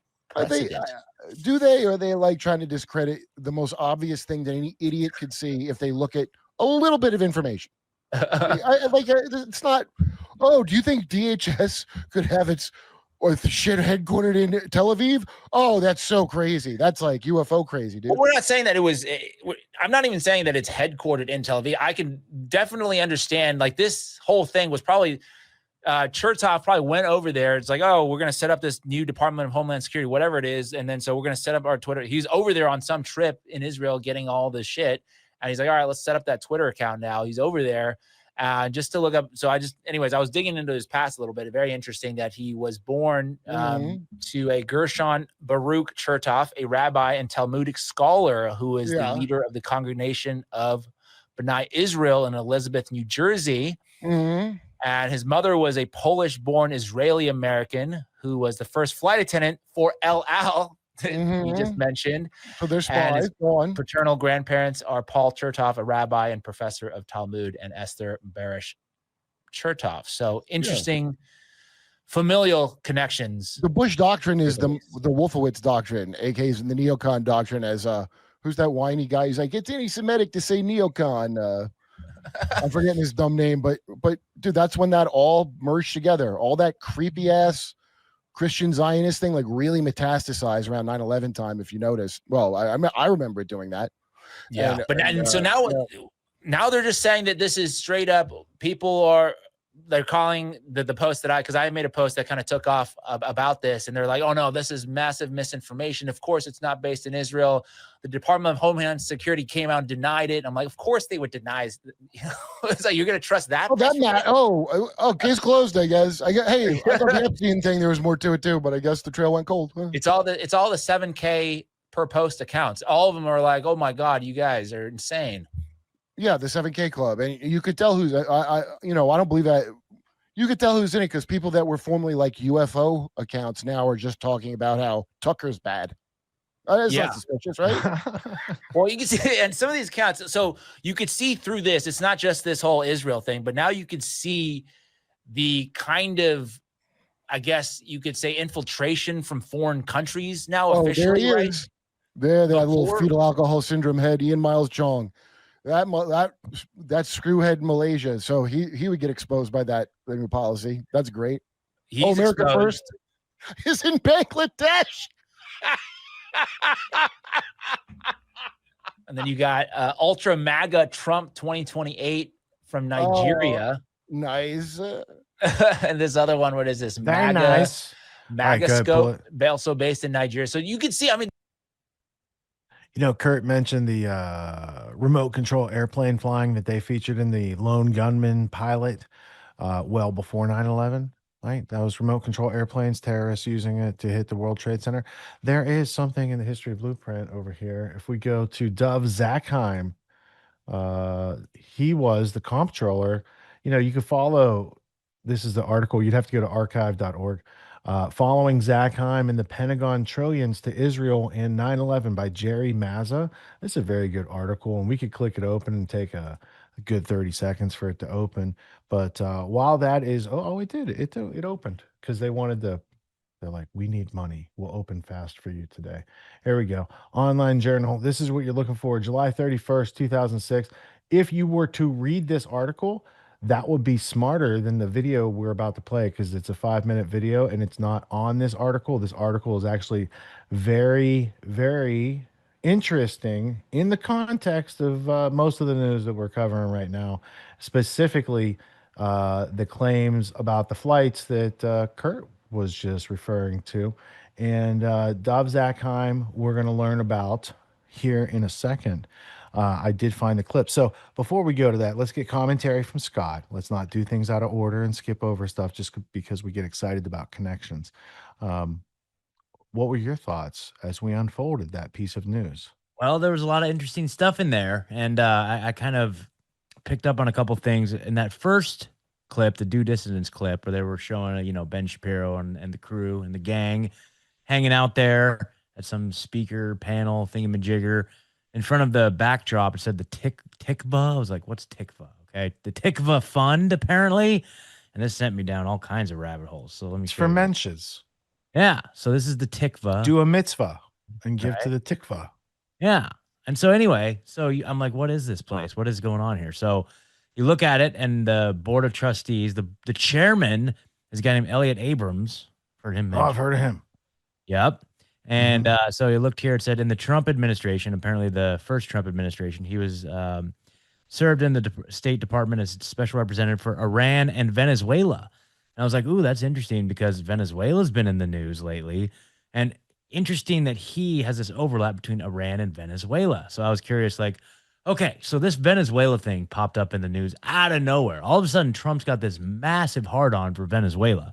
And he says it's about these drug boats, but something tells me that there's maybe something deeper going on here. So I looked into and basically just did a simple query about what is the deal with Venezuela and their position on, let's say, Zionism. Okay. So I got some leads thanks to Grok. Apparently, like Venezuela, Maduro, this guy's like blaming all of his problems on, quote, global Zionism is the cause of all of his problems and ills these days. So Times of Israel, Venezuela, Maduro blames international Zionism for unrest after disputed vote.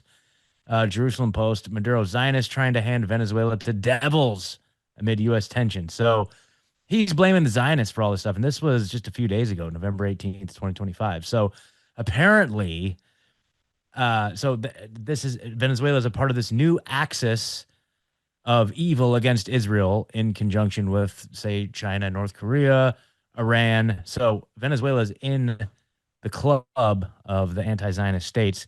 And that leads me to believe that, okay, maybe that's really what's going on here. Venezuela reiterates support for Palestine, rejects Zionism and fascism. So they're going hard against global Zionism, and therefore we're bombing their boats and pushing further towards regime change. It was saying here that under Elliott Abrams, that was part of his doctrine as the representative under the State Department to Venezuela. Regime change advocacy. Abrams coordinated with the campaign for Maduro's ouster, including U.S. recognition of Guaido just days before his appointment. So they've been actively working behind the scenes for a very, very long time on behalf of Israel. So again, this is the guy that's the chairman of this pro-Zionist Tikva fund. Very, very eager and adamant about regime change in Venezuela. So there you go. And that's what we do to countries that don't even kidnap our citizens. Yeah, exactly. Interesting. Did Venezuela attack one of our naval ships and then, strafe the rafts, the rescue rafts, and cut off their communications so they couldn't call for help and break a bunch of international laws? Probably not. I think that was Venezuela, wasn't it? Well, yeah, I thought it was. Remember, the USS Liberty has to do with Venezuela. Exactly. Interesting. It's interesting. The noticing continues. $2.3 trillion missing in 2001, and the comptroller was Dov Zakheim. Who is Dov Zakheim? Well, he worked for Booz Allen Hamilton, which is like a Kellogg Brown and Root, a globalist deep state hive that exists outside the purview of presidents and administrations and continues to progress a globalist deep state New World Order goal of technocracy and digital IDs, all these sort of things. So Dov Zakheim is like, he's in the club. It's the same big club they choose to beat us with. So we're going to learn a little bit about him. This comes from those evil Nazis. 9/11 planes. Dov Zakheim and was CEO of Systems Planning Corporation. I don't want to tell you what they did or hint toward remote air control that would, make hijackers just an interesting part of the script and not really an actual and factual deliverer of the incendiary mass transport weapons that they developed out there. So anyway, we're going to learn about that. And after that, we come back to present day reality. False flags. The Israel connection to the DC National Guard ambush. Now, this is not my claim. This is that guy, James Lee, that you just saw sitting in for Jimmy Dore. So we have a report from him. Then we have something from the philosopher known as J.P. Sears, and his thoughts are zero ties to Israel. It's a news update. He's going to play the news guy character, I guess. And then Kim Iverson has the title piece for this episode because apparently it was Thanksgiving in America. And some world leader types got together and they had their own Friendsgiving, a First Amendment type of rally. And when I saw part of the footage, I was like, that's demonstration art. It's First Amendment. It's clever in some ways to get people's attention. And then my wife informed me that she looked up the claims that are on the menu and that there is substantial evidence behind the claims, that they're not frivolous, poetic words being used in a callous way to frame people who aren't doing anything. It's actually a description of reality. And then I saw the photos and the video from inside Union Station. Now, I used to live in DC area. I used to go through Union Station on a regular basis. That is not an easy place to set up and table your wares. Okay, so I guess a First Amendment protest, I don't know who shook whose hand with some money in it, but I was kind of flabbergasted to see such a display of art in such a public facility in our nation's capital, being that it would be diametrically opposed to the people in power of that city and the number of National Guard people running around in that city. So without further ado, I want to introduce you to Dov Zakheim. You can look up the Jerry Mazza article if you want to see about the missing trillions and the other things, but we're at least going to get this part on the record to substantiate the conspiracy facts of Kurt Metzger, my student, apparently, because he calls me his rabbi. And that means teacher, but I think it means it's short for rabbit hole concierge. I show him around. All right, let's go to Dov Zakheim, get some additional details.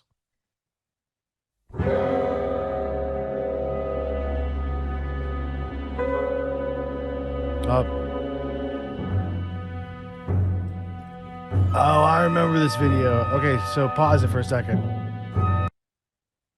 I thought this was part of the documentary. There is a documentary that uses similar pictures and footage of Dov Zakheim. Unfortunately, what that video is depicting is probably a slanted view on the situation. So you're going to get a bunch of colorful words that might refer to people in a collective way. And we as Christians believe that individuals should be judged on their merits and that collective punishment is very unchristian. So if there is some language used in this video in the text format, I think it's not narrated. It's got like scary music to it. They're trying to make a point about Dov Zakheim. But if you discard the messenger and focus on the message therein and the evidence that's being referred to, we might find something substantial. A substantial piece of evidence in the haystack of rhetoric, which I would say I probably don't agree with if I remember this video correctly. Let's check it out anyway. This is an example of free speech, I guess.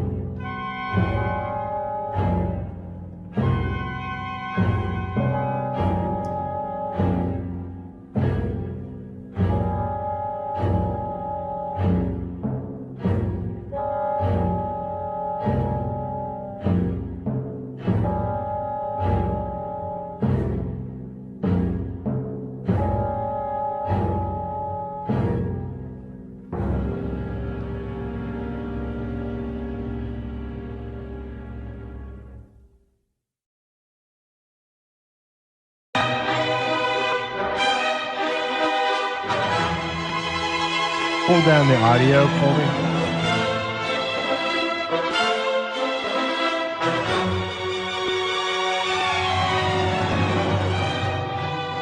Oh, pause it right there. All right, so Betar, there was a clip last week or a couple weeks ago from Max Blumenthal, and they did it in on YouTube. It would be called BETAR, Betar, a propaganda film. And someone from Gray Zone had infiltrated the Zionist organization that was just on screen there being referenced. So when I'm rereading through the facts claimed in this video, I'm seeing new things that I've been educated on in the last couple of weeks of news that seem to be in a video from a long time ago about 9/11 and who might have hijacked the planes. So please continue to play it. Just pull down the Wagner a little bit, and we'll put the rest of this in the record.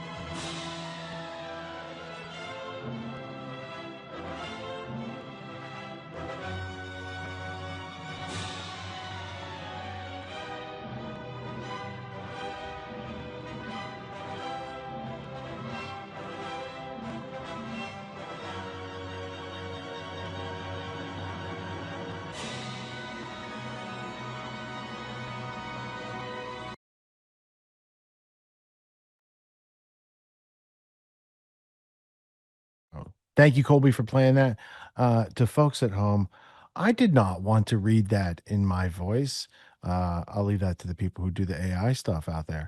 I wasn't sure of what the claims were going to be, and I'm not the person to substantiate all the claims made, being I'm not the researcher. However, if you analyze the claims made in that video sentence by sentence and you remove any abrasive rhetoric, you might find a chain of history that very much plays into today and seems to be multi-generational and something that we're not all being clued into but might exist, and therefore the people hiding it know what they're doing is wrong, and their views on censorship are very pro censorship to be able to hide those facts from you, the viewing audience. So with all that being said, let's go back to James Lee, continue to JP, end up with Friendsgiving over at Kim Iverson's, and then we'll be right back to comment because we have more in store for this episode.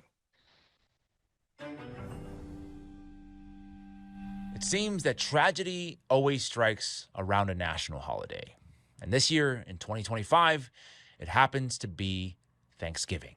On the eve of a national holiday, we begin with a national tragedy. 2 members of the West Virginia National Guard on crime-fighting duty in Washington, D.C. were shot and critically wounded today. An Afghan national named Ramanullah Lakhanwal has been identified as the suspected shooter in the ambush attack that killed 1 National Guard member and wounded another just blocks away from the White House on Wednesday, says the Department of Homeland Security. According to Jeff Carroll, the executive assistant chief of the D.C. Metro Police Department, the suspect was subdued at the scene of the shooting and taken into custody by National Guard members and law enforcement officers. Interestingly, Carroll said the suspect appeared to be a, quote, lone gunman that raised the firearm and ambushed these members of the National Guard as they patrolled near a mass transit station in downtown D.C. A horrific incident, in my opinion, whichever way you look at it, regardless of your politics, but there are some very interesting and peculiar things the mainstream media doesn't want us talking about. Per my research, on November 20th, which is just 6 days prior to the attack, Google search trends showed a small but documented and noticeable aberration in searches for one Ramanullah Lakhanwal originating from the DC metro area. I then zoomed in to look at more closely the search activity for just the day of the attack, and I was absolutely shocked, just floored by what I saw, because look at that. There is a massive spike in searches for Lakhanwal in the wee hours of the morning of November 26th. Once again, that is the day of the attack. A spike, I might add, that completely dwarfs even the number of searches after the news of the shooting broke later that afternoon. Here is a screen recording that I took just to make sure the evidence is preserved, which, by the way, has already been wiped by Google. Of course, the question still remains, why would there have been people searching for this guy's name a week prior to the attack, and then another massive spike in the early morning hours the day of the attack? That strikes me as very strange. Another very strange data point, 4 days prior, someone, probably multiple, most likely, in the state of Israel was searching for the name Sarah Beckstrom, the National Guard soldier who tragically lost her life during the November 26th attack in D.C. What is that all about? Well, it has since been uncovered that the alleged shooter, Ramanullah Lakhanwal, was, in fact, a former CIA contractor in Afghanistan. Authorities confirming the alleged attacker, 29-year-old Ramanullah Lakhanwal, drove across the country from his home in Washington state to carry out the shooting. Confirming, too, that the married father of 5 was a member of an Afghan army unit in the city of Kandahar that worked closely with the CIA, brought to the United States amid the U.S. military withdrawal from Afghanistan in 2021. This individual is in this country for one reason and one reason alone, because of the disastrous withdrawal from the Biden administration and the failure to vet anyway, in any way, shape, or form, this individual and countless others. Ooh, Kash Patel, seemingly always 3 steps behind. Clearly, now you can see he's playing politics instead of trying to actually figure out what the heck happened. Because officials say that, yes, Lakhanwal came to the U.S. from Afghanistan in 2021 during the Biden administration and applied for asylum in 2024, But according to 3 law enforcement sources, Lochinwall was granted asylum yet again in April of 2025, this time under President Donald Trump. So the big question is, was he really a quote unquote lone gunman, or could this have been something more? Something like maybe a domestic false flag operation, or maybe even a U.S.-Israeli joint foreign operation. None of those things, by the way, I'm ready to conclude as of this moment, but I think the sheer fact that these theories are widely floating around on the internet, and they are, just go look, is, I think, a direct indictment of the massive level of distrust in our government and legacy institutions. Because think about this, if we were just to rewind maybe perhaps a couple of decades, Occam's razor, right? The idea that the simplest explanation for a phenomenon is usually the correct one for this situation would be, hey, this guy has seen some really horrible and violent things in his lifetime. As his childhood friend has told the media, right? He was, quote unquote, disturbed by the casualties his unit had caused in Afghanistan, and thus probably maybe struggling with a host of mental health issues. And for whatever reason, it bubbled up and manifested itself in this kind of violent decision that he decided to take against members of the U.S. National Guard. That explanation seems kind of reasonable. But in 2025, that explanation is no longer Occam's razor. Because earlier this month, The Blaze published a bombshell investigative report alleging that a Capitol police officer was possibly involved in the planting of pipe bombs on January 6th. The FBI, led by Kash Patel, has, of course, poo-pooed this claim, but Representative Thomas Massie of Kentucky claims a whistleblower has alleged that an FBI cover-up could be at play here, and he directly called out Kash Patel in this recent tweet. Let's talk about Thomas Crooks, the young man who tried to assassinate Donald Trump last year. Another potential cover-up, as we have just learned. In this case, a claim that he was possibly recruited by a mysterious figure named Willie Tepes, who allegedly started pressuring Crooks to commit violence. We also know of past cases of entrapment where our 3-letter agencies would literally go and radicalize Muslims living in America to do violent acts against America. So at this point, I don't think we can simply just trust the authorities unless, of course, they provide strong, irrefutable evidence to back up any of the claims they are making. But even putting aside this sort of controversial idea that this could be some kind of CIA deep state false flag operation, that the shooting was somehow staged or manipulated in order to manufacture a crisis, even discounting that, perhaps the most important question that I think we have to ask right now is, who benefits? Randy Fine, one of the most rabid pro-Zionist members of Congress, has already used this incident to justify anti-Muslim hate, okay? He's writing that he was an illegal immigrant Muslim terrorist, just attacked the National Guard. The time for soft words is over. We, of course, know that he was not actually illegal, but granted asylum by both the Biden and Trump administrations. And just going to put this out there, might there be a country in the Middle East that Randy loves a lot who might benefit from increased negative opinions of Muslims and or Muslim nations amongst Americans? Just asking the question. And speaking of Trump, we know of his desire to beef up domestic military presence. Cities that are troubled. And we're sending in our National Guard. And if we need more than the National Guard, we'll send more than the National Guard, because we're going to have safe cities. We're not going to have people killed in our cities. Well, what better pretense to send in more troops to American cities than those very troops getting attacked by violent, lawless individuals? In fact, he has already leveraged this shooting to deploy an additional 500 National Guard members to D.C. This, I don't know if you know, comes just a week after a judge ordered an end to Trump's troop deployment in D.C., calling it, quote unquote, unlawful. These are, I think, all legitimate questions that Americans should be asking. The last thing I will say for today is that the answer to America's general malaise, whether we're talking about the economy or crime, is definitely not to give more power to centralized authority, because the most likely outcome of that will simply be a continued erosion of our civil liberties and more resources being diverted away from the day-to-day needs of everyday Americans. That is it for me this week. Let me know what you think.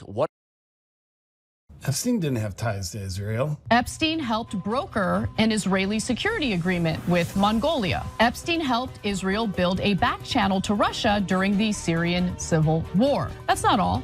Epstein helped Israel sell a surveillance state to the Ivory Coast. Oh, that's just anti-Semitic. Good evening and welcome to We Lied to You News. With the upcoming Epstein Files definitely full and transparent release, we have some important updates and accusations, along with breaking transgender science from RFK and the HHS. But starting with, Marjorie Taylor Greene has resigned her congressional seat, saying she's tired of being treated like a battered wife to Trump. Well, if only she listened to Trump the first time, then he wouldn't have had to do it. But you live and learn.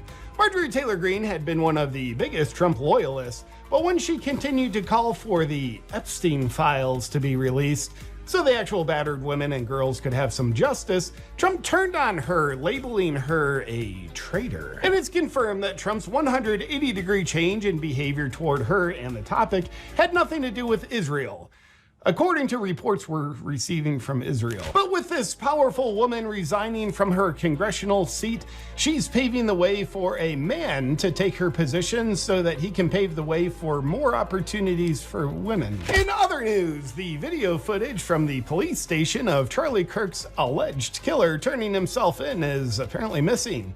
So that doesn't exist anymore.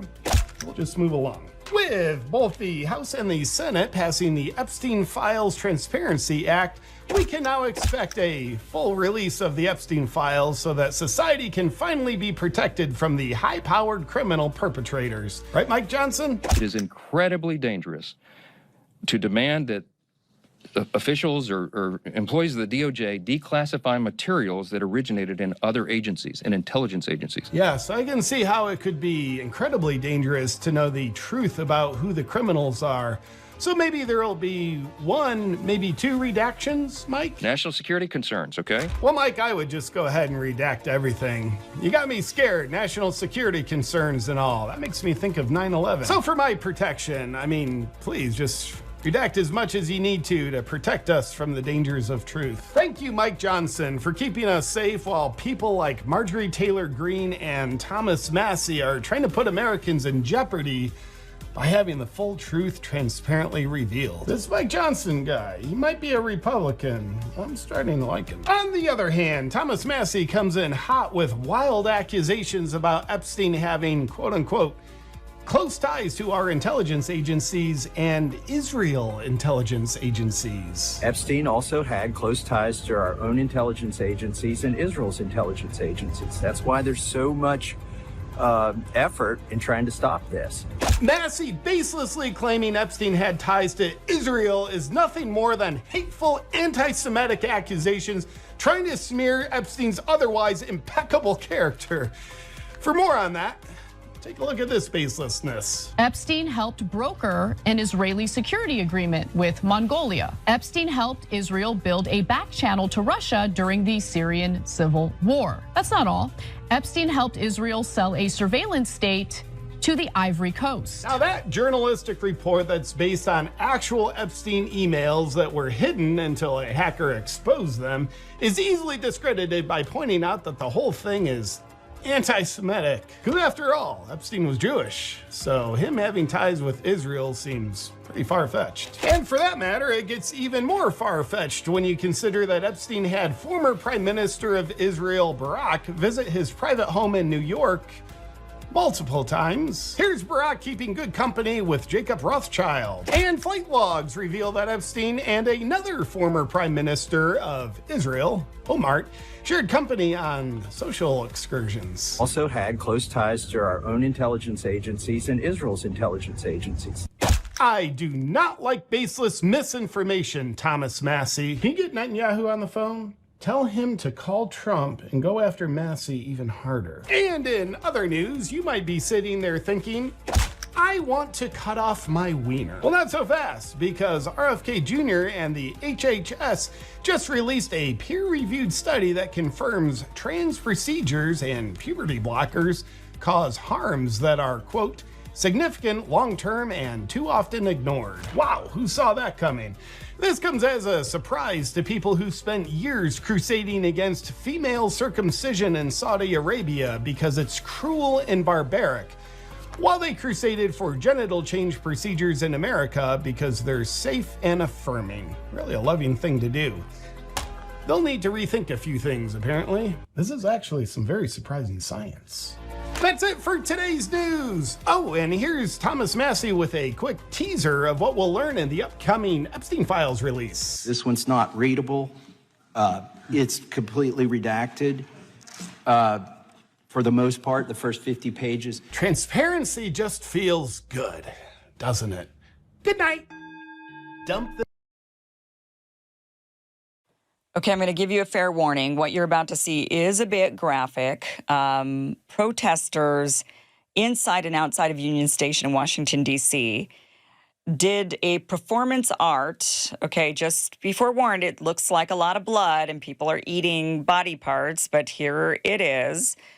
They staged this protest, this performance art protest, where leaders from Donald Trump, Netanyahu, Marco Rubio, Antony Blinken, and Joe Biden dined on the body parts of Gazans, is essentially what these protests was depicting. So you could see them there eating the various different body parts. This was called Israel First Friendsgiving Dinner.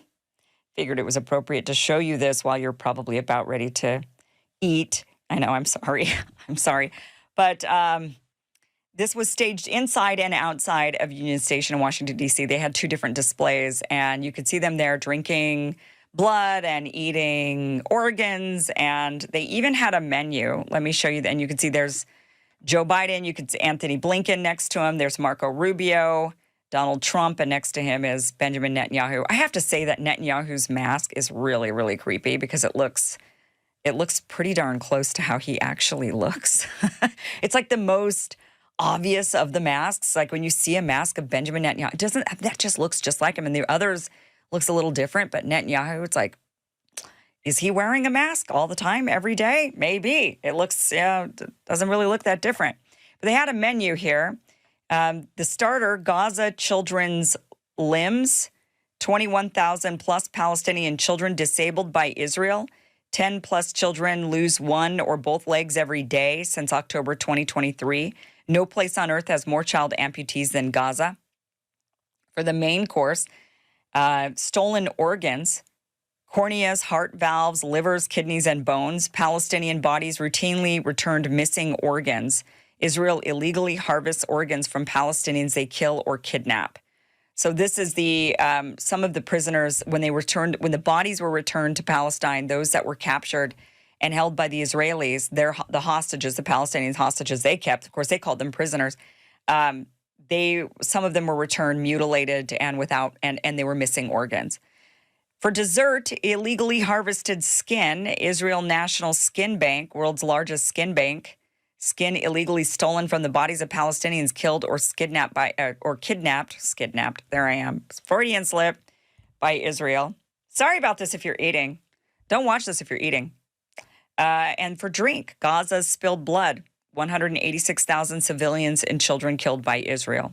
Of course, this got a lot of backlash. Many were sharing this. This is blood libel, was on full display today. This is the American Jewish Coalition. And they shared, American Jewish Committee. They shared this, the age-old anti-Semitic trope mistaken as activism and performance art. So they were pretty upset about this. Also,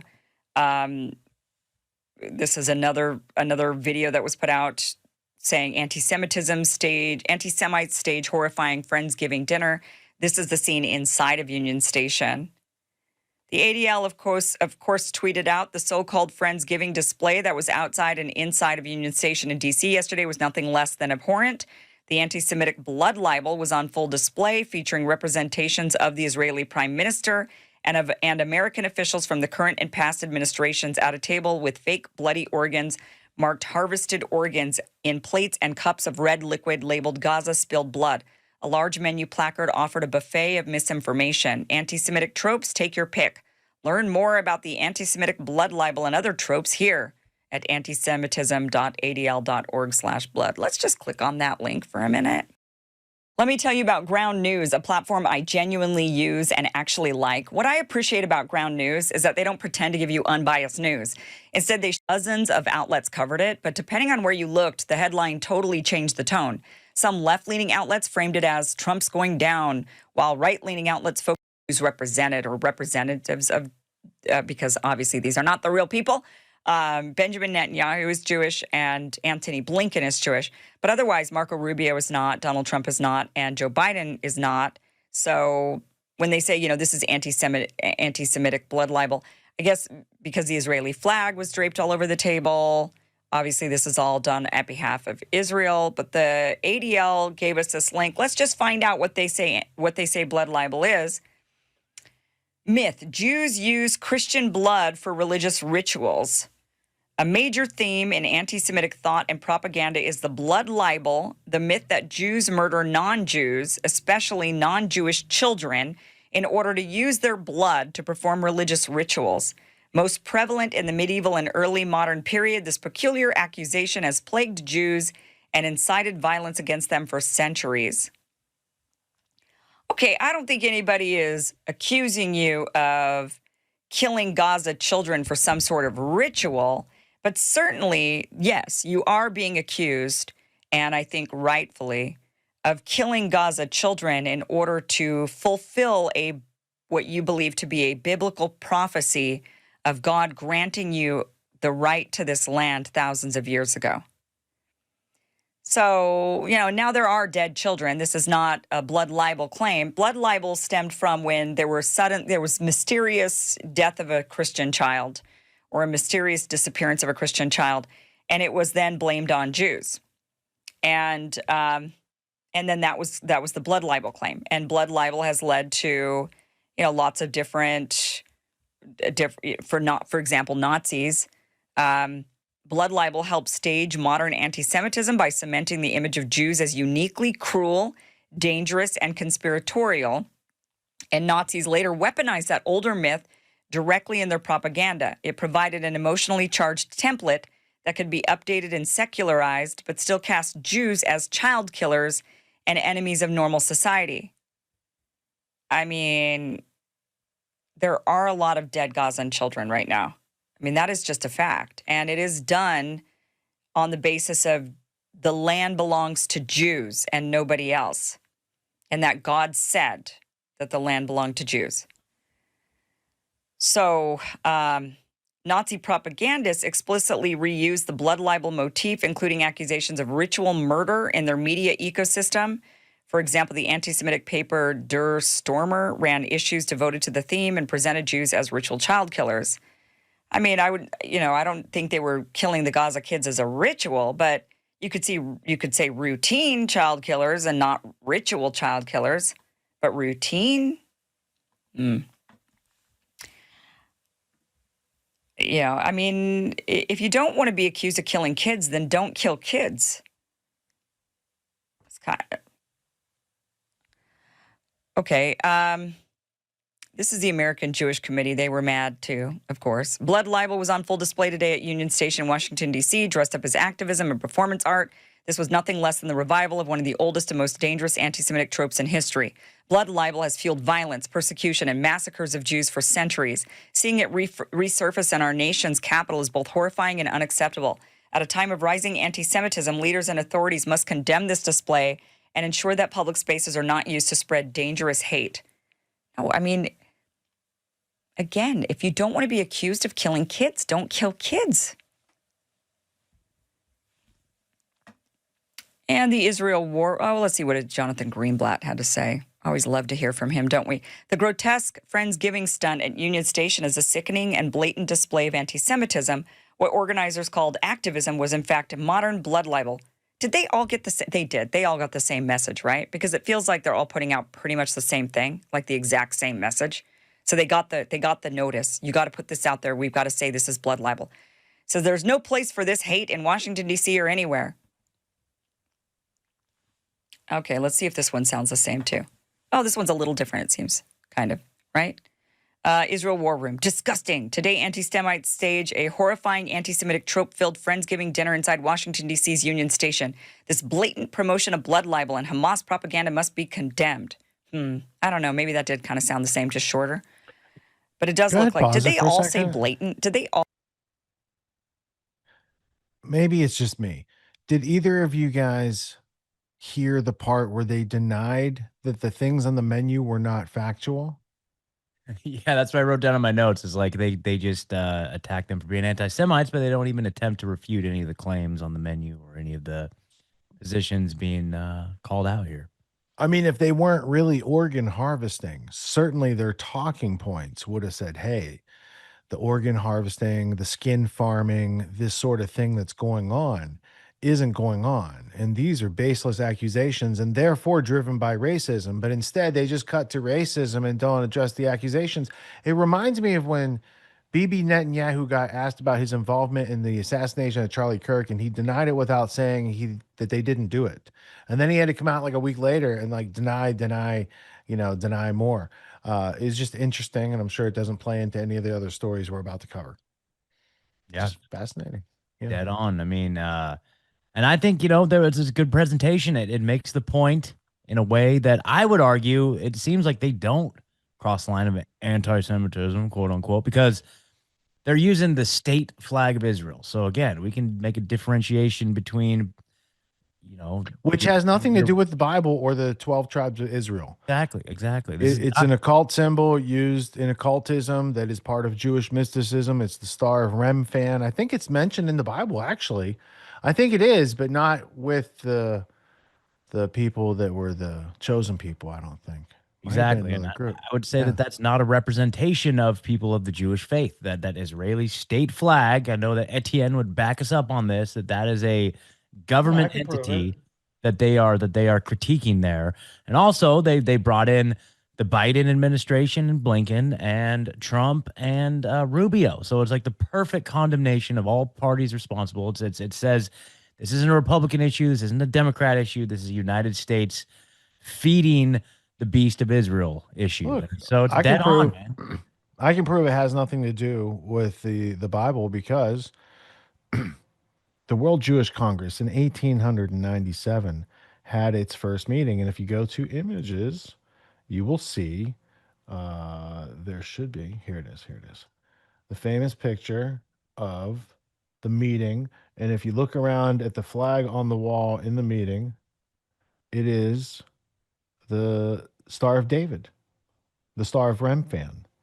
This was a group created by atheists who were not religious. This is not a Bible symbol. It is an occult symbol. It is the union of the male and the female.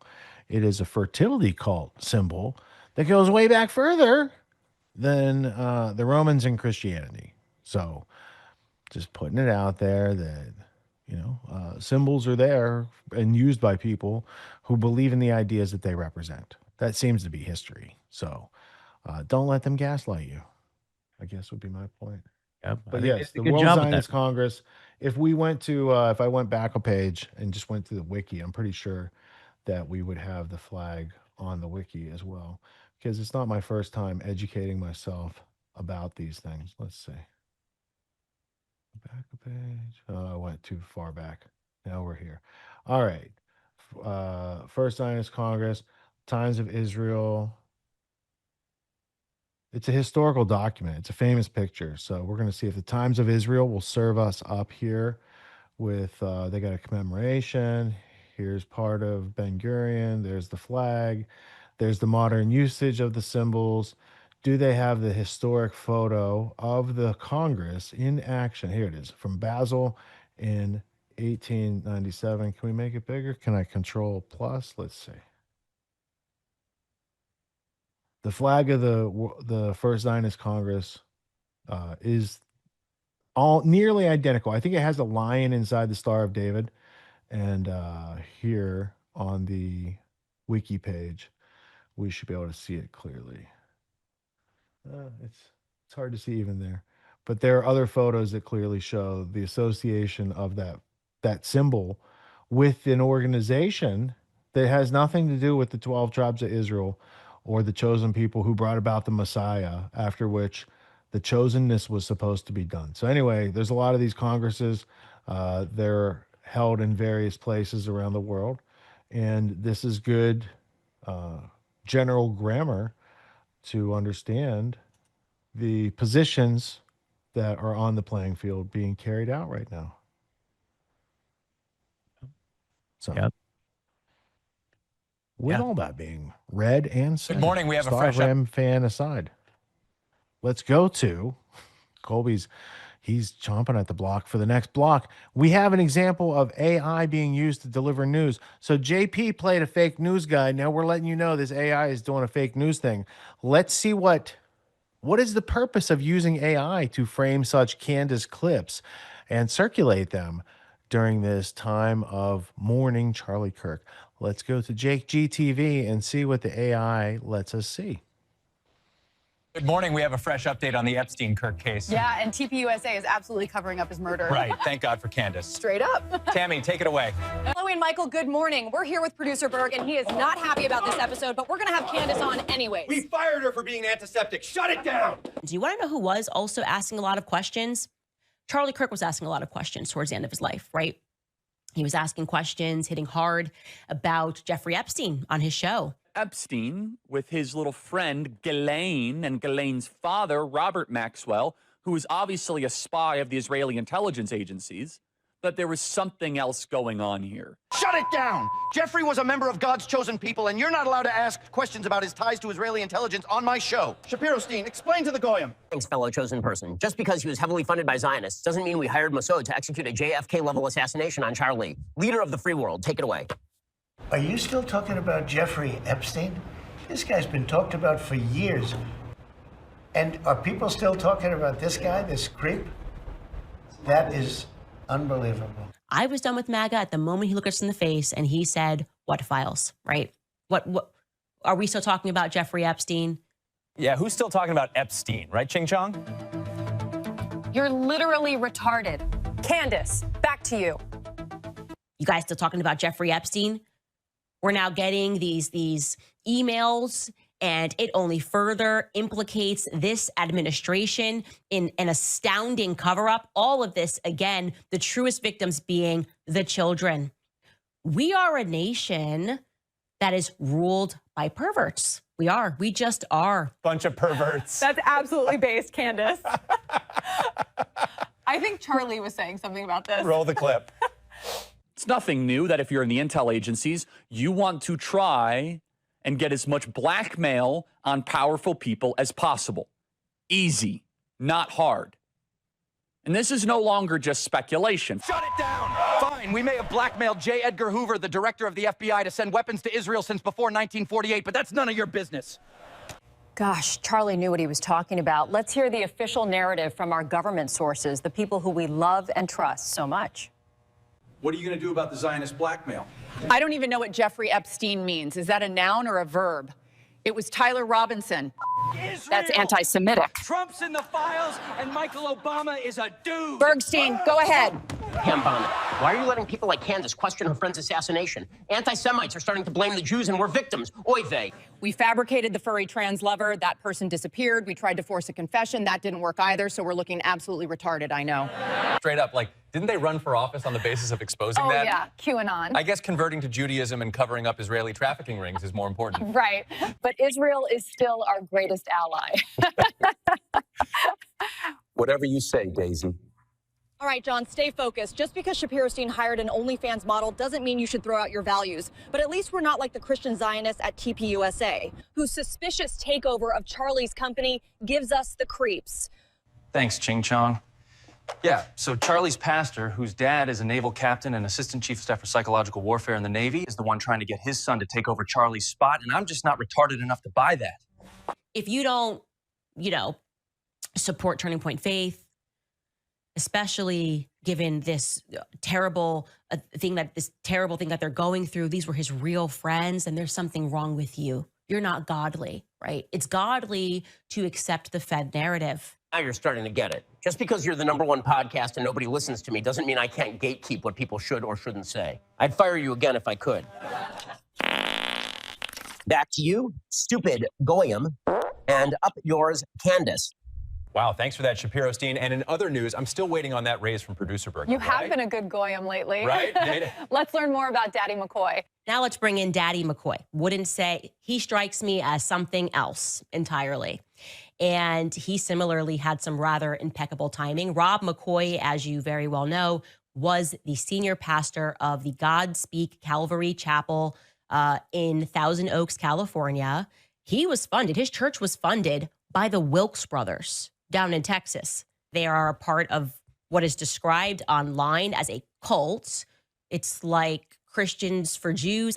You look into it yourself. I honestly can't explain it, but that's just something that you should know in the background. Thanks, Candace. The guy seems sketchy. I agree. Yeah, didn't he employ a known predator who lured children in by pretending he lost a cat? Yeah, he did. Yeah. Watch him rationalize it. Yeah. But how long ago was this? Like 28 years. 28 years ago. Yeah. Oh. 28 years ago. All right, go ahead. Can we put this to rest, ladies and gentlemen? Can we put it to rest? Erica Kirk said that she believed they have a great team in Kesh Patel and the FBI. And I'll see you in Valhalla. She believed that Tyler Robinson killed her husband. And at his memorial service, she said she forgive him. Can you shut the front door about all these conspiracies around Charlie Kirk's death? Absolutely not, Tatum. Yeah, we're not buying your Hasbara propaganda. Get out of here, Talmud Tatum. Yeah, we're trying to listen to a real-ass Candace, take it away. So he's upset and he goes on to talk about how people online who don't know the full story are digging stuff up and like this guy's really a good guy. And I'm going to have Camino actually explain what really happened that put him into prison. Let me know if you're buying this story that he's about to tell. Take a listen. So this is like early 90s, a nice little beach community in Orange County. And I get accused of a crime that I did not commit. It's a falsely accused. It's an underage girl thing. Prosecutor said he approached young girls, lured them into secluded spots such as a riverbed and the basement of a house by asking them to find his cat. They bring this girl and they film an interview. And it's this interview where the kid doesn't care what she's saying. She's not upset. She thinks she's waiting for her mom in a dentist office. Eventually, they get her to say that there was some inappropriate touching on that. Bro molested children and denies it. Where's a millstone when you need one? Back to you, Candace. Camino grabbed the girl's hand and forced her to touch him. We're talking about third graders, not toddlers whose memories might be iffy, who might have difficulty communicating things, might not find the right words, might not be sure of themselves, but 8-year-olds who are fully online mentally. This whole thing is a total sham. They say they have footprints and forensic evidence, and they have 17 specific items that they're looking for. They get 11 of them. So I did 1,536 days for a crime that I didn't commit. They found 11 out of 17 items related to the investigation. Wow. Yeah. Sounds like total accident. What a creep. Yeah, lock him up again for lying. What an insult to all the minors he lured into basements to touch, right? I'd like to lure him into a basement, if you know what I mean. Maybe if you stopped eating goy slop and could say Christ is king, I'd believe you. But tolerance is strength. Introducing the all-new Goyslop Junior Filet. Die of diabetes. I hate myself. Goyslop Junior. Because tolerance is strength. So it's just all one big conspiracy that involved 2 counties, neighborhoods filled with parents and children. A witness who still to this day remembers and emailed me to remind me about this, people who posted and said this is absurd and brought it forward into Rob's church and said it's absurd that you are allowing him to be around youth despite his record. Also his ex-wife and the appellate court. Shut it down, Candace. Pedophilia is not pertinent to the discussion. Now, back to blaming Christians. It has nothing to do with us. You just hate Jews. The CIA implications of who exactly started the Calvary Chapel, Chuck Smith is his name. The implications here, when you look at all of the military characters that are involved, really have me asking a lot of questions. Nobody asks questions without us shutting it down. Do you want to end up like JFK, Jackie, or your good friend Charlie Kirkberg, the Jew lover? That's right, Producer Berg. How about we mass strike her YouTube account and smear her on the ADL? That'll teach her not to question things. And by the way, I despise all of you people. Isn't that cute? Shapiro-Stein believes the FBI and CIA narrative. Remind me again, what are your sources? My sources are the President of the United States, the Vice President of the United States, Kash Patel, the head of the FBI, Dan Bongino, the Deputy Head of the FBI, and Pam Bondi, the Attorney General. And those aren't just my sources. They're everybody's sources because they publicly came out and said this. Wow. Poor guy is like really retarded. That's based. Ching chong. Okay, now let's get back to talking about Mikey, also known as the Chief of Staff, or Rob, the lying pastor's son. And my husband's Chief of Staff, the amazing Mikey McCoy. My friend Mikey McCoy, the brilliant 24-year-old who at the time when Charlie was shot was 23 and was a hero that day. I used to be known as Charlie Kirk's pastor, now I'm known as Mikey McCoy's dad. The minute Charlie was shot, he called me, says, Dad, Charlie's been shot in the neck. Please call every pastor and pray. I said, okay, son. He has wits about him. He was just directing. He had blood all over him. And there's the first lie. Yeah, he literally dipped off mid-phone call and won't give out his call logs. What a coward. Except Mikey did not have blood anywhere near him because Mikey was behind the tent when Charlie got shot. I want to address something. The stupidity of the internet.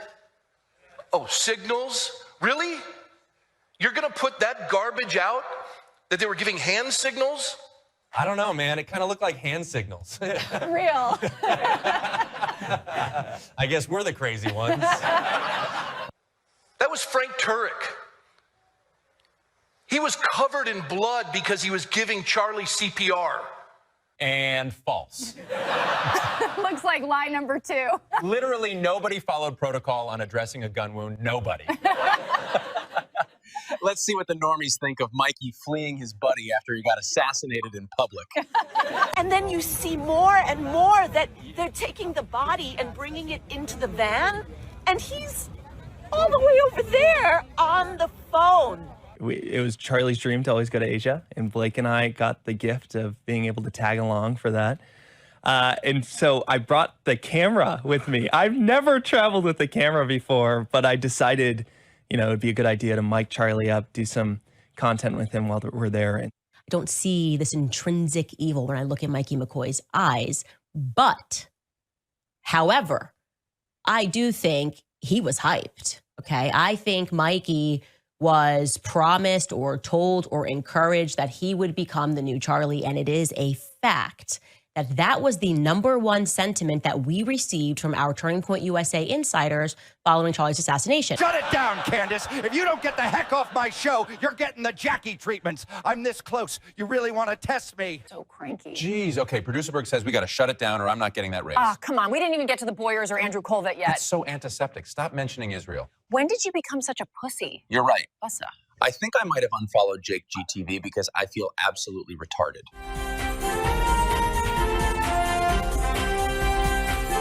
Jeffrey Epstein was not a financier. He was not a hedge fund manager. Jeffrey Epstein was a key player in a multi-decade blackmail operation against the most powerful people on the planet. What happened to Thomas Massey? He's standing up to the system, and they're like, guess what? $20 million from Marion Adelson to primary your ass. Yeah.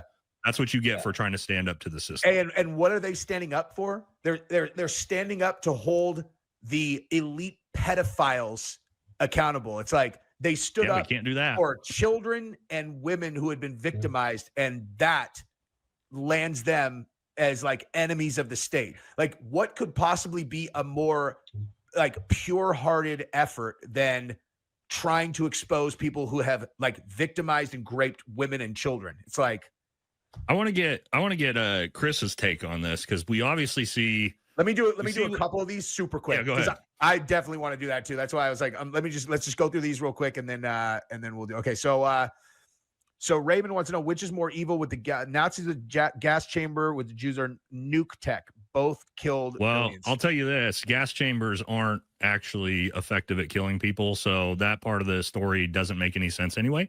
If you actually believe that, gas is super ineffective, it's super expensive. That's not how they were killing people in the Holocaust to begin with. So I'll just say that. People don't like to hear that, but that's the truth.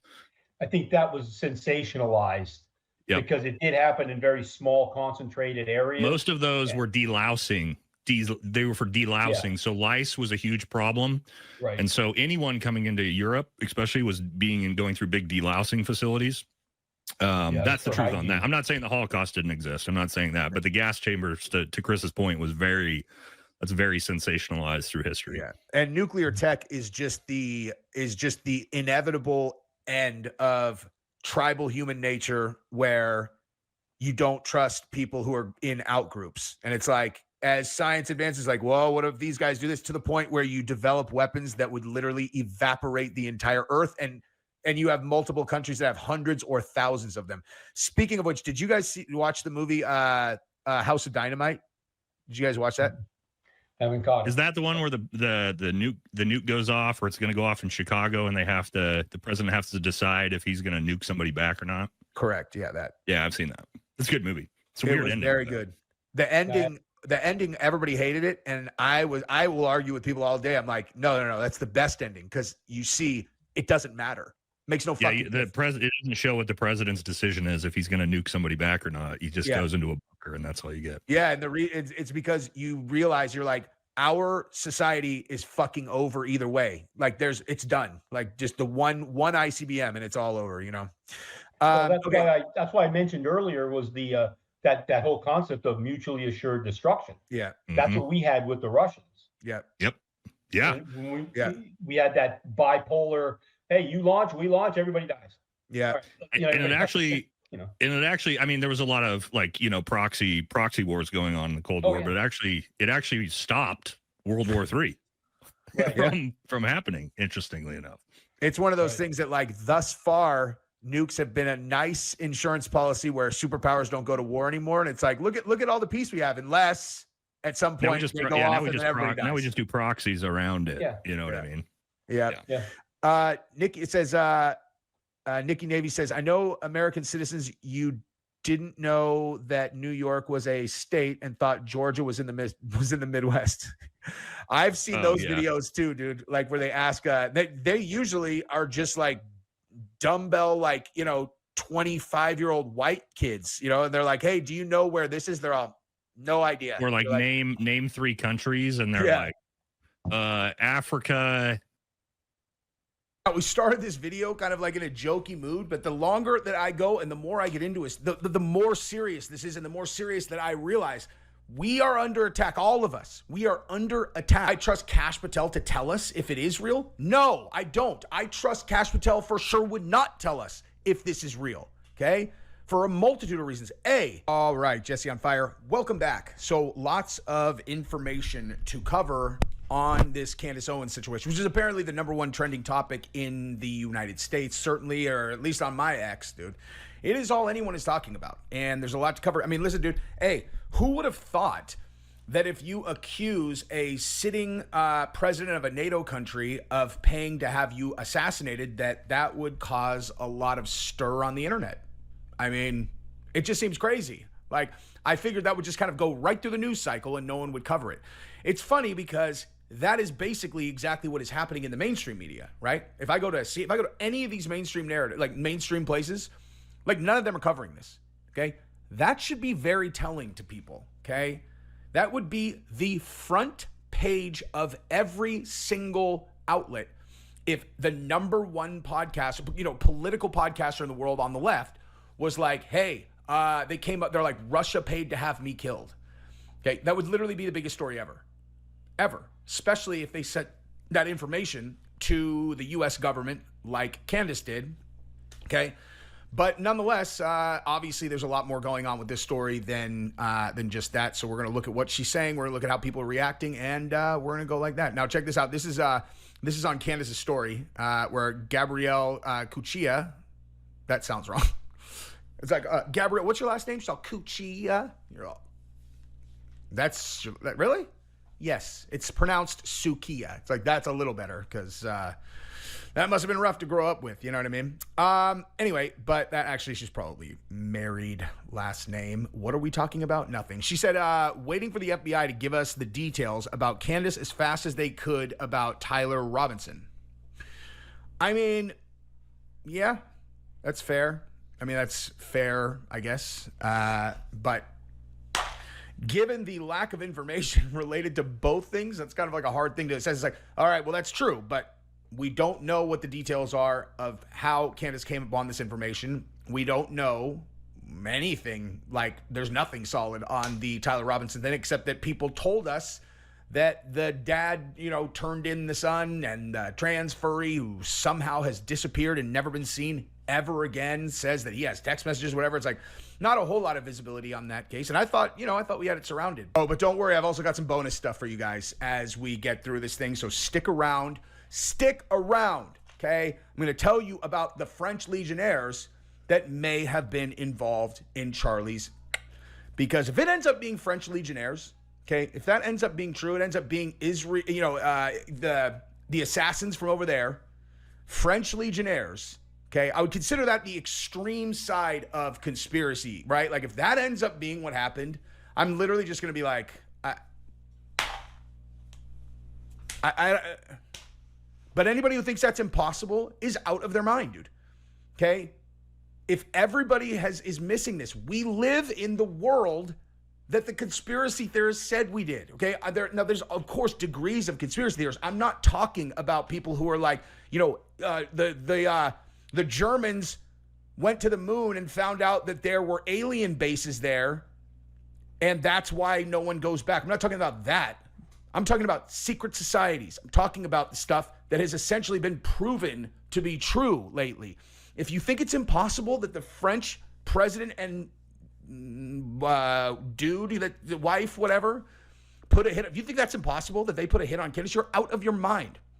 You can't have it both ways. You can't be like, oh, this is a conspiracy of the government over here, and this is a conspiracy of the government over here, but then you're like, oh, I don't like her. So it's like, oh, it's total nonsense. You're like, all right, like, oh, it's nonsense. She has the #1 show in the world, and she uses her platform to just torch all these people who are literally the most powerful people in the world. There's nothing they can do about it. You think it's impossible that they would try to whack her out? Come on, dude. Okay, now we're going to get into all of that in a second, but first I got to show you a sponsor of this video, Raycon, and my daughter is in this spot. She is the reason that Raycon keeps on hiring me because she's so cute, and I put her in every single one of these, so sit back, relax. But I've realized, okay, if you click on a video for Candace and I give you Joy Reid first, a lot of people get upset, so I will just tell you that that video that I just showed you of Joy Reid is absolutely hilarious, okay? Absolutely hilarious. Oh, and if you want to throw your boy a bone who works really hard and is trying to get back in good graces with the algorithm, you could like this. The White House and our counterterrorism agencies have confirmed receipt of what I reported publicly. Emmanuel Macron attempted to organize my assassination per a source close to the first couple.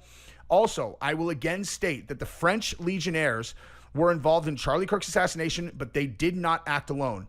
For all of you who doubted my claims, you can now look to the President of the United States and our intelligence communities to issue a statement to confirm whether I am telling the truth. So here's the thing about that, okay? This is the really important part about that. There is no possible way that she would put this up on X if she did not hand information over to the president and the authorities. Now, the authorities would be Kash Patel, okay? Something to think about, right? Okay, so if you don't hear anything from the authorities, you have to keep in mind, right? Like, do you think that there are no repercussions when you make enemies out of people who are in very powerful positions? No, there are, for sure. Okay, so even if this ends up being real, like, let's say, I'm going to give you a hypothetical, okay? So let's say that the source is someone in the inner circle. They reach out to Candace and they're like, look, I can show you this money trail. Here is this, here is this, here is this, whether it's true or not, right? And so she turns that over to, she can get to Trump has her cell phone. She can get to the president, she can get to whoever. She turns that stuff over. They look at it and they go, oh, wow, this is credible. Okay, well, who's going to decide whether they want to make this a classified investigation or not? Or who decides whether they want to say anything publicly? Highly likely that it's going to be Kash Patel is going to be heavily involved, and other people who think that she has been torching their Tyler Robinson investigation or other things, okay? Like, do you think that these guys don't take that personally? I'm not saying she's done anything wrong. I'm just saying, everybody watching this, if you think that because you don't hear anything publicly where no one comes out and publicly confirms it, yep, they really did that, that means that this is not real, you're out of your mind. Matter of fact, even outside of the fact that it would be up to people who probably do not like her very much to report it, you also have to consider what would you do in that situation, okay? Like, you think there are not massive global implications if this is true, okay? There's no way we're going to hear about this, okay? I just want to, like, honestly, if you really think this through, there's no possible way that the U.S. government is going to publicly confirm or deny this. It's impossible. Like, they won't. They're not going, unless they deny it. Unless they deny it, okay? So Candace may have painted herself into a corner here. Because again, and she didn't do anything wrong. Think about it. Like, let's just, again, I'm operating under the assumption that her information is real and that she handed that over, because this would be ludicrous if she did not have real info and hand it over. Okay. But if the information's real, right? Like, you really think that there's no consideration to NATO relations, right? There's no hey, what happens if we lose France in our allyship and then they end up going to XYZ whatever, right? Like, if France leaves NATO or something and then France, turncoats and goes and joins Russia and China in the global economic war, they go join BRICS, okay? France has nukes. You can't lose France in this right now. They would be a, I don't know, what's like a foothold in the European Union. I don't even know if they would even be allowed to do that. They might even have to leave the European Union. This is my point that I'm getting to when you think about this in terms of global strategy, okay?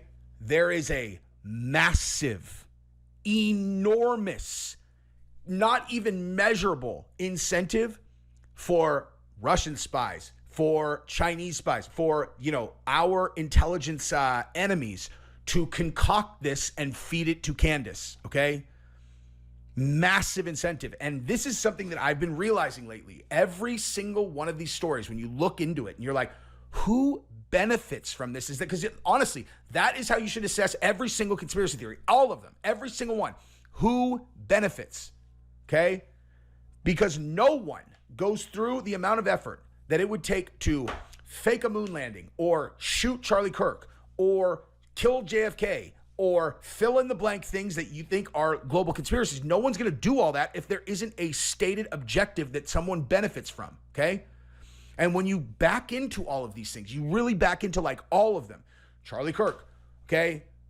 What's the outcome? The outcome is a weakened United States, because you have the left, they're out celebrating, yada, yada. Now, obviously, it took 20, years and years of propaganda to get the sides so divided they would do that. But, the country's divided. You get a country where you can have a guy who would literally say openly he wants the opposing party to get killed, their children die, and he still can get elected, okay? This is all connected.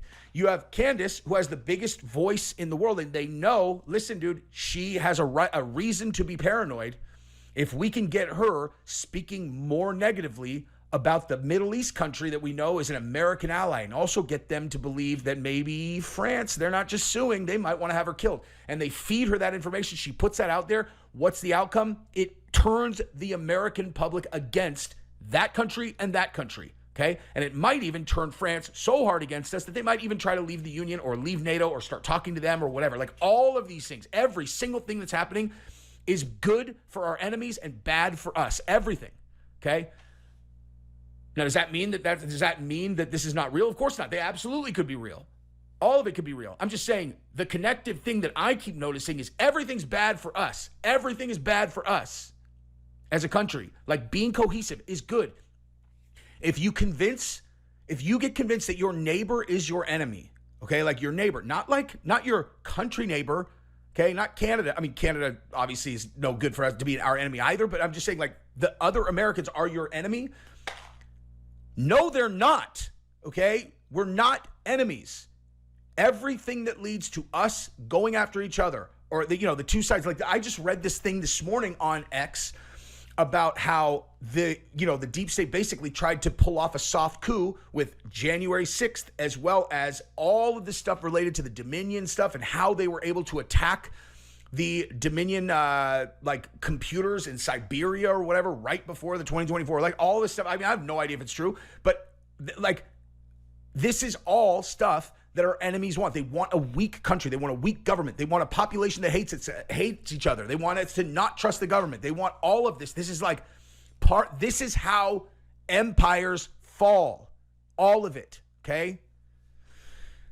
Anyway, but as far as this is concerned, you know, she says that the French Foreign Legion was involved in Charlie Kirk's assassination, but they did not act alone. Okay, so I would love to see the information on that because, again, that sounds so ludicrous to me that I am leaning towards very, very high-level intelligence posing as French insiders.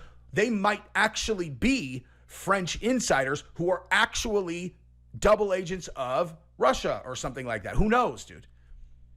Okay? Like, people think of Candace as like a podcaster. She's not a podcaster, man. Okay? Like, she is, but she is a megaphone. Okay? People like, I said she had the number, like, I don't know, a video I did the other day. They're like, I was like, yeah, she's the #1 show in the world. And people were like, she only had the #1 show for 1 week. I'm like, semantics, man. Being the #1 show is irrelevant. I'm talking about what she represents in terms of her ability to influence people, right? If the goal is to divide the population and you can convince her that there's a threat against her and it's coming from these two major strategic allies of our country, and she believes that she's going to put it out there, what does that do? It weakens all of us. Okay? Again, but what's she supposed to do? Someone gives her that information. Why would she not believe it? You got these motherfuckers like taking her to court because she repeated already researched information from France, and she's talking about foreign politicians, and they're suing her for defamation here. Never once in the entire lawsuit I've heard actually stated that Brigitte is born a female. They actually they use some kind of like funky language to like talk around that. But it's like, I mean, so literally, you want to know why I'm doing this video right this second? I was going to do a different video.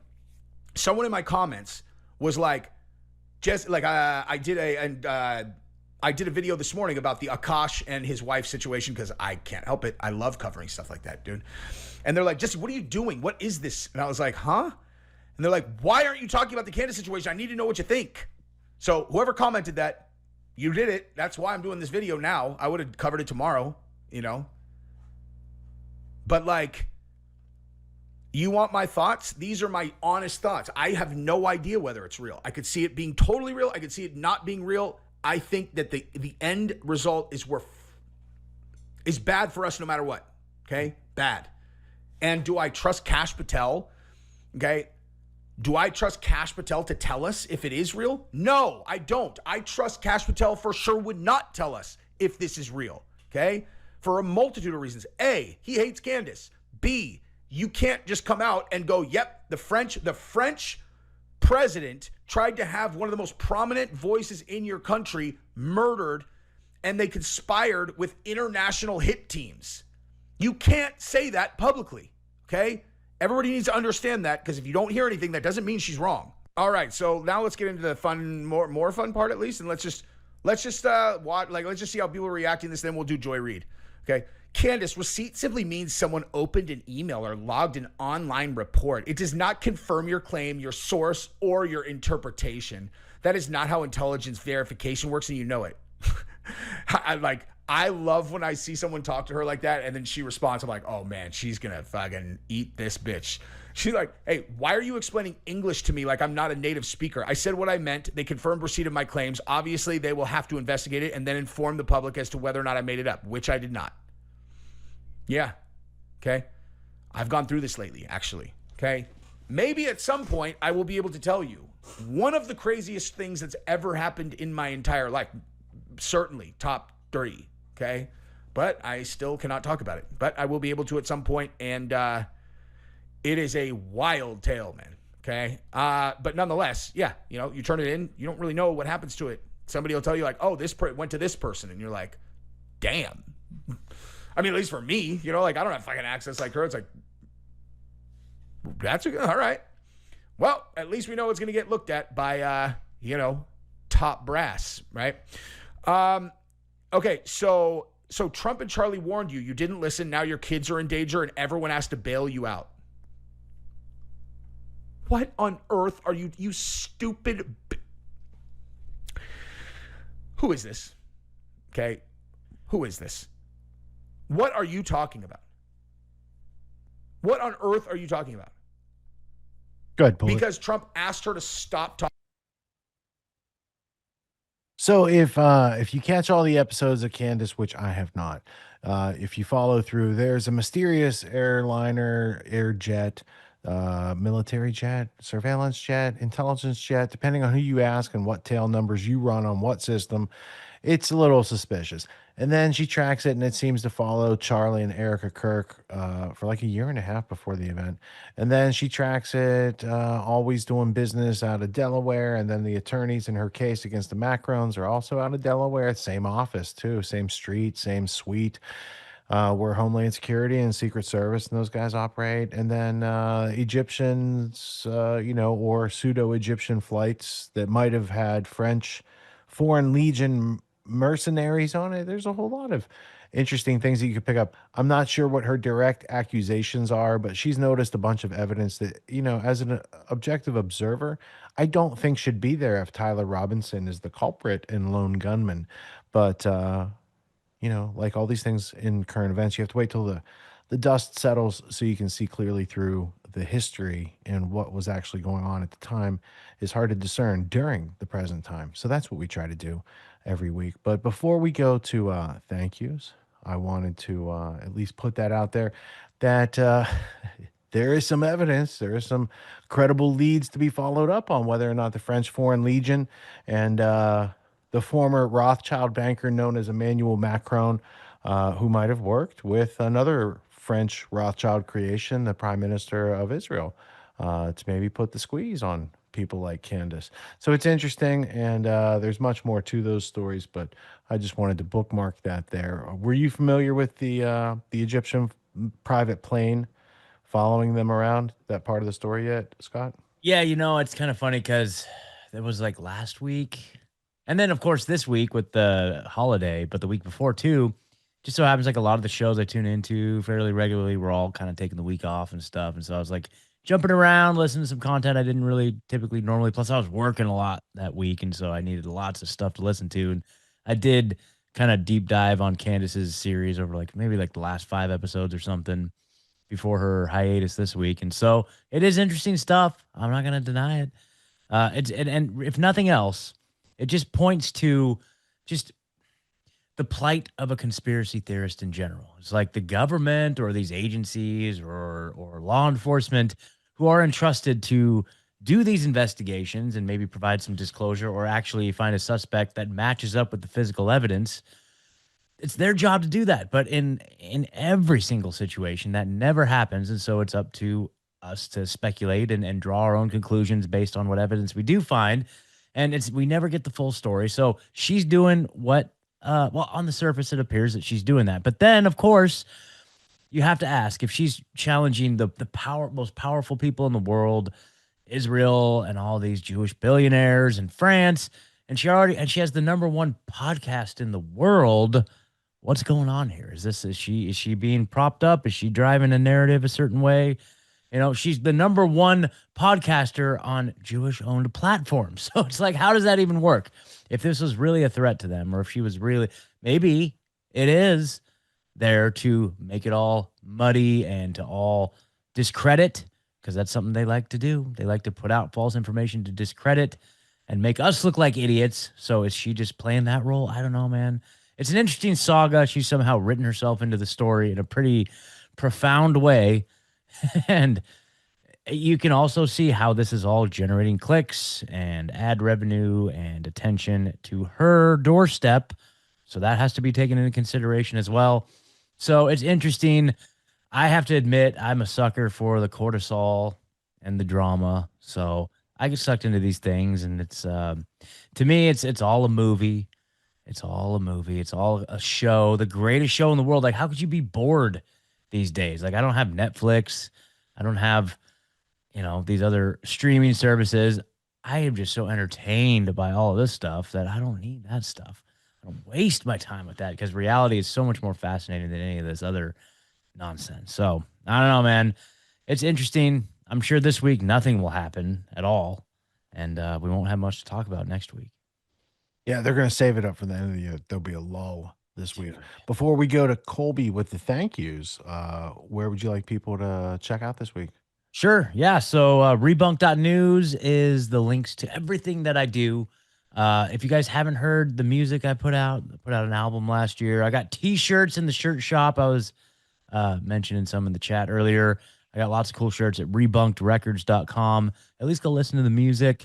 Yep. I'm tinkering with a new podcast. Like I've talked about bot stoppers, and that's coming. That is coming. I promise you guys, beginning of the year. I got a plan for that. So more will be revealed there. And yeah, just rebunked.news for all my stuff. Go follow me on socials and everything. We have a good time. Cool.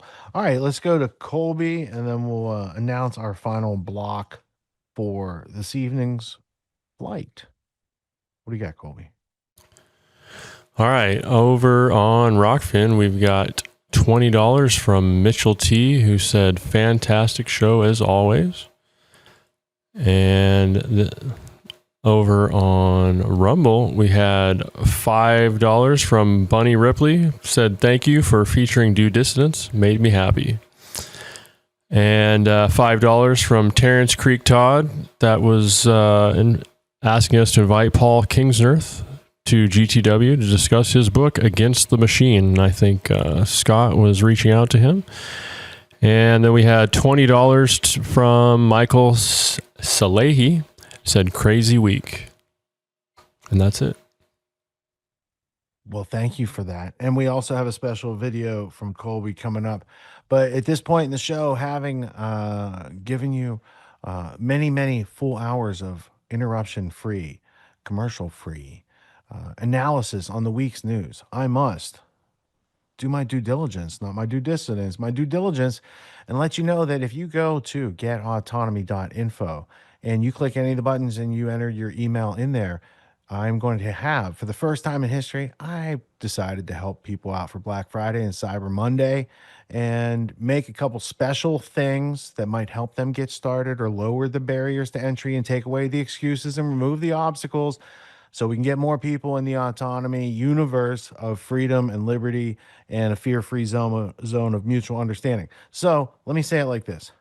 If the technology you hold in your hand costs more than the investment you've made in your brain in the past year, you might want to go over and check out the specials, because I guarantee if you learn how to use your brain, paying for your phone and those other things, not such a problem. But if people continue to use the excuse of the plight itself to prevent solving the plight, I can't help with that. But if you can get past those excuses and let us lower some of these obstacles for you over here at getautonomy.info, that'll take you to richardgrove.org/get-autonomy. You will be able to learn how to rapidly outgrow your status quo in a way never before offered to you, because schooling was not meant to educate you. It doesn't take 15,000 hours to unindoctrinate you and empower you with the tools of lifelong learning. And we have special offers, as I said, that we made just for this season. What inspired me? I think the panic over the AI and the loss of jobs everywhere. We need some more white pill optimistic people to get out there. And the only way to do that is to raise your confidence and competence and skills and go meet the market where it is and make it a better place with your actions, instead of cowering and waiting for someone else to come in and solve the situation for you. Learn how to be response-able and get your autonomy skills on. And now, without further ado, we do have a final media block. It includes a new documentary by Coop on the National Guard shooting. I mean, that just happened a couple days ago. This kid's quick. I'm starting to wonder if he's just AI. But before that, we have two real people that we definitely have met and know from reality.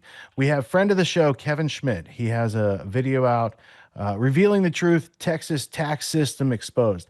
Now, this is an hour-long interview. I'm not going to put the whole thing in the time capsule, but you can go to the notes and you can go to Kevin Schmidt's Mystics of Texas webpage on YouTube, and you can see the whole thing. What you're going to see will already put you beside yourself and give you a little curiosity, and just to tip the hand, as it were.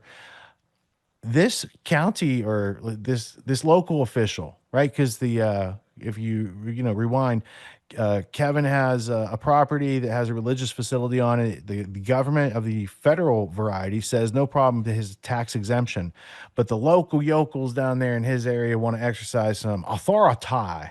And so this is the deposition of a local official. You probably have few of these people in your nearby town who act like this, and not necessarily would be the quote of the day, but you won't get it until you hear the guy say it over and over and over again. And then after we get about 10 minutes of that, Colby, just to lay out some of that deposition footage that people might want to see if they're interested in taxation and representation and those sort of things, we have an update from Colby on his son-in-law, Dallas, and the plot has thickened.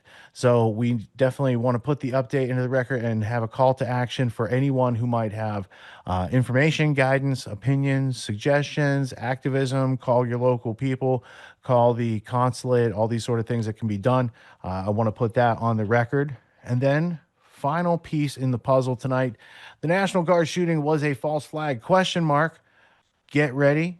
Coop's going to take you on a short journey. And then we have something special. So at this point, I'd like to thank you guys all for tuning in, for not dropping out. And at the very end, we have There I Ruined It to play us out. It's the Leonard Cohen song, Hallelujah. I'm guessing it's not going to be covered by Jeff Buckley.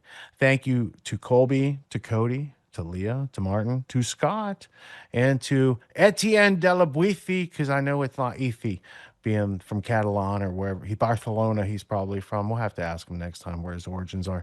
But thank you guys. See you next week. Peace. You are going to see how the minds and actions of local, tyrannical government officials, how they directly affect your lives, and how this is about to be a real game changer, not only for the state of Texas, but for the entire country. This local tax official that you're going to see throughout this video is under oath. He's being questioned by our attorney. And the reason he is being questioned is because we were forced to file a lawsuit against Harrison County, Texas, to protect our religious rights. So whether you are religious or not, doesn't matter. Because if government officials can tell us how, where, and when to worship, they can force anyone from any religion or no religion to believe in what they tell us to believe in. Just as history has shown us countless times when this has happened, the country itself spectacularly falls and fails. And we just cannot allow that to happen. That's one of the reasons why we are fighting. I invite you to watch this madness because this is a critical moment.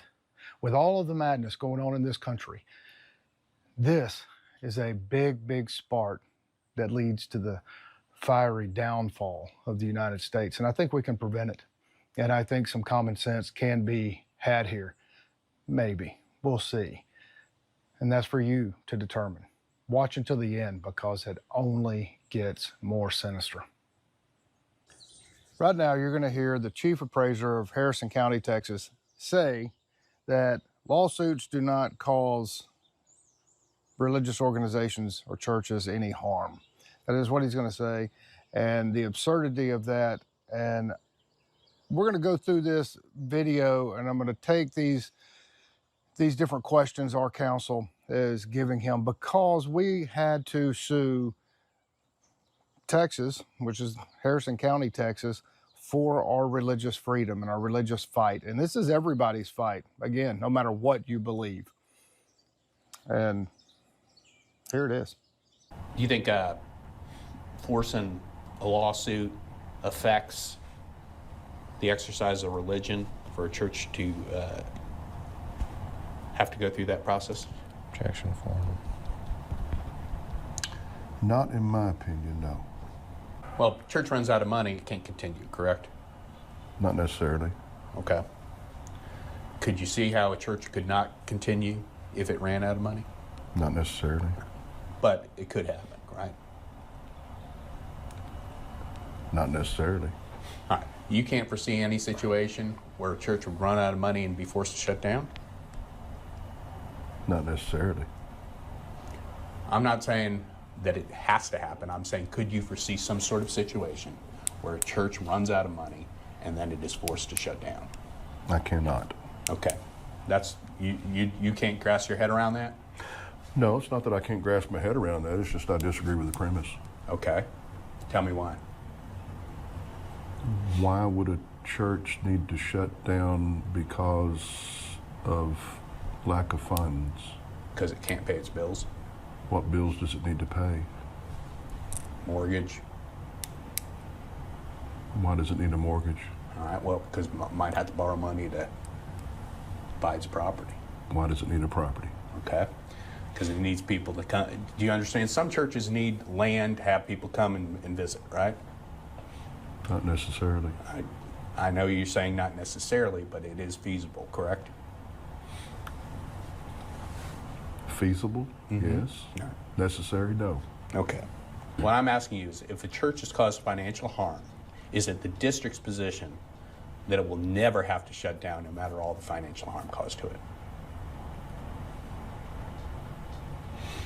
I think that's a reasonable statement as the church. Okay. As the... If you want to appeal a decision from a Texas County tax office, you have to go before them to appeal. It's called the Appraisal Review Board. It's like a wife getting beat up and she wants to go get a restraining order, but she has to go before the judge, who is also her husband that beats her. It's exactly the same thing. You will see this guy, he says, yes, y'all were at the review board. Yes, we said y'all were a religious organization, and was asked, do you recognize them? Does the county recognize them now as a religious organization? Yes. But still put us through this massive draining of funds. And for what purpose?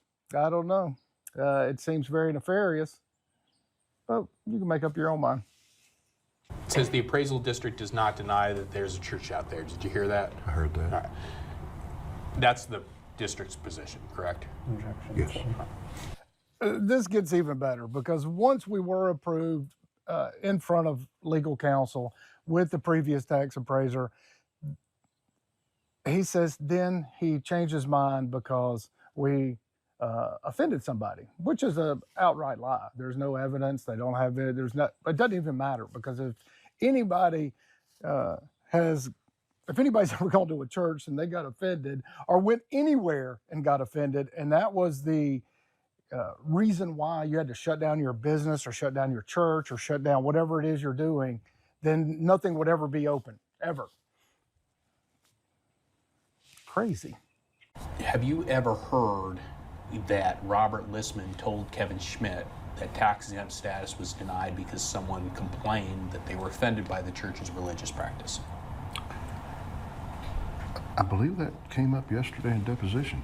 Had you ever heard that before yesterday? Not that I can recall, no. Would you agree with me that being offended by someone's religious practice is not a reason to deny tax-exempt status? I don't think anything would qualify for tax exempt if you had to worry about somebody being offended. Oh, it gets even better. You're about to hear the representative, Mr. Flowers of Harrison County, Texas, say that he does not know why we were denied previous to his tenure, which was in 2021, 22, 23. And then in 24, he said, oh, well, here it is. This is fascinating, because he says he is unsure, he hesitates, because of the law actually says what is the primary and reasonable use of the property. So if the primary use is for religious activity and religious worship, then it is granted, right? Well, we qualify for that hands down, and we've had several inspections of them out here. They see it, they've spied on us, countless hundreds of videos showcasing what we do out here. And so that's just false. And he said he doesn't know where the church stops and where I, the director of our church, where I begin, or what does that even mean? It's not even applicable to the law. Watch this. And you realize you're speaking for the district, correct? I do. Right. So as we sit here today, when the jury said, if I asked you a question from the jury, and I said, Tell me about the reasons why the district denied tax exemption for when the chief appraiser was Mark Alexander or Robert Listman. Your answer has to be, I have no idea, correct? Church informed. Outside of the comments made at deposition yesterday, I have no idea. And that's Mr. Schmidt's testimony, correct? Yes, correct. And Mr. Schmidt actually testified that you heard him say that Mr. Listman told him that they were going to get tax exemption, but then he got a letter that said no. I heard him say that. Right. So in terms of the reasons, I'm going to ask it, I guess, this way. What's the district's position as to why tax exemption for the property was denied in 2022? Church informed. I don't know the reason. Okay. That's 2022? Yes. That predates me. So, So, as the corporate representative for the district, you can't tell us the reasons why the property was denied tax exemption for 2022, correct? That is correct. For 2023, can you tell us why the property was denied tax exemption? Church informed.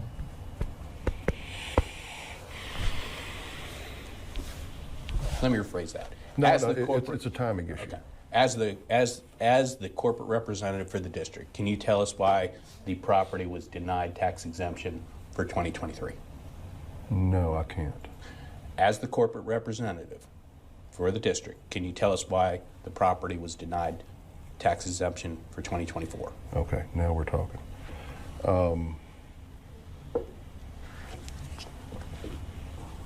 In terms of why we hesitate to grant the 1120 under my administration, there are questions about the primary and reasonable use of the property under 1120, and there are questions in my mind about, for lack of a better way to put it, where the church starts and Mr. Schmidt stops.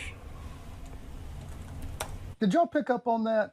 They're forcing us to fight for our religious freedom, yet the chief appraiser of Harrison County does not even know why we were denied previously, hasn't even looked into it.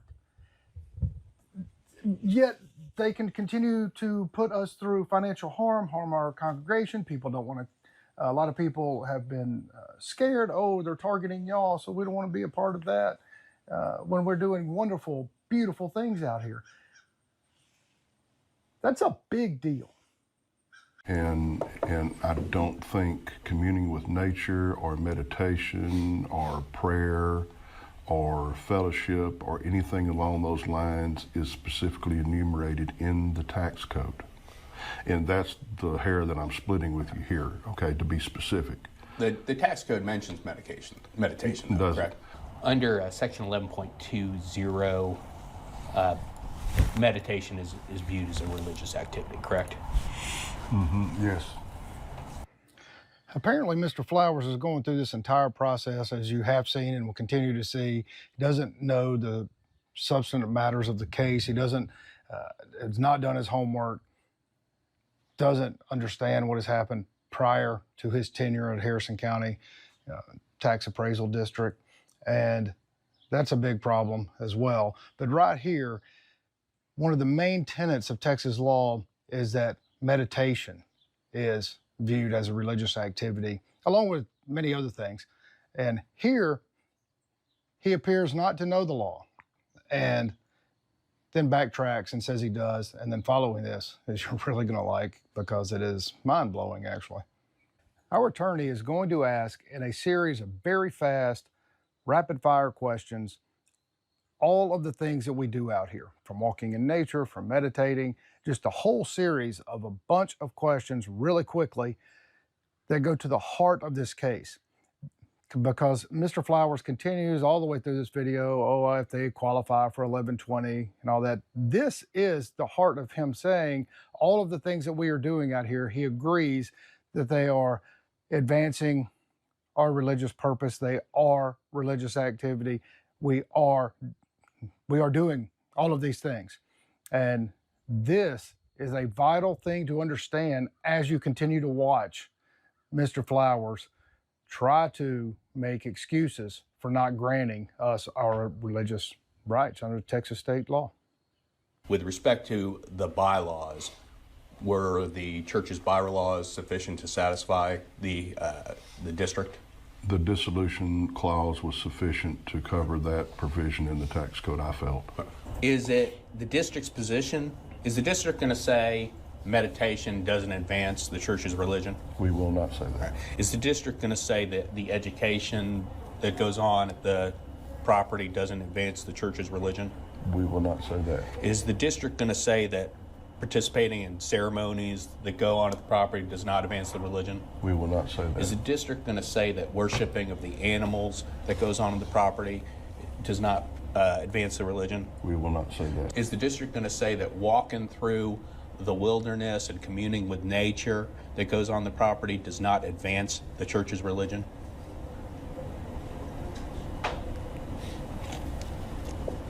We will not say that. Is the district going to say that the videos that are made by the church does not advance the church's religion? We will not say that. Our attorney asked him what other churches in Harrison County have been denied because of their land use. And he doesn't know of any because none have been denied.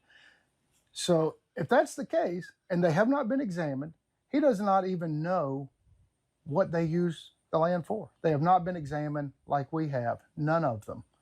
So what gives here? As we sit here today, are you aware of any other property owned by any church in Harrison County that is not entitled to a tax exemption?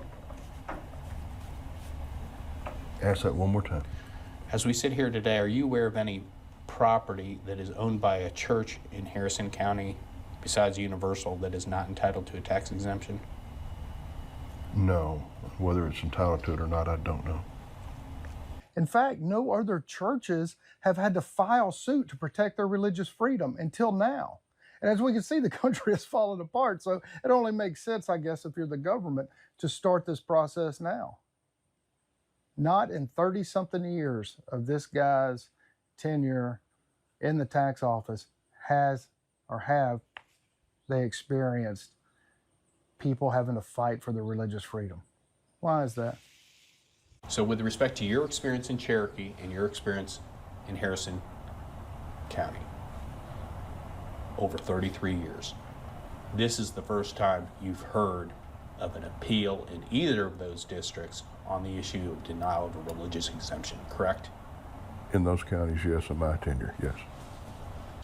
Now you're going to hear that the government clearly says we are a religious organization. They are not going to deny that, but yet they are going to deny our right to exercise our religious practice under Texas state law. Why are we here? Why are they attempting to squash us? We can't seem to figure it out. Is the district going to take the position that Universal Spiritual Life Church is not a religious organization? Objection form. We are not. Once again, he is asked, is this the only lawsuit that you've ever experienced with a religious organization? And they go on to talk just barely about how this is all treading on new ground. Why are we treading on new ground? Why? When they just admitted, and you just heard, we are a religious organization. Just wait, because this gets way, way better and way deeper, and I don't quite understand. Maybe you can tell me in the comments. Maybe somebody can give us some better insight into why they are violating Texas state law.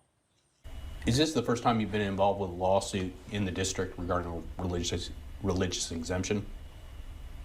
Yes. All right. Is this the first time, were you ever involved with a lawsuit when you were a chief appraiser for Cherokee involving a religious exemption? No. All right. So this is your first go around for this, right? And for a religious lawsuit, yes. Yeah. We're treading on new ground, so I'm not a. When I ask you these questions, I realize you're treading on new ground. So we're treading on new ground. First time in 30 plus years that somebody, a church, has to fight for their rights, yet this guy does not review any of the years prior to him in this case, because this has been dragging on for a very long time. Doesn't go and look at the videos that they recorded, because they record the appeal process whenever we had to go with counsel and make our case before them, where they admit that we are a religious organization and yet still deny us. They said we need to be taken to court. We must be taken to court so they can get, more data, even though they have subpoena powers. But they have everything. They have everything. This is very similar to a colonoscopy, which has never been done. And a dereliction of duty, because he did not even talk to any of the board members to even ascertain, to gather why they would deny us in the first place after admitting that we are a religious organization. There's been some recordings produced in this lawsuit. Have you listened to those recordings? No, sir. Have you personally spoken with anyone on the appraisal review board about the Universal Church? No, sir. So now you're going to hear where the Harrison County tax official says that they don't know of any other land use of any church. Never examined it, never asked them, yet they all still are able to exercise their rights under the law. None, not one time. Even one of the biggest churches, no cowboy churches, Cypress Valley Bible Church, huge church in Marshall, bunch of extra land. Never asked them what their spiritual use for that is. Interesting. Are you aware of any other churches in the district that have claimed they use their land for spiritual purposes? No knowledge. Don't know. To your knowledge, has the district conducted any special investigations, site visits, or inquiries into other churches' use of land in Harrison County? Not for 1120, no. Not to my knowledge. To the best of your knowledge, has the district ever asked Cypress Valley Bible Church what its religious uses are of all that undeveloped land? Objection. Not to my knowledge. So our This is Colby Stachwick with MCAD, and I'm back with an urgent update about my son-in-law, Dallas Self, an American citizen who remains trapped in Belize after being wrongfully detained following a traffic accident that was not his fault. While Dallas was released on bail November 17th after 10 days in detention, he still cannot come home. Police are holding his passport, and what happened at his court hearing the day after Thanksgiving, November 28th, shows that the corruption and misconduct we documented continues. If you haven't seen my first video, I'll give you the background, but what's happening now is equally outrageous. Dallas needs to come home, and we need your help to make that happen. This is not just about one man. It's about demanding that American citizens abroad receive fair treatment and due process. On Friday, November 7th, 2025, Dallas and his wife, my daughter Memory, were in Dengriga for the wedding of their close friends Benjamin Chun and Alexandra Tafoya, scheduled for the next day. At 3:50 p.m., Dallas was making a legal left turn into their vacation rental when a motorcyclist illegally passed him at high speed in a clearly marked no passing zone and struck their vehicle. Dallas immediately administered first aid. The initial responding officer stated clearly that the motorcyclist was at fault. Tragically, the motorcyclist, Walter Isaac Velas Gavarate, passed away the next day. Our hearts continue to go out to his family. He left behind 4 children, including twins. But instead of being treated fairly, Dallas was charged with failure to provide a specimen. A urine test he agreed to take, but Corporal Chalk refused to administer. Dallas spent 10 days detained, during which he was denied the right to contact the U.S. Embassy multiple times. The police station provided no food. My daughter had to bring him every meal. Multiple officers demanded money in exchange for his release.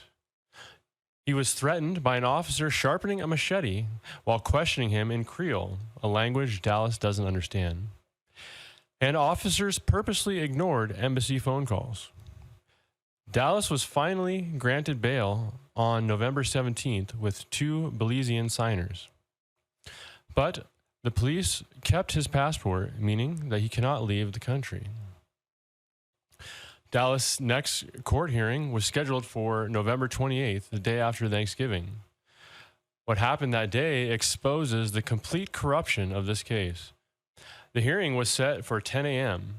When they arrived, the prosecutor immediately said there was no magistrate, so they'd have to push the hearing back another 2 weeks. Dallas mentioned his attorney said it was a virtual hearing, and the prosecutor basically dismissed him. Then when Dallas' attorney arrived, they started the virtual hearing, and that's when Corporal Chalk, the arresting officer who Dallas hadn't seen since the beginning, suddenly showed up in the back of the courtroom. The hearing proceeded, and here's what happened. The magistrate struck out the charge of the failure to provide a specimen, the charge that Dallas had been detained for. She dismissed it completely.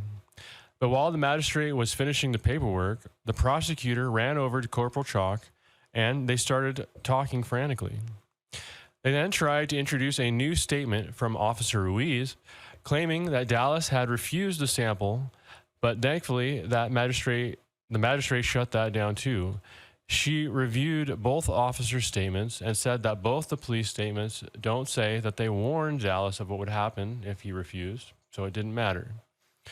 So the magistrate struck out this new statement, and the original charge, the one Dallas spent 10 days in jail for, the one he's been on bail for, was completely dismissed by the judge. Dallas's attorney advised them that as soon as Dallas gets his passport back, they need to leave the country. So Dallas and Memory were looking up the fastest flights out to anywhere in the United States, even to Mexico, just to get Dallas out of Belize. But when they walked outside the courthouse, Corporal Chalk was waiting. He said that he was there to arrest Dallas with new charges. Chalk claimed that he had just spoken to the Director of Public Prosecutions, and they were adding new charges, death by careless conduct. He said he had to arrest Dallas and keep him in the cell block for the weekend.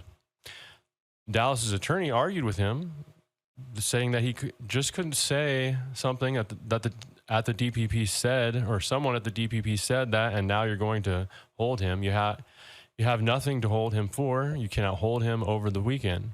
And then the attorney told Corporal Chuck that he will stay at my house and I'll bring him back to court on Monday. You are not taking him to the cell. Corporal Chuck ignored him and tried to take Dallas. So the attorney called the DPP, and the DPP said that they are not supposed to detain Dallas. That's not what they had talked about. And the attorney then tried to hand the phone to Corporal Chalk so the DPP could tell him that directly. But Chalk ran away. He literally ran in circles around the courthouse while the attorney chased him on the phone with the DPP, trying to get Chalk to talk to them. The attorney was on the phone with the DPP saying, I'm following him, I'm chasing after him, he's refusing to talk to you, he won't answer the phone, I'm telling him, I've got you on the phone right now. And eventually, they went to the police station where Dallas sat on the same bench while they sorted it out. The attorney demanded written documentation from the DPP. And here's what the written documentation showed. The police had created a summary of facts that was really just a summary of allegations. Fabricated stories worded to pressure the DPP into filing charges so Dallas couldn't leave the country. The attorney scheduled another bail hearing for 1:30 p.m. that same day. But to have that hearing, a senior officer at the station needed to sign paperwork. The senior officer refused and said he didn't want to get involved. The attorney had to get a justice of the peace to come sign instead. But when he arrived, Corporal Chalk had disappeared with the papers. The attorney called him repeatedly. Now the superintendent had to get involved. Finally, Chalk came back and signed. At the courthouse, the magistrate spent 30 minutes going off on the prosecutor and court desk clerk for the paperwork that they had messed up, which the clerk refused to correct. Eventually, the magistrate set bail at $8,000 cash or 2 Belizean signers, each on the hook for $4,000. And the new court date was set for February 20th in the high courts. Even then, the corruption continued. As they tried to finalize bail before the office closed at 4 p.m., the bail clerk was ready, but every time she called the police station for the required signature, they hung up on her. Finally, Dallas's attorney made calls, and literally 1 minute before the office closed, an officer showed up to sign so Dallas wouldn't have to go back to a cell. So here's where we are now. The original charge has been completely dismissed by the magistrate, but a new charge, death by careless conduct, has been filed. And Dallas' next hearing is February 20th, 2026 in high courts. Dallas is on bail but cannot leave Belize. Police are still holding his passport. His attorney is working to get a hearing in the next week or two to amend his bail conditions so he can at least come home until his court date, but the attorney says that it's about a 50-50 chance that that could happen. So in the meantime, Dallas must follow all bail conditions perfectly to show that he is compliant. Dallas and Memory are gathering documentation to prove that he needs to return home, records relating to their business, which is struggling with them out of the country for longer than expected, or anything that shows that he has every reason to come back for his court date. But let me be clear, the evidence still overwhelmingly shows Dallas did nothing wrong. The rental car company's formal defense letter proves the motorcyclist was at fault for illegal passing. The magistrate threw out the original charge. The police have fabricated allegations and obstructed justice at every turn. This is about corruption, extortion, and denying an American citizen his rights. Dallas Self has been trapped in Belize since November 7th.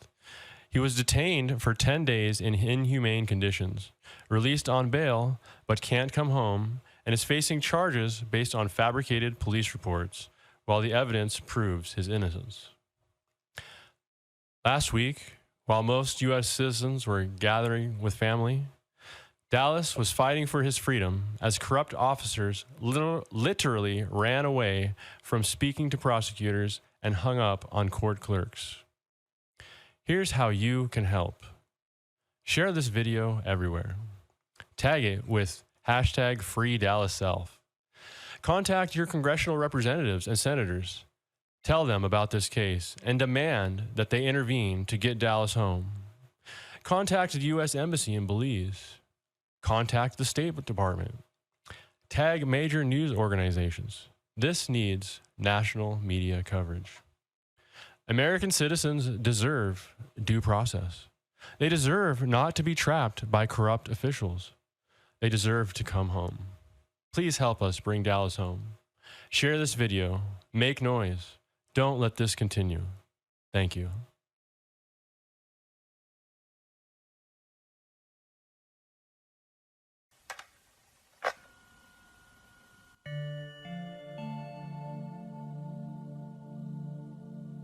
This is not even remotely the video I had planned for this week, but I think it's important to talk about before this whole narrative gets way too far out of the gates. I want to start with a quick prayer though for the National Guardsmen, the one who has died and the one who is still in critical condition.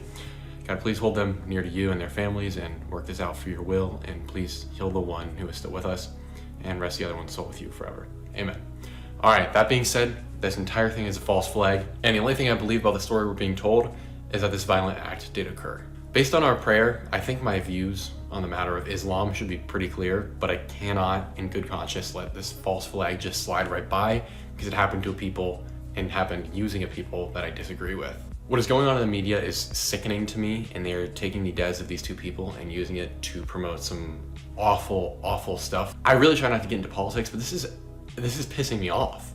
We are now promoting the exact same stuff that got us into the last desert wars right here, right now, and it's happening right before our eyes. You have people like JD Palantir Vance who are promoting some awful ideas based on completely wrong facts. For instance, the tweet he released the day this event happened that says the following: I remember back in 2021 criticizing the Biden policy of opening the floodgate to unvetted Afghan refugees. Friends sent me messages calling me a racist. It was a clarifying moment. They shouldn't have been in our country. Who are you referring to? Which unvetted people are you referring to? Because if it's the shooter, who we're gonna get into, then he's the exact opposite of unvetted. In fact, he's more vetted than you or I would have been, which is why this is so suspicious. And it's what stupid and gullible people have fallen for so many times. In the early 2000s with the Bush narrative, you know what? We didn't know as well then. We didn't have the same access to information that we do now. But there's no excuse for falling for this one.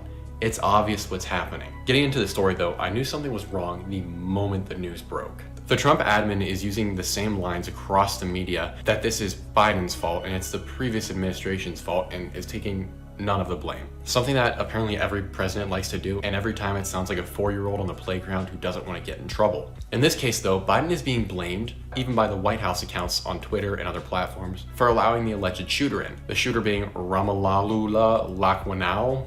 I pronounced that name wrong. I promise you, I'm not going to pronounce it correctly a single time. However, it's undeniable that this guy would have been more well vetted than you or I. So this whole narrative that we had no idea who he was or that he was some radical kind of falls apart from the first step. And at face value, it does seem though like JD Vance is correct and we should be blaming Biden. But that would be untrue. Initially, there was this narrative that this guy had overstayed his visa by 2 months and was supposed to go home. But that's not actually true whatsoever. In April of 2025, by the Trump admin, he was granted asylum to stay here in the United States. So at this point, throw all the political crap out, it's bull, and there's absolutely no reality to it. And if you are one of those people pointing fingers online, you're wrong. This isn't politics anymore. We're way beyond that. And now, since Rahm was allowed to stay here via both administrations, we're going to have to go back and we're going to have to reassess who he actually is. Originally, Rahm was invited to America under the Allies Welcome Agreement, which was a special opportunity for Afghanis who had served alongside the United States in the United States military, serving our interests over there. It basically let them come here and live in America so they could avoid the awful fate that awaited them when the Taliban was given control of Afghanistan. It's a really special thing that not everyone got who helped us out over there. And to be on this list means you probably had at least some connections in the government and were at least relatively an important figure. Especially that is to get your whole family to be able to come over here with you as well. And for 4 years, this Rahm guy was completely fine, no blips on the radar, and yet after 4 years of living peaceably in America, he decided to take one of the longest drives you can in the United States from Washington State to Washington, D.C. They're on opposite sides of the country for foreigners, and then randomly assault and kill one and nearly a second National Guardsman on the streets of Washington, D.C. Something then just doesn't make sense there as it stands. Obviously, if Rahm's goal was to make some sort of point for Islam, then why did he drive all the way to D.C.? There are plenty of National Guardsmen in other places, or bigger incidents he could have carried out more easily and likely more quote-unquote successfully than what he did that day. After all, he did just enter a city with an increased police force. And more than that, he didn't even take advantage of the fact that it was Washington, D.C., maybe do something with one of the historical buildings there or a political official. It was literally just 2 random National Guardsmen on patrol. And I want to reiterate here that there is this story that Rahm had overstayed his visa by 2 months, but that's entirely made up. I'm not sure where it began, but this man had an asylum status. He wasn't overstaying his visa, and I think that that was said to continue promoting this narrative of, oh, everyone who's here is bad, when in reality that's just not true. This was someone who had served America more loyally than most Americans, so something else has to be going on. So why then was this story given of the visa? Because it's further divisive. It paints Rahm as just another brownie who need to go bye-bye because he's bad, or whatever Laura Loomer, that degenerate online, is saying. But that can't make sense, as we will get to. Shortly after the shooting began though, rumors started that this Rahm fellow had also been working for the CIA while in Afghanistan and that he was an asset of theirs. So not only is he here legally, he's also a CIA agent, or at least was. And because I suppose the CIA can't keep their hands out of anything, anywhere, they really were actively engaged in Afghanistan in a lot of ways. Surprise, surprise, shortly thereafter, an ID photo emerged of what is meant to be this Rahm fellow and his identification that allowed him access to various military bases and showed that he was an American ally. And now we have 2 bizarre facts. The first, that he worked for the CIA, and the second, that we have his ID photo. And if you paused and took a second and avoided all the political rhetoric, you might realize that two incredibly bizarre things just occurred. The first being that the CIA admitted to wrongdoing. What?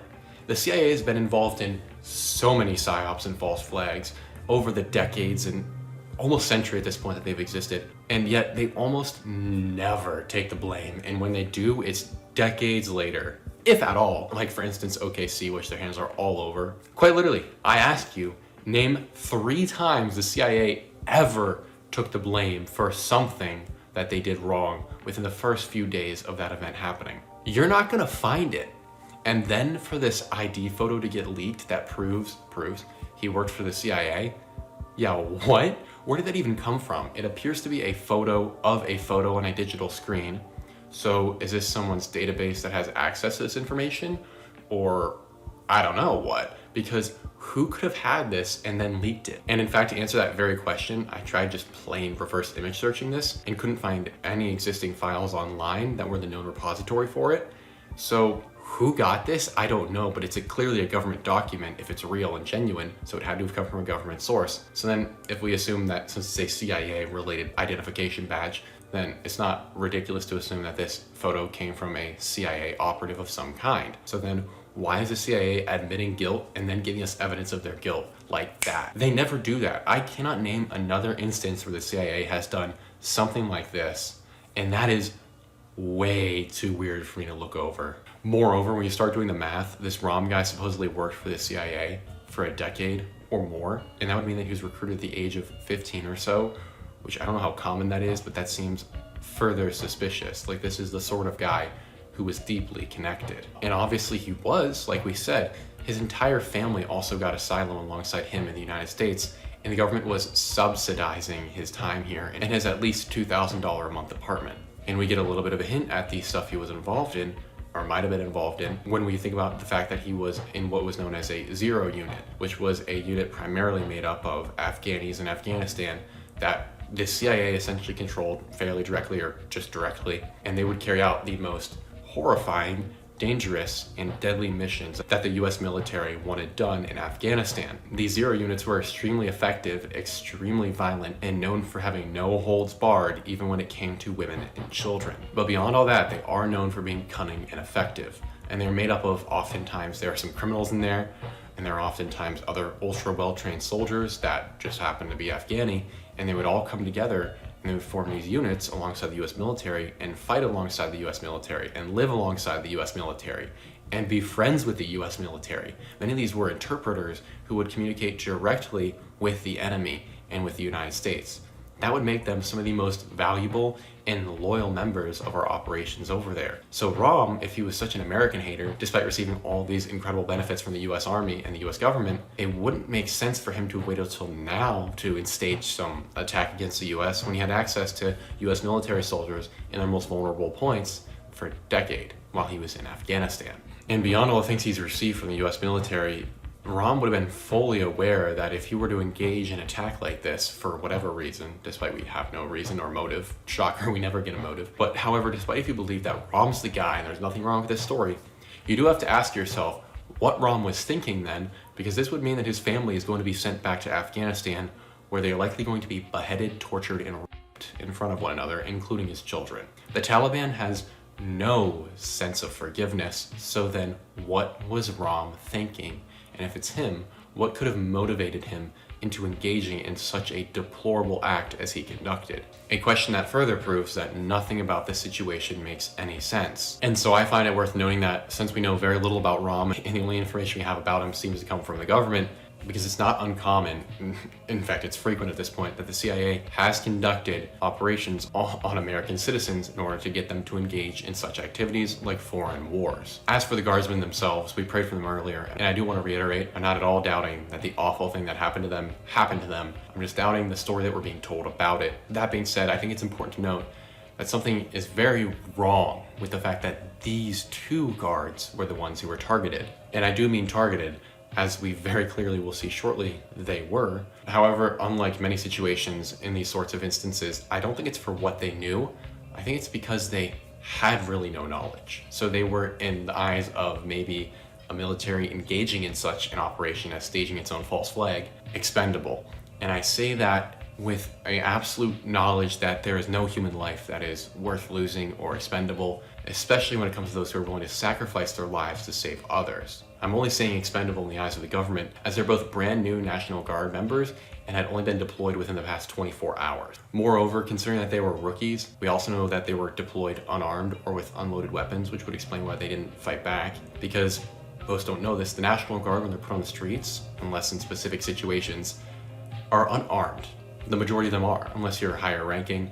It's not exactly known the system and why they do this or how they go about selecting who will be armed and unarmed, but 2 brand new National Guardsmen are just sitting ducks. There's no shot they're gonna be able to fight back because they don't have any method of fighting back, especially when someone pulls up on them with a revolver, as is said to have happened. The shooting itself, though, there was very little reporting on. I have all of the footage, or at least the majority of the footage that was taken by people with their cameras, and I did notice that the bus station glass is shattered, which kind of confuses me because it just doesn't really make sense based on where the bodies are positioned later on. I can't really show you that imagery here, so I'm not gonna go too deep into it, but I have further questions about what happened there and if maybe more shots were fired than we're told. And my only other question about the shooting, and I'm really gonna ask because of how little information there is, once again, is who is this guy that shows up in all these videos wearing shorts on a super cold day in Washington, D.C.? I have no idea who he is. He doesn't have a 3-letter agency jacket on. He just seems to be running around, seems to be in command to some degree because the first responders and National Guard are just listening to him and helping him out, but I have no idea who this is. It hasn't come out that this guy was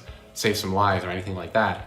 He's just there, it seems. And if you have any ideas who this is or if I'm missing something, please feel free to comment because I am very curious. But the lead up to these events reveals far more to us, I think, than the actual events themselves. For instance, in the days before the shooting, there's a spike in searches for Sarah Beckstrom, the guard who has now passed away, coming from Israel. There is no other time where you can see a spike like this in search results for her and in searches for her. And obviously it being from Israel, it's not really at all that surprising considering how deeply involved they are in staging these sorts of things in the past. But what is gallows humor funny, and I don't mean funny like haha, I mean like oh my goodness, is how idiotic these people would have to be for making it so obvious, which makes me think that maybe this is another part of the false flag. I don't know, but I certainly wouldn't be shocked to find out that that nation was involved in this. That being said, there are also spikes in search results for the other guardsman who was shot and the shooter in Washington, D.C., as well as Israel, unsurprisingly, in the weeks prior to these events. And it's beyond anything that could be expected. It's not like it was a few. We're talking 100 plus in some instances, even more than that, proving that people were looking up these individuals and also proving, therefore, that it was staged. Both who was there that day to be executed, as well as who is going to be the executioner. And once again, there's no similar data in the previous search results to show that this just happened by coincidence and that these people were frequently looked up. Like I said, they're brand new to the National Guard.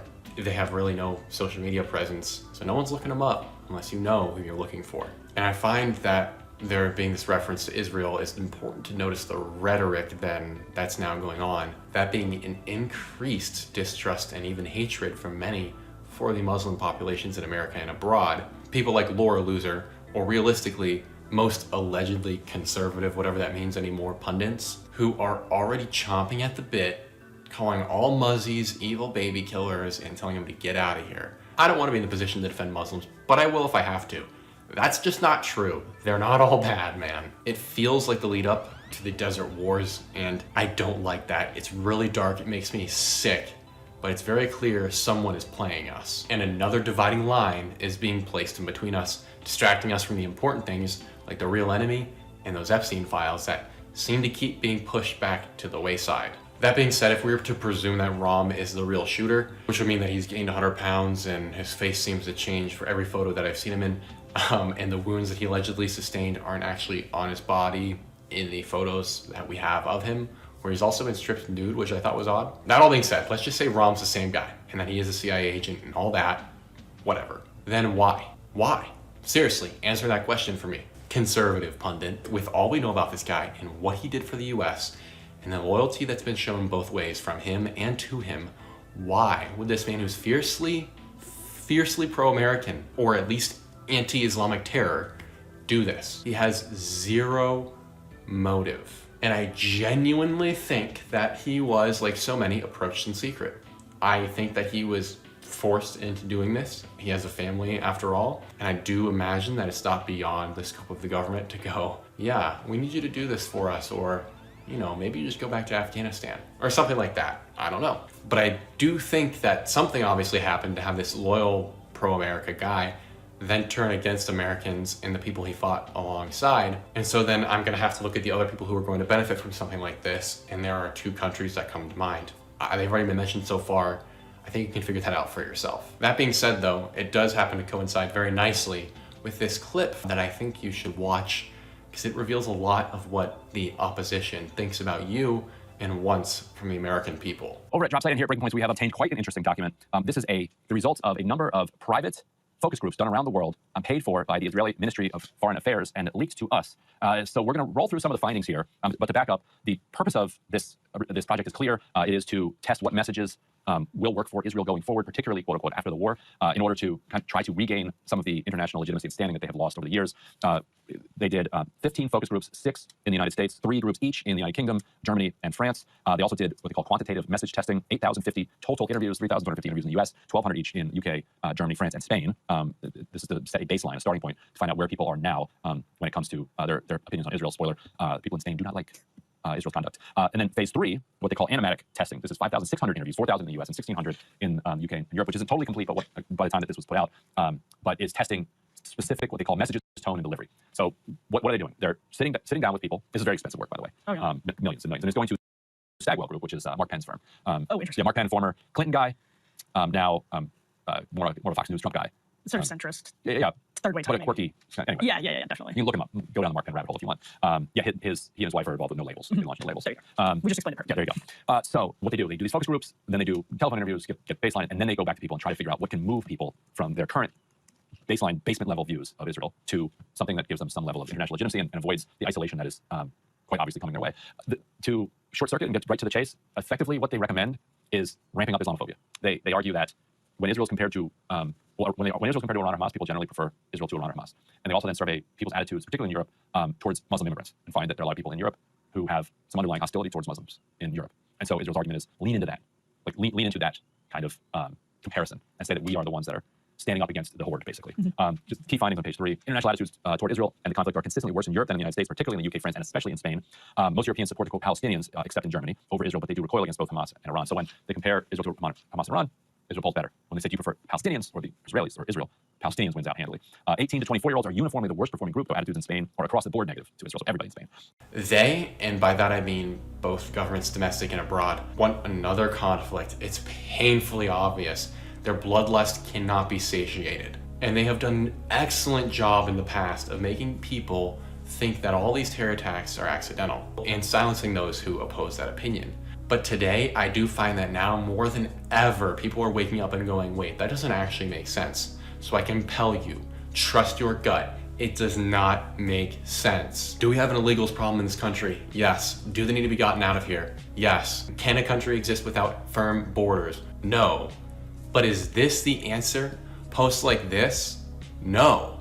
Those are dividing, not uniting us to an existing problem. Most Afghanis would agree that there is a problem with the number of people who have gotten into this country and the potential that they are involved in actual terrorist organizations. And this guy would have been one of them. So what are we talking about right now, you all? Why do we immediately assume the worst and trust the most untrustworthy people ever? They're all named in the book from the guy who was orchestrating the of kids on behalf of the nation that is searching up people right before this happens. And I cannot help but think that we have now been played for years and that this ROM situation is just the pawn being moved on the board of something far larger than we can imagine. So now I'm gonna give a little bit of a history lesson to connect this ROM situation to what I think is really going on. And if you're one of those people who think that politics is actually the answer to our problems, then you are going to think this is insane. I wanna point to the last major terror leader of the globe, that being Osama bin Laden. He was the face of terrorism in the world for so long, he kind of just became ubiquitous with the word itself. But what most neglect to mention is that Osama bin Laden is the byproduct of CIA involvement, funding, and training. The CIA will never admit it. Mainstream media is going to tell me if they see this that I'm an idiot and that I'm a conspiracy theorist and that the government would never do that. It's blatantly true and blatantly obvious, and it's already known that the CIA was funding all sorts of people in Afghanistan. To be fair, we had helped to create the problem we're now fighting. How? Because when the Soviet Union invaded Afghanistan, we had this brilliant idea that we were going to come to Pakistan and create a force of mujahideen, equip them with Stinger missiles and everything else to go after the Soviets inside Afghanistan. And we were successful. The Soviets left Afghanistan, and then we said, great, goodbye, leaving these trained people who were fanatical in Afghanistan and Pakistan, leaving them well armed, creating a mess, frankly, that at the time we didn't really recognize. We were just so happy to see the Soviet Union fall, and we thought, okay, fine, we're okay now. Everything's going to be so much better. Now you look back, the people we're fighting today, we were supporting in the fight against the Soviets. So we have an example there of CIA involvement with major figures in this global terror world. And then you also add in the fact that Osama bin Laden was trained and educated in the West, and the fact that he was personally worth $100 million, and his family's combined net worth is over $10 billion, money for which came almost entirely from American connections and American benevolence. You sort of have to wonder then why that guy would suddenly begin hating the West when he is literally the product of the West. A guy then who would have zero incentive to go and fight the United States or orchestrate events that he definitely didn't. So now I'm going to connect Ram to Osama. You have two people who are deeply indebted to the West, whose lives are dependent on the West, who have served the West, who suddenly are turned against the West for unknown reasons. Like I referenced, during this time the CIA was actually funding and arming a lot of freedom fighters in Afghanistan to overthrow the current government. But during that process, the CIA and the government had then armed its next enemy in these desert areas, that being the Taliban, and ISIS, Al-Qaeda, whatever you want to call it. It's all the same thing. And then suddenly from that emerged this figure who was indebted to the West to lead this now well-armed militia in Afghanistan to cause attacks everywhere. It seems really convenient. Attacks that were carried out using American weapons and wars that were fought using American and Soviet weapons. And then I now want to take you back to an event that happened in 2021 that's been brought up in connection to Ram. That being that Ram came here, part of the Allies Welcome Program under Biden, one of those planes that we saw the videos of leaving Afghanistan after we shamefully left that country to rot. For a long time, and really up until this moment, when I was writing this video, I thought that that was a genuine political foible. I never connected it to what I actually think it is now. We all know that the US government, despite denying it at certain points, left billions of dollars worth of equipment over there. The top of the line everything. We left them drones, night vision, the best weapons, the best armor, the best kits, the best tanks, the best planes, the best helicopters, literally everything. We left them entire military bases, millions of rounds of ammo, cash, gold, whatever you can imagine, we left it there. So what did we do? We just armed our supposed enemy with the best equipment on Earth that you can see them parading it around in, and just expected nothing to happen.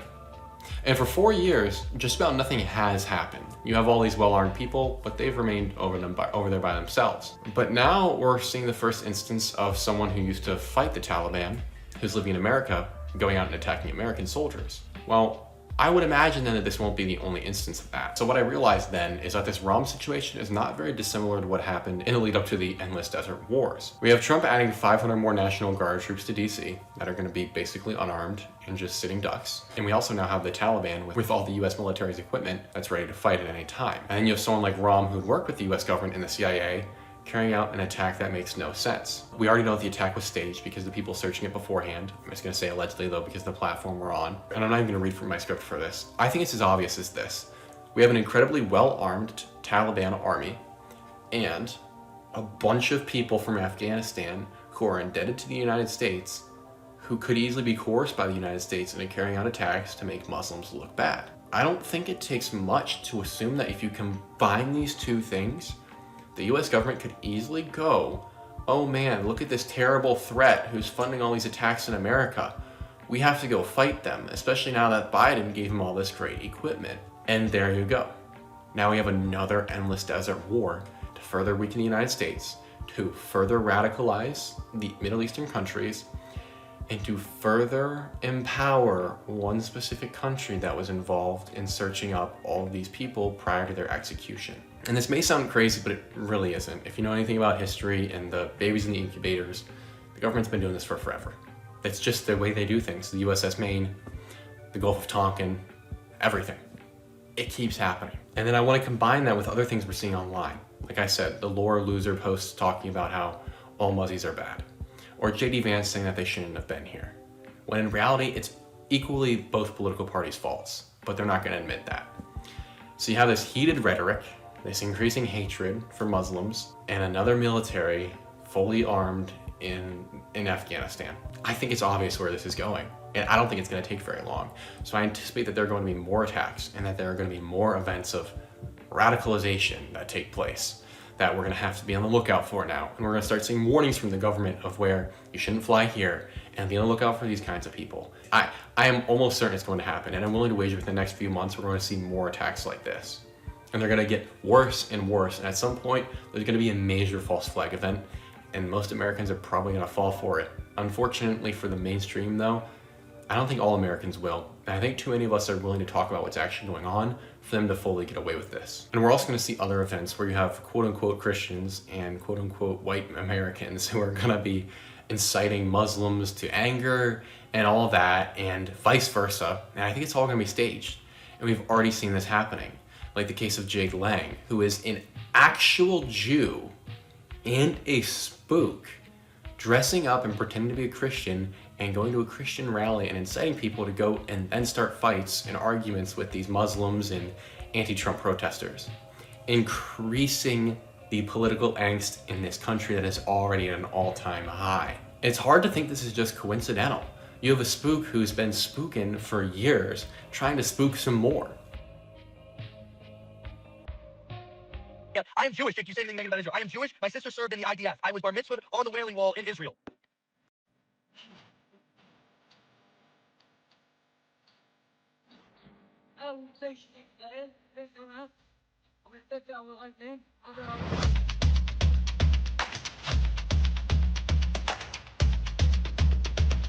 I don't know. I just hope you don't fall for it. Please, it's gonna get emotionally heated. I think we're all feeling that something big is coming. Do not give in to your emotions. Think before you act, and I can only advise caution here. The enemy is not the left, the enemy is not the right. We are all the same. Do not lose sight of what's happening. For the record though, mighty convenient that those Epstein documents are now getting covered up again by both the CK incident and now this, and whatever is gonna happen next, because do not expect this Rahm situation to be the last. Things are only escalating in this country. And unless we de-escalate them, it's gonna get really bad, really fast. So that's my thoughts, you guys. Thank you very much for watching. Please stay vigilant. It's all gonna happen, and it's gonna get crazy, but we can be all right. We can come through this. God bless you guys. I look forward to seeing each and every one of you in the next one.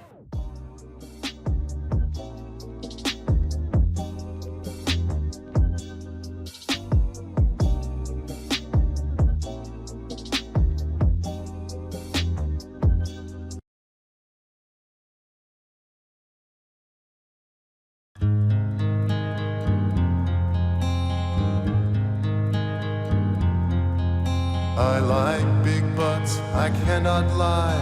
You other brothers can't deny. When around things in your face, you get sprung. When a girl walks in, you pull up tough, 'cause you notice that her butt was stuffed. My homeboys tried to warn me so horny. I seen her dancing, to hell with romancing. Baby got back, oh baby got back.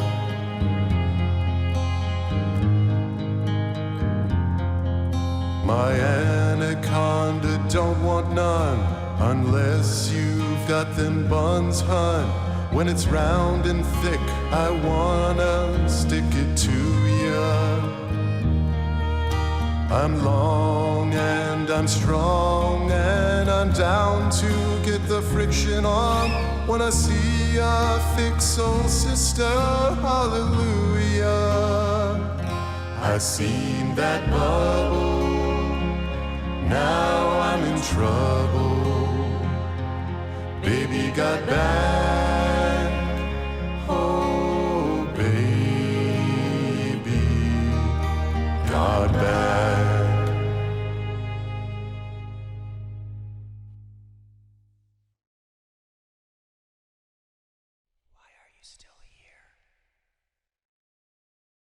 Conspiracy is the story of history. It's the story of plunderers taking care of people who produce. They claim to take care of them through government, which doesn't give you anything, it doesn't take away first. So it's not creating something out of nothing. It's very real what they're doing. They're taking your rights or taking some people's rights and adding more to someone else's rights. If you haven't heard about our Grand Theft World community membership, here are a few of the things you've been missing. A mobile app where you can access replays of the Grand Theft World podcast and show notes. Access to the Grand Theft World community on Discord, where we crowdsource news and resources, and you can contribute to the show. The opportunity to participate in the Grand Theft World bi-weekly town hall. Exclusive content from Richard Grove, including behind-the-scenes footage and future access to unpublished material. 93 episodes of the Peace Revolution podcast, and the Grand Theft World newsletter delivered straight to your inbox each week. If you want to stay ahead of the great game, visit us at grandtheftworld.com, click or tap the button in the top right-hand corner, and join a vibrant community of researchers blazing a new path to truth.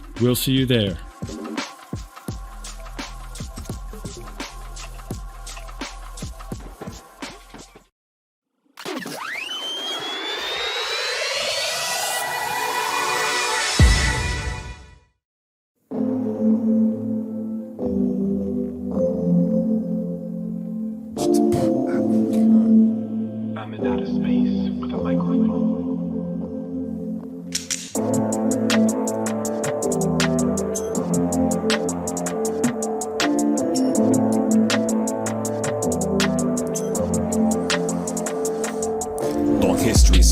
As I unfold the groove, tune in, and I drop out not to cop out the post beers, remove music. This wealthy cat was moving, stack of cash in sports cruiser, major accent deals mover, promoted fast like homeschoolers. Then noticing one day some bills that went unpaid, those crumbs they led one way, discovered some unfun game, Then he was called into a meeting to disrupt and expose. But that was the day that the world froze. So stuck in the traffic and then caught in the panic, he dipped out in a frantic speed to exceed the seed planted at the event. And what would soon come, connecting dots to be revealed in Project Constellation. Big props to Maria, broadcasted, that's where I'd hear and get hooked on the name of Richard Grove. What he's saying is hypnotic. Synchronicity came out like chronic, all in full stride, compadres around all sides, seeking sources to provide solution. The heavy-handed knowledge is Willie saying the peace revolution, never knowing I was missing a blessing. The heaviest session recorded and revealed the ultimate history lesson in this quest, and I'm a Midwestern who's rocking it dope. Subscribe to media produced by Tragedy and Hope. And if you didn't know the gift, and here's what you've been missing, and listening is where conviction is revealed in descriptions in a brain model. Don't come out hollow, but full throttle, and dive in the deep end so history doesn't repeat, and make it complete. Catch Grand Theft World every week with Richard and Tony, chop it up with the homies. And I ain't talking about that public school baloney. In a sec you should know me, quoting Gatto in the flow that I'm growing, and LB's bearded is showing. The time capsule stack of stats is open. So spread it around, the show is ready to pounce. Audience that abounds, seeking out what's profound. I know it is challenging fallacies in the balance when a forensic story in it, boring men while exhorting in examination, contemplation, meditation, revelation, celebration, destinations planned, targets arrived. Autonomy crew of souls that survived, broke free from the 9 to 5, and we doing it live. Hey, with hope in our flow, where consciousness grows, as opposed to you don't have to think about it, dude. Cause it's a comedy show that be bombing truth, whoa, trying to make uncommon truths be more commonly known. That it's a Grand Theft World that I'm living in. Ain't no reptilian skin, just some normal humans who love to sin. From their banking powers they aim to win, deceive and betray all man, making everyone slaves to them. It's a Grand Theft World that I'm hearing at, disguised like a pyramid. For those tuning in, they be feeling that, revealing that things ain't what they seem, so I'm fighting back and digging jack, obtaining knowledge, wisdom, and artifacts. Yeah, like that aspect that they lack. Yo, trivium course, deal with that, Rebel, bring the back, cause it's a Grand Theft World rolling out. Got the growth model out, tracing Rockefeller dollars straight to clouds. SEC connections are hard to doubt, but most go the common route, walking with their head in the shroud. Yo, it's a Grand Theft World that I'm peering at, disguised like a pyramid. But those tuning in, they be feeling that, revealing that things ain't what they seem, so I'm fighting back and digging jack, obtaining knowledge, wisdom, and artifacts. artifacts. You should know it's not a video game. This isn't Grand Theft Auto, folks. This isn't a video game. This is Grand Theft World. All right, LD. It's a Grand Theft World that I'm peering at in the sky like a pyramid. For those tuning in, they'd be feeling it. Revealing that things ain't what they seem, so I'm fighting back and digging jack, obtaining knowledge, wisdom, and artifacts.